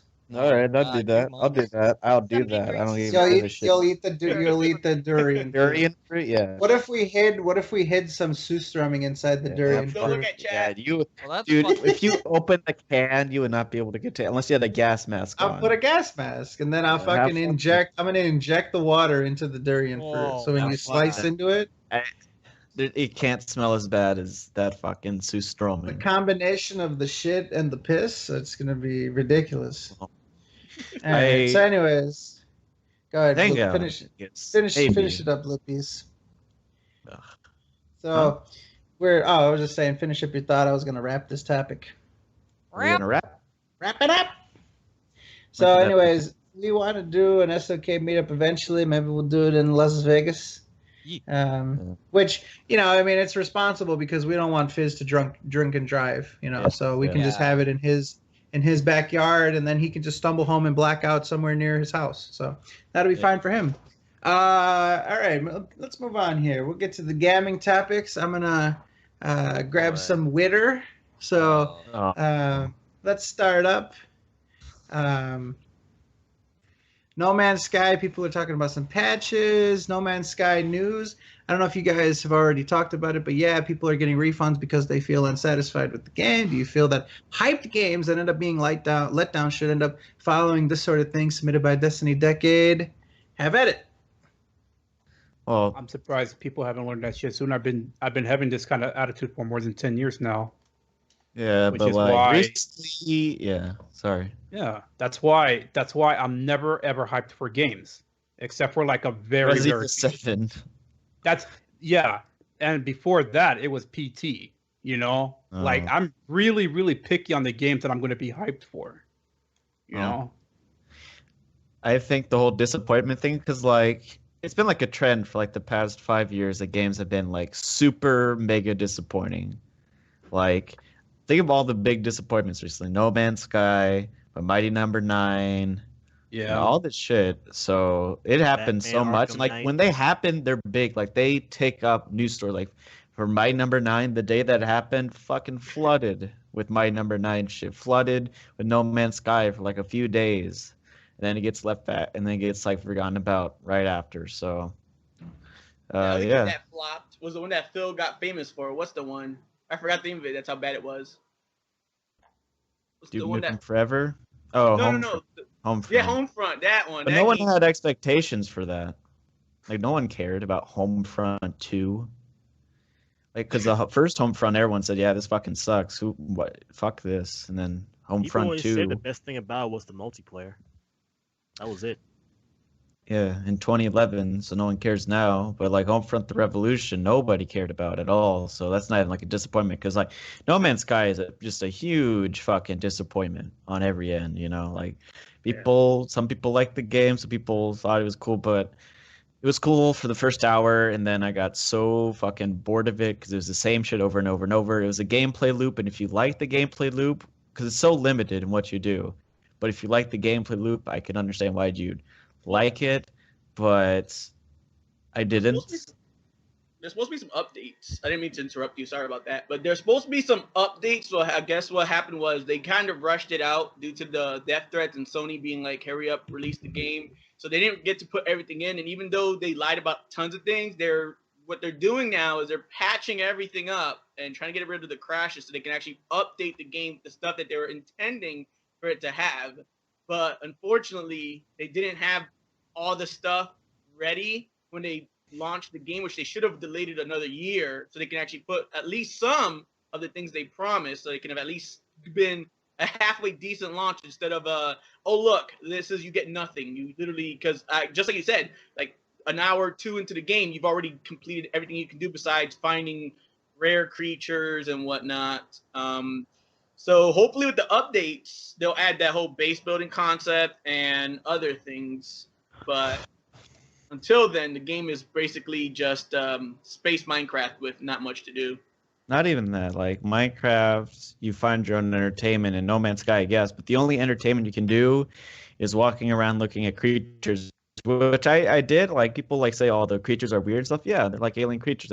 I'm fine with that. But that novelty ran out very, very quickly. It stopped being entertaining to do to just wander around and do shit because there's not much you can do. They're all barren wastelands, but not much stuff to do in them other than craft resources. And yeah, you're right on that. And if like, here's the thing, the reason why I think a lot of people are pissed on all the lying shit, like they should have been open about what they were doing and what the game was going to be like from day one. Because they were so hush hush, like let's fool people into thinking this is what the game is going to be like. And that general attitude is why I think people were disappointed in it. Because if they came out and said this is a single player game, then it wouldn't have gotten shit. Well, my theory is that it was supposed to be like they probably intended to have like all those big promises, but I think what happened was they overestimated what they could do with the manpower they had.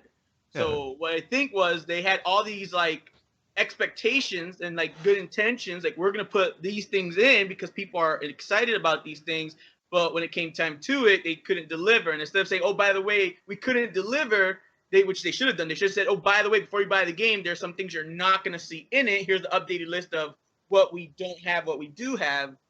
And instead, they just said, "Oh well, we're going to keep our mouth closed. Let them buy it." Yeah. So No Man's Sky, for most people, it's a disappointment. Like I said earlier, like we talked about it with Mr. Metokur. Yeah, like 90% of the Steam players just fucking dropped, stopped playing it. A lot of people got refunded. I got refunded because I never want to play the game again, and I'm not interested. And I didn't really have. I tried to give it lots of chances, but I realized this is not what I'm gonna enjoy. So I got my $60 back. I don't feel bad about it at all because I played it, didn't like it, and boom, they already got plenty of money. Like plenty of people fucking bought it. Yeah. I didn't get the refund. I didn't feel like, because I said to myself, I played over 30 hours of this game and I kept playing it for like over 60 hours. I think after I played a game for 60 hours, I would feel scummy, me personally, to refund it after like 60 hours of playing it. I don't know. I have a thing, like if it's the first 10 hours I don't like it, I'll refund. But if it's like I played for 30 hours and had some kind of mild enjoyment out of it, even if the game is shit, I don't feel right returning it. That's just Do you think it would have been better if the game was $15 or $20? Well, that could go for anything, but like for what the gameplay is there and the mechanics on still like, I mean, I don't know. I don't think know. it was $20, no one would have complained, even with all the things that they No, people would have complained. My number 9 was what, 15, $20? That game sucked. And then everyone hated it, and it was shit, and it was fucking awful. Oh god. But yeah, No Man's Sky. I just like for the stuff that there's, cause like the people who made that game made Joe Danger and stuff, which were fine indie games. They're very simple. This was their big attempt to do something really cool and unique, but it was just too overambitious, and they didn't really get to do a lot of stuff in it other than just getting the very, very, very basics down. They didn't really add much to it, and so yeah, I bet they spent a lot of time working on it. You know, it's impressive because the one thing that they did get their promises on, or what they did fulfill, is that this is pretty much an endless fucking game, as in there are endless amounts of planets. But that being said, for me, it's not that much. There's not that much to it. It's just not that much fun. It reminds me of a comment I found on one of the videos. It's like an ocean wide, but a pool deep or something like that, or like an inch deep, but an ocean wide. Yeah, there you go. Yeah, that makes sense. They spread themselves out way too thin, but like across a lot of stuff. So yeah, No Man's Sky. You heard me 2 weeks ago or a week ago or whenever I said, oh, you know what? I like the idea of this game. I think it'll be good. I think people are just getting too crazy about it, and I'll play it for myself. And yeah, I liked it at first, but it just got boring very, very, very fast. And yeah, I think it's just another disappointment this year. And thank God for Deus Ex: Mankind Divided, which is a fucking fantastic game, really great game, and that's worth $60 and worth your time. So I recommend Deus Ex: Mankind Divided because it's fucking fantastic. So yeah, that's No Man's Sky. I guess we'll go on to the next topic, and it's on the Battlefield 1 beta. Now the Battlefield 1 beta came out yesterday, right? Wednesday, something like the open beta. And yeah, for me, I tried playing on PC at first for like the first day. It didn't fucking work at all. The A servers were down. That was like, due to okay. port. Yeah. Core. Yeah, but I finally got to play it today, and it was just Battlefield, but not interesting. I did not find it interesting at all. It just felt like, yep, this is more Battlefield. I don't know. I guess I'm just bad because I played a lot of Battlefield 4, and I loved it. Like when it first came out, I think it was a launch game for PS4. And I really, really loved it. I don't know. I don't know. I just feel kind of burnt out on it, and I'm sure other people played it too. Torres, didn't you play it? I played a little bit of it. Yeah. What do you think? It was fine for the most part. I just got to get used to it. It kind of sucks that the game only has one map. I was hoping it'd be at least 2 or 3. Yeah. Better than Overwatch, right? I wouldn't say that. Oh, well, you said it before. I was fucking around with y'all. Oh yeah, nah, you were serious. You said it's gonna be better than Overwatch, and I was like, hell no. Well, we not won't better know than until Overwatch. launch. We can't judge a beta yet. Just from what I've seen, the gameplay mechanics, it just seems like Battlefield 4 again. Like Battlefield Hardline, as mediocre as it was, it tried to do something unique and cool, but it failed obviously because no one cares about it. But yeah, Battlefield 1 just feels like. People are wondering if this game's gonna work at launch though, since Battlefield 4 was shit at launch. Oh yeah. I don't know. We'll just have to see if it's anything go by on the beta. Like eventually it'll be fine, but right, like I don't know. They'll have to get their servers up in check by the time the game comes out. Because if it fails, because like the servers are off, and it's gonna be like, come on. But you know, it's if you liked Battlefield and you want to play more Battlefield, you'll like that. The World War I stuff is super toned down. It really is toned down. Like it doesn't. Oh, I'm in World War I. I'm fighting, the Russians and all that shit. It just felt like another Battlefield game to me, which is fine if you're into that. Wasn't there Oh. supposed to be a different thing about Battlefield this time? Like supposedly it's like some supernatural element, or they're adding some kind of like different like alternate universe type thing to it. I could have That's sworn they no, added. no. That's Call of Duty. Like this is just straight up supposed to be regular ass World War One combat. Although I it's think super. they said that this is supposed to be Trailer. an alternate time of World War One. Yeah. I remember they said that. Yeah, that's Oh, right. really? There's a trailer. Yeah. They're talking about it's alternate universe World War One. Like there's gonna be some like Oh. monstrous looking thing. I saw in the trailer like some monstrous looking thing, and then my friend was hyped. I wasn't because it's another Call of Duty type. Well, not Call of Duty. Excuse me, FPS. So he was all hyped for it. He was like, "Oh, it's gonna be cool and different." I'm like, "Okay," but apparently it's supposed to be alternate universe World War One. That's weird. It didn't feel like that at all. It just felt like, yep, this is another one of those. So if you want another Battlefield with another map, which pretty much is a huge map pack, sure, go ahead. But I don't know. It would have been cool if they went all the way with the World War One stuff, because it just seems like, oh, instead of grenade, it's mustard gas, which is pretty much the same thing, or like smoke grenades or whatever. It just feels like the World War One like aspects, or like the weaponry on the skin of Battlefield 4. So, well, you know, it was fine, but it didn't interest me or make me really want, oh, I'm buying this fucking shit day one, because it really didn't. It was just, eh. Anybody else play it? Anybody? AJ played it, right? Hell no. Oh, come on. It's free. And speaking of free, no, not this weekend, but next weekend, Overwatch is free on PS4 and Xbox One for everybody. Yup. On consoles for the whole weekend next week. So Yup. if you haven't played Overwatch yet, you've been shrugging it off, you've been talking shit about it, give it a Well, chance. yeah. Play it. Oh yeah. Also, a little bit of Overwatch news. Oh, The boy. competitive patch on Oh. PC and Xbox One has actually come out today. Yeah. Still waiting on PS4 though. They're Uh-huh. taking their sweet time. Pieces Although- of shit. Because Season 2 competitive is another thing on PTR Overwatch, which is like their developmental thing. And also that Well, that German they map.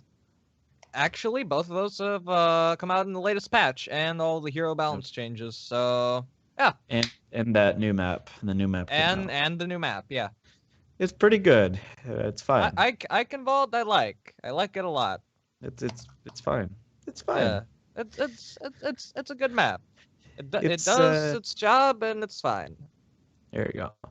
Someone said Overwatch is the greatest. Absolutely correct. That game is more fun than cocaine. So This person knows what they're talking about. You Listen haven't to had me. very good cocaine. I was about so- to say that. Yeah, you got ripped no, off. Overwatch is cocaine. So Which is like great, but cocaine's I- fucking awesome. I haven't connected. My PS4 is still not connected to the internet because of my goddamn college campus. But I played so much of it like for the past week on in my dorm. Oh, on PC. Oh man, that game is so fucking great. Don't give a shit. That game is fucking great. 10 out of 10. Great game. So yeah, so that was Battlefield 1. That sort of went into what? Overwatch. The Overcrutch. Oh boy. So now I'm gonna look for another one, I guess. Alright, fine. I'll look through the gaming topics as well. I didn't see shit. There's not very much on the Reddit right now. I'm not looking on the Reddit. I'm looking through the deck. Oh, the dick. Yee. You know, the thing that you like to have every day. Let's see. Let's take a look at some viewers. Taking a little look. Yeah, a little look there for you. New month, meaning new game releases. What are you all looking forward to getting this month from Destiny Decade? So it is right. This is the 1st of September. And this is usually when games start coming out. Just looking right now, honestly, like, other than like Dead Rising and BioShock, like those collections are coming out, which I'm gonna play. Yeah. Pac-Man Championship Edition 2. I want to play that. The first one is one of the best games ever. Love Championship Edition Pac-Man. It's so great. Persona 5, fuck that. I'm not seeing much else. I'm seeing some shitty Sonic game and some anime bullshit. Wait, Wow. Sonic Mania? No, Sonic Boom, Fire and Ice on 3DS. Oh yeah, that game. And some Shins Megami Tensei fuck you, Whatever whatever. the fuck. No one cares. Yeah, actually, about that. never mind. There's not much coming out in September. Like all I'm seeing is that Pac-Man game, which not everyone's going to be into, and Dead Rising and BioShock, but they're just HD remasters. So Yeah, September seems dead. Supposedly for the hardcore gaming season. Yeah. It's a dead month. The good stuff coming October through December. yeah, October the PSVR releases and Battlefield 1, Last Guardian, Titanfall 2, Friday the 13th game. I cannot wait for that. Gears of War 4. Watch Dogs 2. That comes out. I thought it came out December. Gravity Rush. Yeah, it comes out December. Oh yeah, and Fractured Butthole. In December? Yeah, December actually has a lot of shit. Dead Rising 4, South Park, Yakuza. That's a shit. Oh yeah, and also as a side note, actually no, I want to get through this topic first. All right, Fez, go. did you see anything? Anybody else see anything? from September? I did see something. What? All right, this one is for Loophole. Oh. Why does Loophole have some of the worst gaming opinions? First he hates on Sonic, now he hates on the best Mega Man game. Wait. Why are his opinions so bad? Mega Man Legends. I mean, Yeah, the that last, one. I never- the last good I never Sonic knew- game the last good Sonic game was Generations. So. The last good Sonic game was fucking Never, so fuck that. But anyway, about Mega Man Legends. No, about Mega Man Legends, just real quick. I did not know there were some people who like fucking love that game. The game is so shit. It's so outdated and old, and it's crusty. Mega Man Legends? The first one. Dude, that It's game not- is that game has a cult following, dude. What the fuck did you expect? Yes, I remember people were super pissed about Legends 3, but like the first game, it just doesn't fucking hold up. What can I say? The game's from 97. All right, listen. It has a That would cult be like say this, dude. What do you if expect? Loophole was a hates the fuck PS1 out of game. Spyro, I don't give a fuck. hate I mean, Spyro. that's I'm saying if you would. Oh. I'm saying that I don't fucking care. You're just some guy on the internet. I'm not gonna take your opinion as seriously. The AJ method to the internet. Yeah. Don't get Exactly. I mean, nobody cares that you don't like Witcher or Mass Effect. people care that I don't like Witcher. People got up in arms about that. Well, Didn't you make a video that you threw in the trash? Yeah, after one of the stupid ass Game Awards. Oh, and then yeah, I had remember some that. joke, I just think it's a boring game. Like, well made, sure, but it's boring. It's super boring. Yeah, Mass Effect, whatever. Like, sure, I don't really care. I know I don't need to agree with the mass opinions. I like my own opinions, and I like being me. Usually There's they're so utter then you. garbage. Nah. Anyways, what I wanted to bring up was, oh my god, did anybody see the fucking Nintendo Direct bullshit? I didn't even know that happened. Was it the one about the 3DS stuff? Yeah. Oh, I didn't even Yeah. watch. I just heard about it. Oh, please, Oh well, I saw please the do tell. highlights. I saw the highlights. Oh, Some man. quote unquote highlights. Do tell us about it, Loophole. How was it? It was fucking stupid, waste of time. Made me want to throw away my 3DS, like legit, because I don't. It's so shit. Like, oh my god, like. There's some new Pikmin game. It just looked like another fucking side scroller. It's like, okay.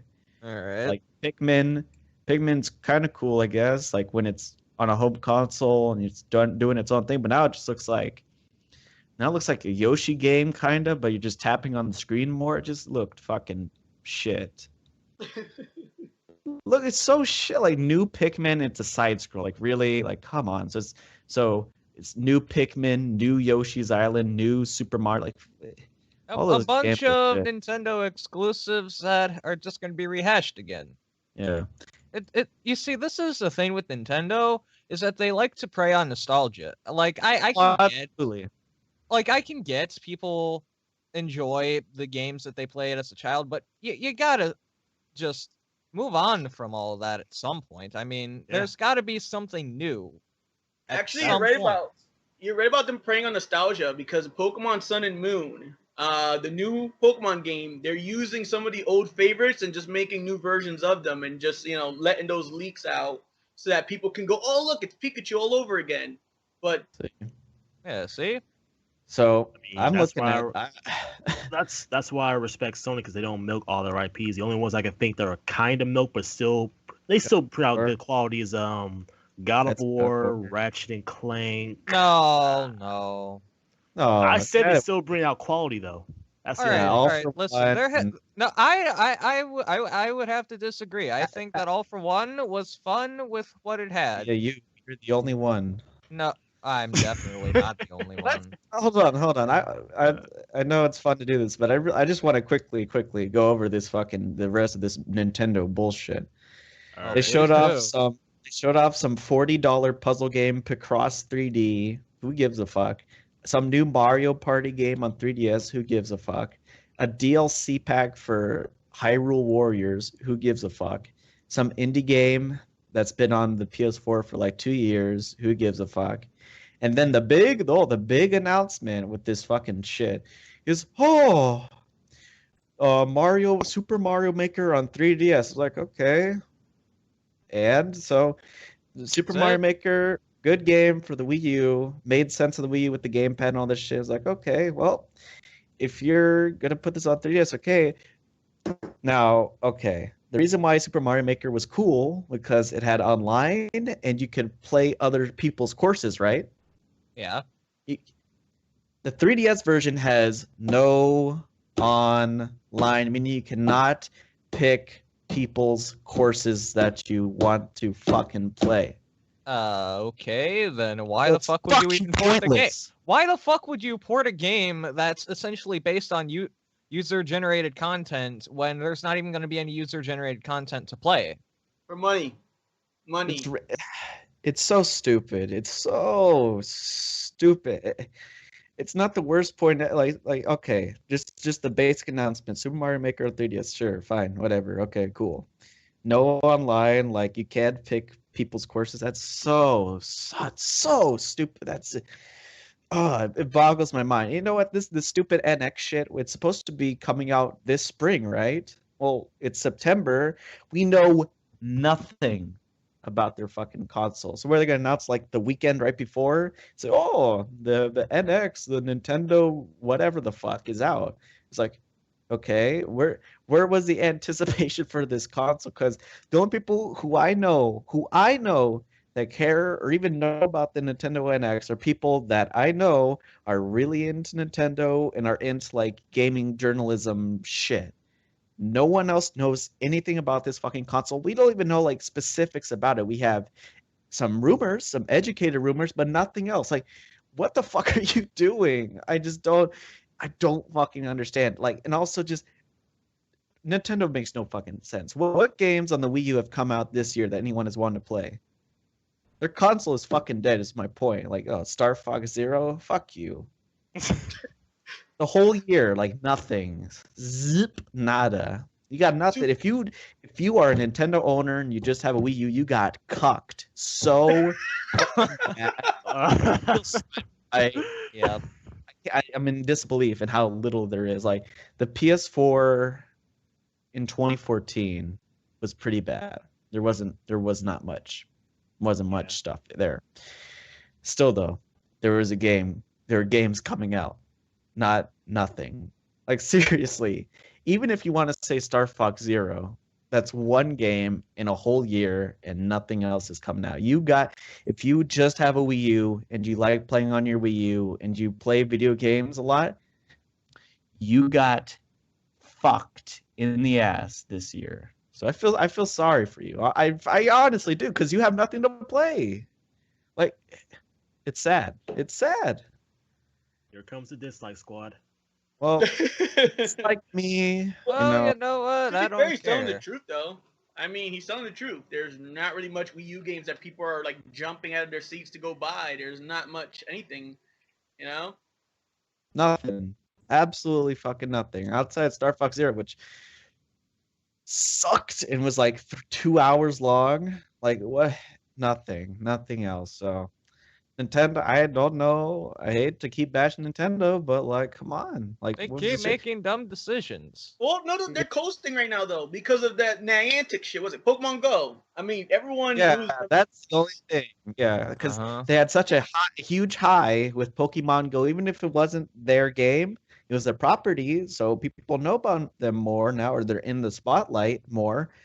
But they didn't like use the popularity of Pokemon Go to promote their new console or anything else, really. They just fucking like for Nintendo themselves just said, "Oh, fuck it, it's not our shit." Like what are they doing? Like even when they have something good, they have an opportunity, they don't use it whatsoever. Pokemon Go was so huge, so big, still pretty big, but at a point, like in July, it was fucking massive. It was fucking huge. They did not capitalize on that success at all. In fact, they said, "Oh, this isn't our game," so they're stuck. Whoo! They went. Fuck, I can't whistle. Nintendo stocks went so down when they told everybody we had nothing to do with this fucking game. Nothing. So they cucked themselves. They cucked everybody else. Nintendo is the biggest cuck in the video game industry. Damn. Jeez, man.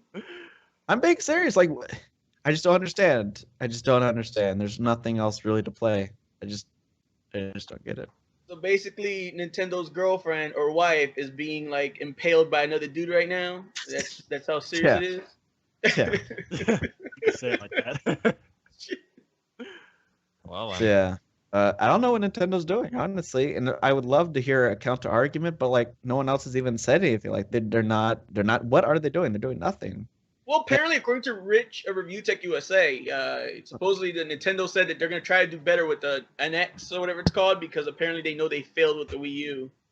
They failed with the Wii as well. It didn't really go anywhere. Shout out to Rich, by the way. Yeah. So yeah. I got a question. Do you think the Neo will outsell the NX? Are you fucking kidding me? Absolutely, it will. Dude. That's a trick question. It's a joke. Now, here's what I'm thinking. Will the NX sell more than the Xbox One S? That's what I'm thinking. That's more of a likely judgment.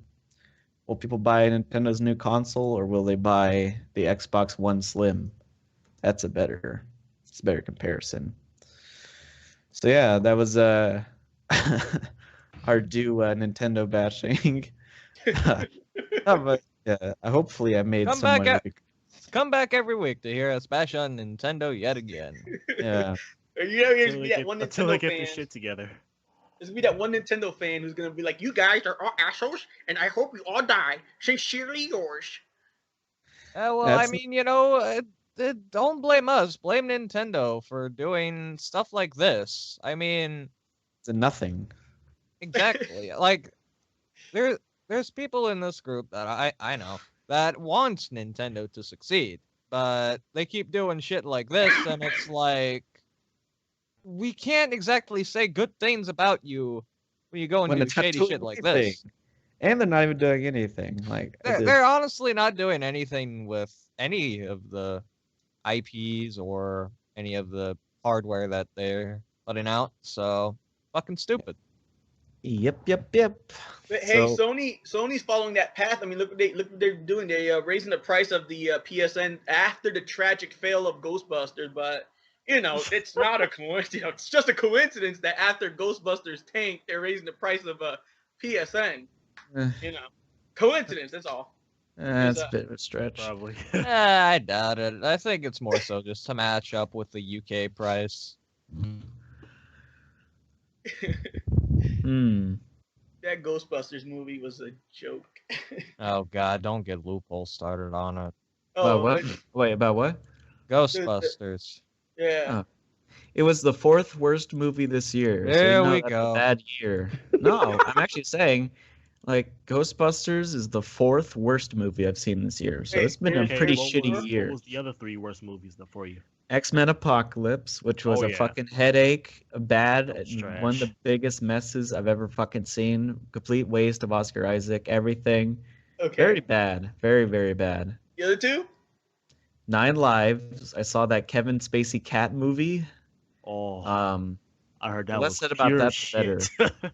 Yeah, but it was so stupid and so pointless that it was like my second worst. Because And the otherwise, it first? would have been my worst. Batman v Superman. Fuck that movie. Fuck Figure that. that movie. Yeah. Fuck that movie. It's not good. And you know, my doormate really loves that movie, but I hate it. I hated watching it. You know, people said, "Oh, the extended cut is so great." Nah, it's According, that's the only movies that gave me a headache watching it. according to chat, you masturbated to Leslie Joan nude leaks. Oh.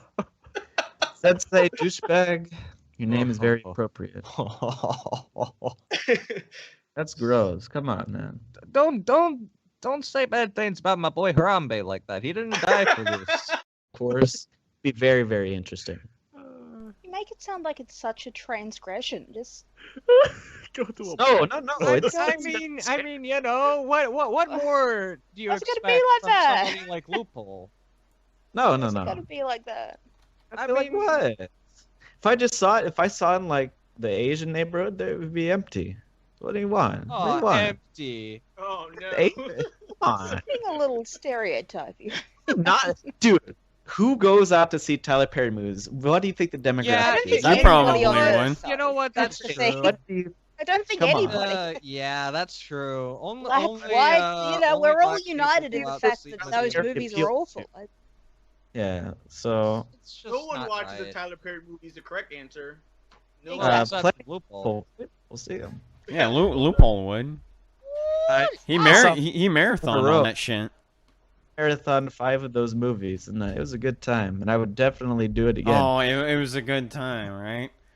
10 Loophole hours. got a Yeah, that question. wasn't what you said when you were watching it.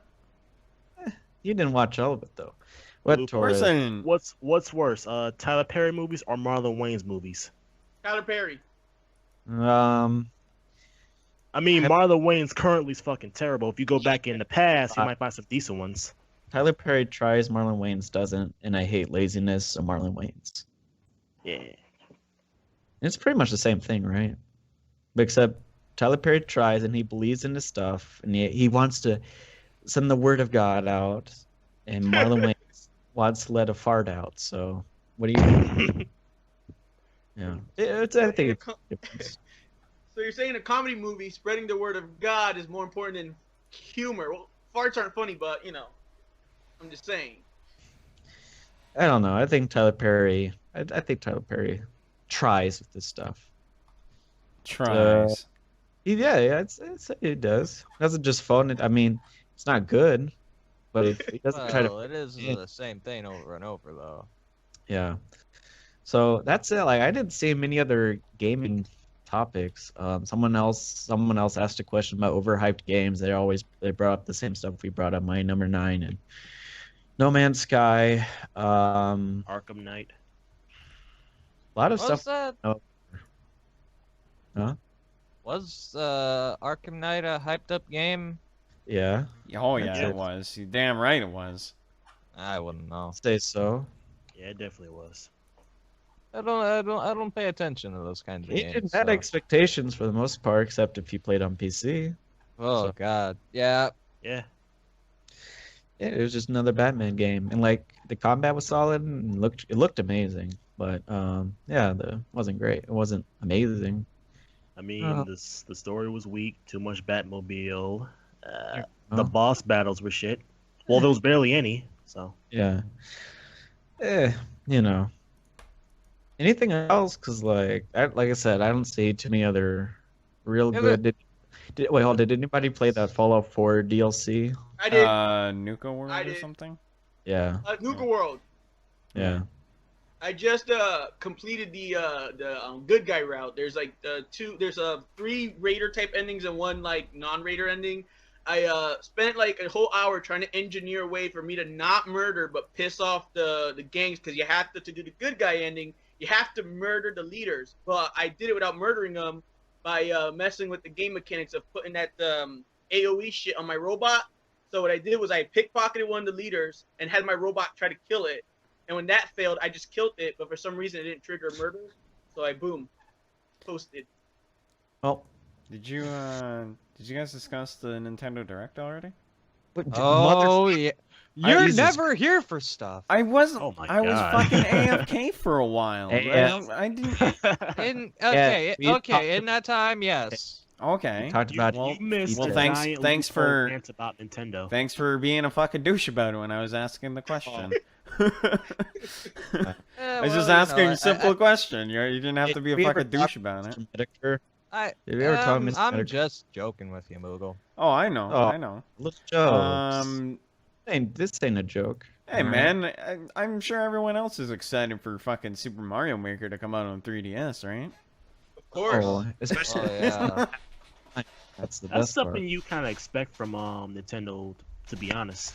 Since they did bring Hyrule Warriors to 3DS. Oh yeah, and they brought Yoshi's Woolly World to 3DS, which is hilarious. I think like they brought some other Wii U game to 3DS. Yeah, we discussed all of that and what the fuck Nintendo's doing. So gonna get plenty of dislikes on that. Now, I'm wondering because this game got re-released last week. Did anybody play the Resident Evil 4 like remaster? Oh, re-release? I've been playing it, Is it out actually. already? Yeah, it's out Yeah. Is it already. out? Yeah, Yeah. I'm playing it right now, actually. Yeah, well, so- not like right now, but like you know what I mean. Yeah. We I'm pretty sure It's a that great AJ played it. You know what's funny? The first thing I literally did when I started playing the game, I was like, "Oh, I'm going for that achievement when you shoot the water." That's literally the first thing I did when I started playing the game. I was like, "I'm going straight for that." Yeah. Man, RE4 is still a great game. What Still can I holds up say? to this day. It's a fucking nice great. looking game. I mean, no Yep. matter what you do with it, it still holds up to this day. And despite how many times it's been ported on multiple different consoles, and this is my like second time that I bought the game because I got the PC version, like I got it gifted to me, and I played very little of it. And then the PS4 one, I was like, I got interested in wanting to play the Resident Evil games again, so I was like, why not start with 4 again? And Yeah. wow, definitely holds up to this day. The only thing that I found really weird, I don't know if you noticed this, Sloop, when you were playing it, but have you noticed the lasers really off center when you're aiming? Like, have you noticed it bounces around a lot? It doesn't stay stationary. Oh, Yeah. I saw that Yeah. on the Digital Foundry video. Yeah, Yeah, well, it's I've been because- noticing myself. I didn't watch the video on it. I've been noticing myself. It was really kind of throwing off my aim when I'm going for the blue medallions. It's because of the frame rate, because the game was originally supposed to be at 30. So because they upped the frame rate, also mean that the laser sight goes a little bit shaky. Because it's supposed to shake a little bit, right? Mhm. But because of the added frame rate, like it goes a little bit. Yeah, it's weird, but it definitely is slicker. The one thing that I found weird is that I wasn't used to pressing L2 to aim and shit. Like that kind of threw me off a little bit. So That yeah. caught me off guard too. I was like, and then I pulled out my knife. I'm like, how the fuck do I pull out the knife? And I was like, oh, it's L1, and that, like, oh man, it's so weird. And aiming with the right stick and everything. But you can change that. You can Oh yeah, change- yeah. I got used to it though. Over time. Did you play it, AJ? The only one that Just the beginning of it, just to see how it looks in 60 FPS, and it was totally worth paying that game again. It's only $20. It's it's only 25 for me. Yeah. So. Well, I know that, Yeah. but the question that I had was when it was announced that it was coming to PS4 was, okay, that's cool and all, but what's going to be, what exactly is what are they going to do for them to convince me, to give them my money, because I already have it on the PS3. As soon as I heard that it was 60 FPS, all right, done, sold. Here you go. That's all I needed to hear. And then once I loaded it up and started to fuck around with it, woo, it's beautiful. It's a gorgeous I was looking game. around, I couldn't believe it. I was so tempted to replay it again, but I'm gonna hold on to that shit for some other time. It's such a nice looking game, and like people are saying, oh, I wish it had the GameCube graphics. I'm like, why? Yeah. Like, why? The game looked like shit back then. Sure, I guess like maybe the textures, like that's what they want in that. But I like the high res textures. They look amazing. I wouldn't say amazing, but they're definitely better. A lot So, better. The faces are weird. I've actually been noticing that, like with some of the characters, their faces are really weird looking, but it's not that big of a deal.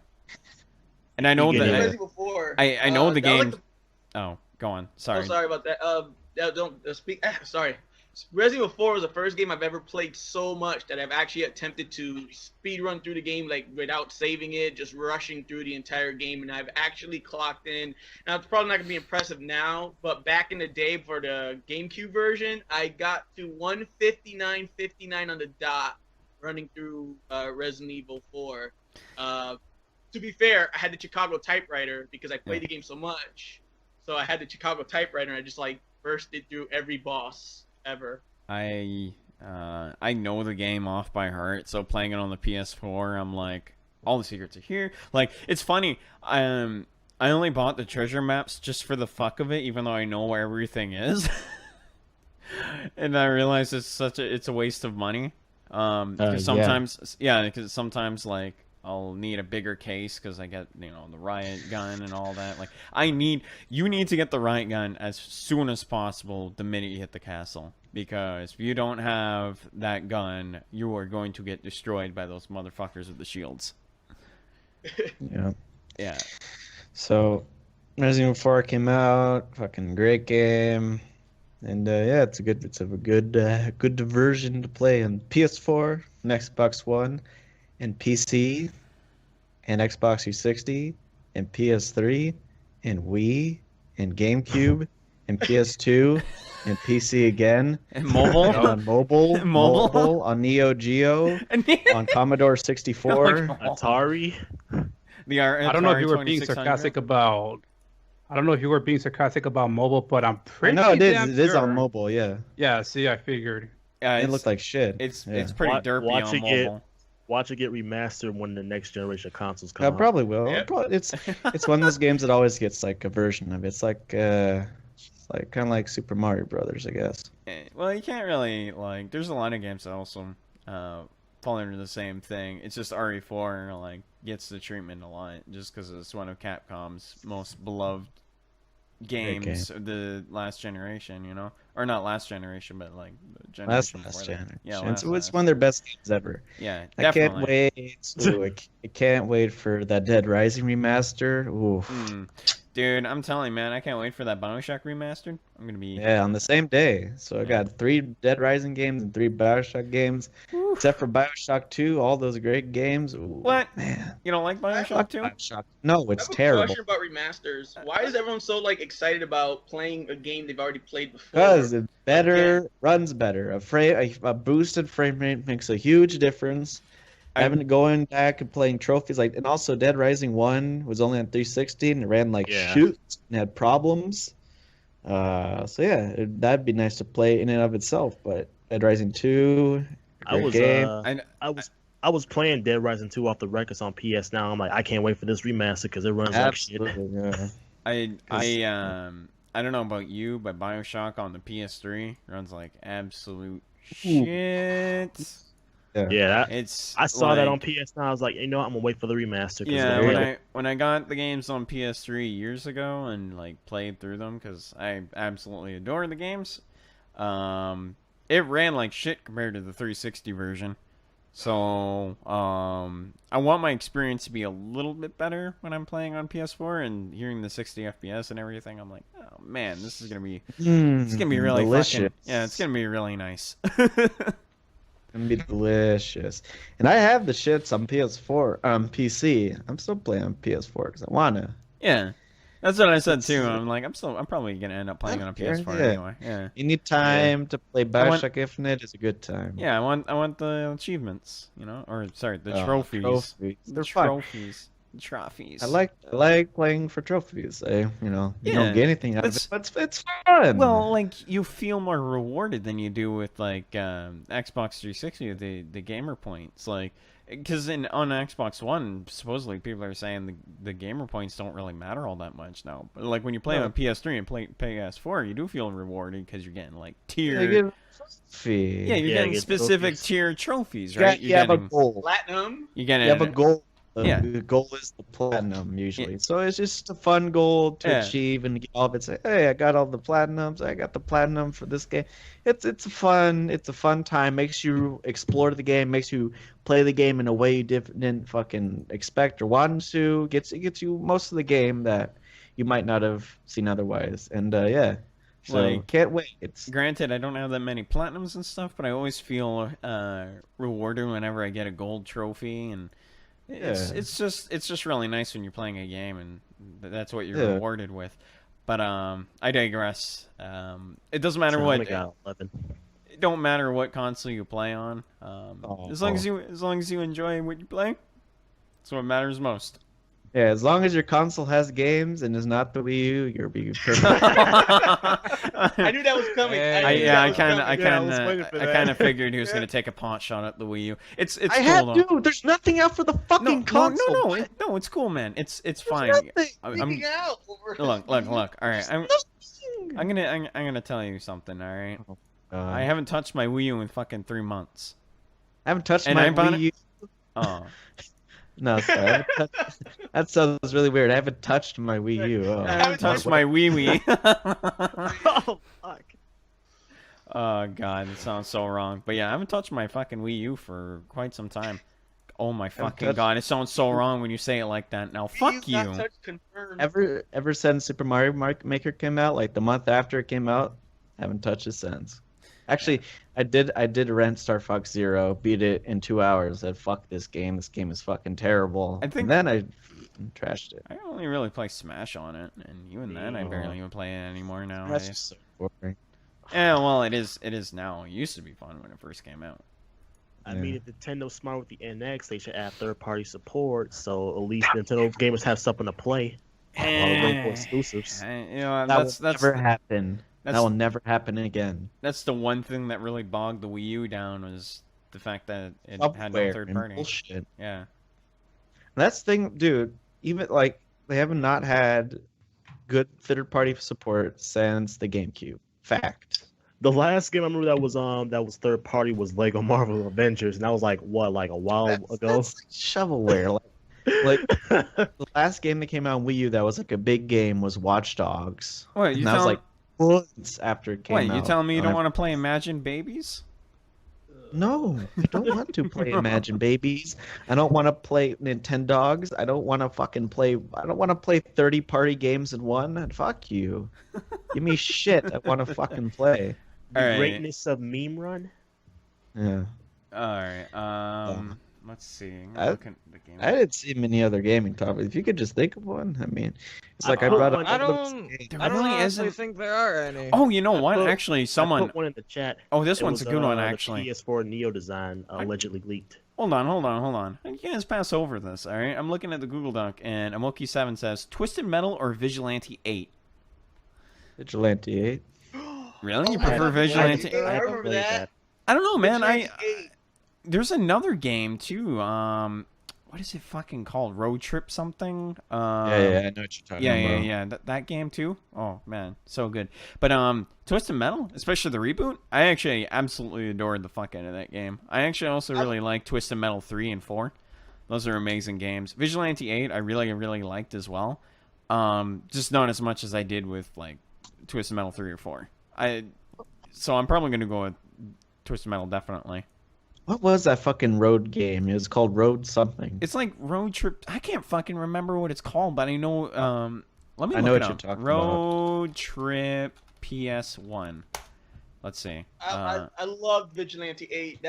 I used to play that for like hours on end mindlessly. Just loved the shit out of it. What's it's called Rogue Trip Vacation 2012. Oh, that's it. Okay. Rogue Trip, not Road Chip.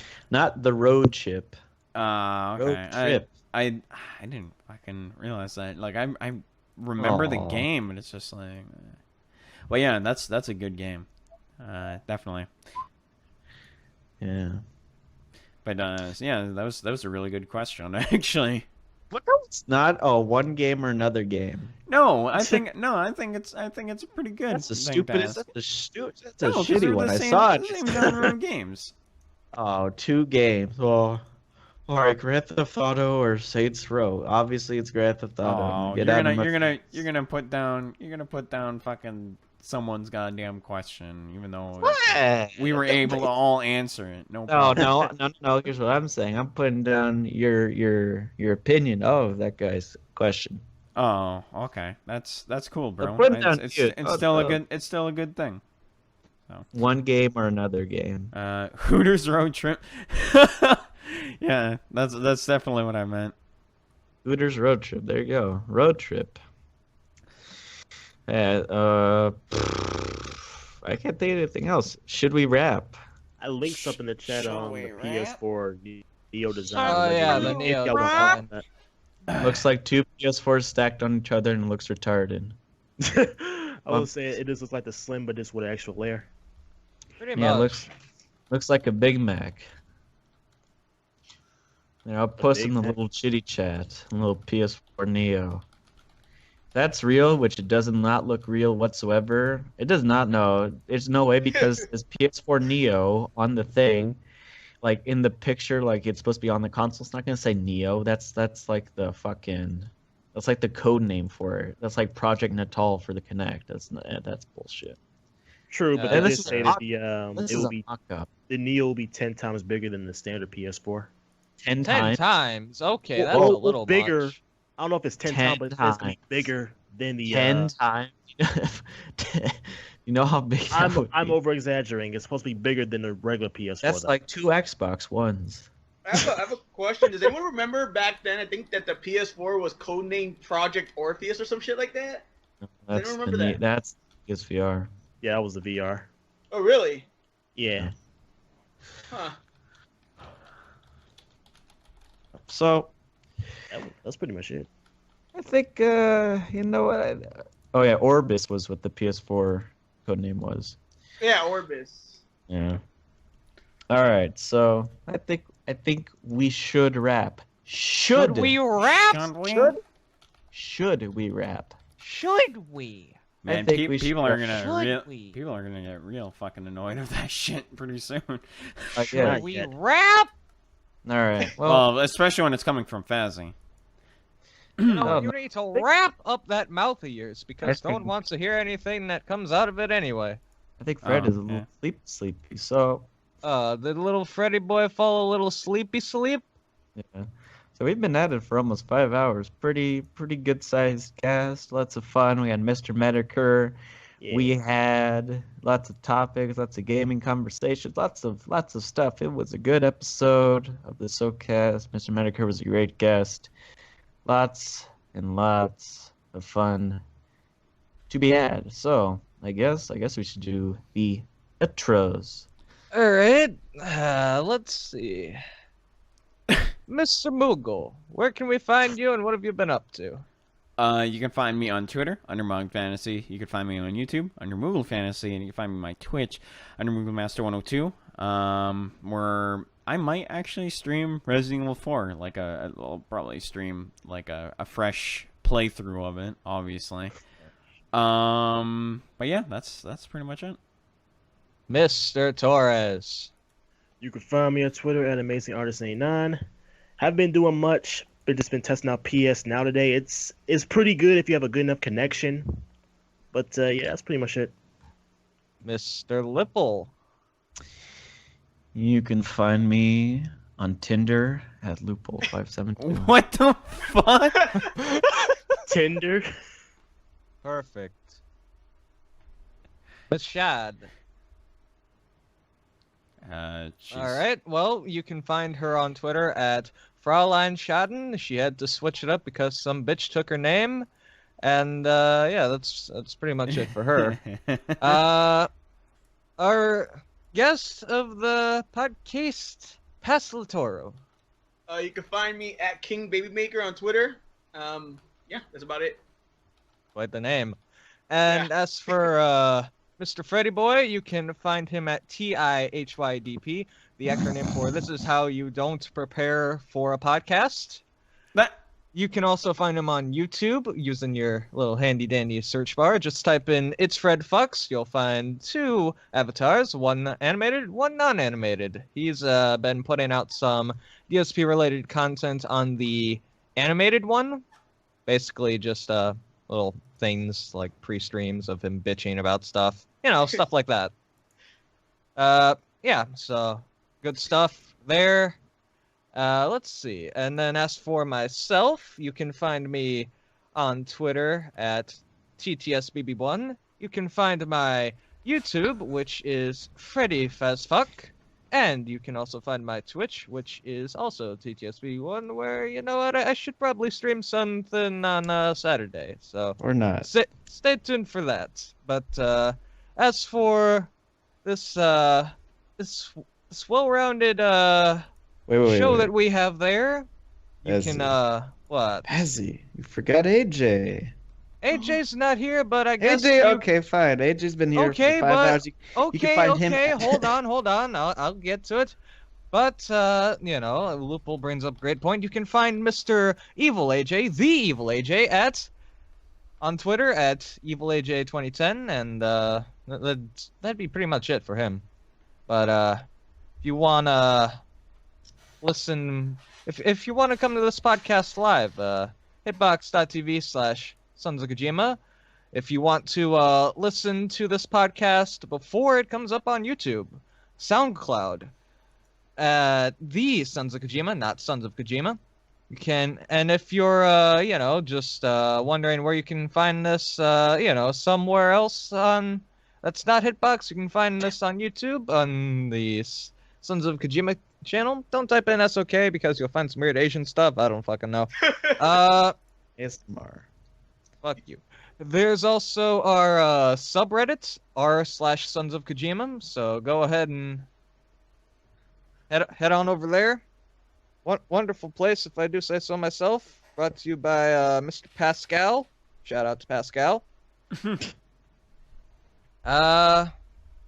see. Oh yeah, yes, okay, shirts. Yeah, we're going to give it one more week, and then we're going to choose from the designs and stuff. And overall, it's going to be quite great. But I think that about does it. Well, I mean, you know, there's this one thing that Fred always says. I don't fucking know what it is. We love you. Go fuck yourselves. Good night. Almost. Good night, everybody. My chicky nuggies.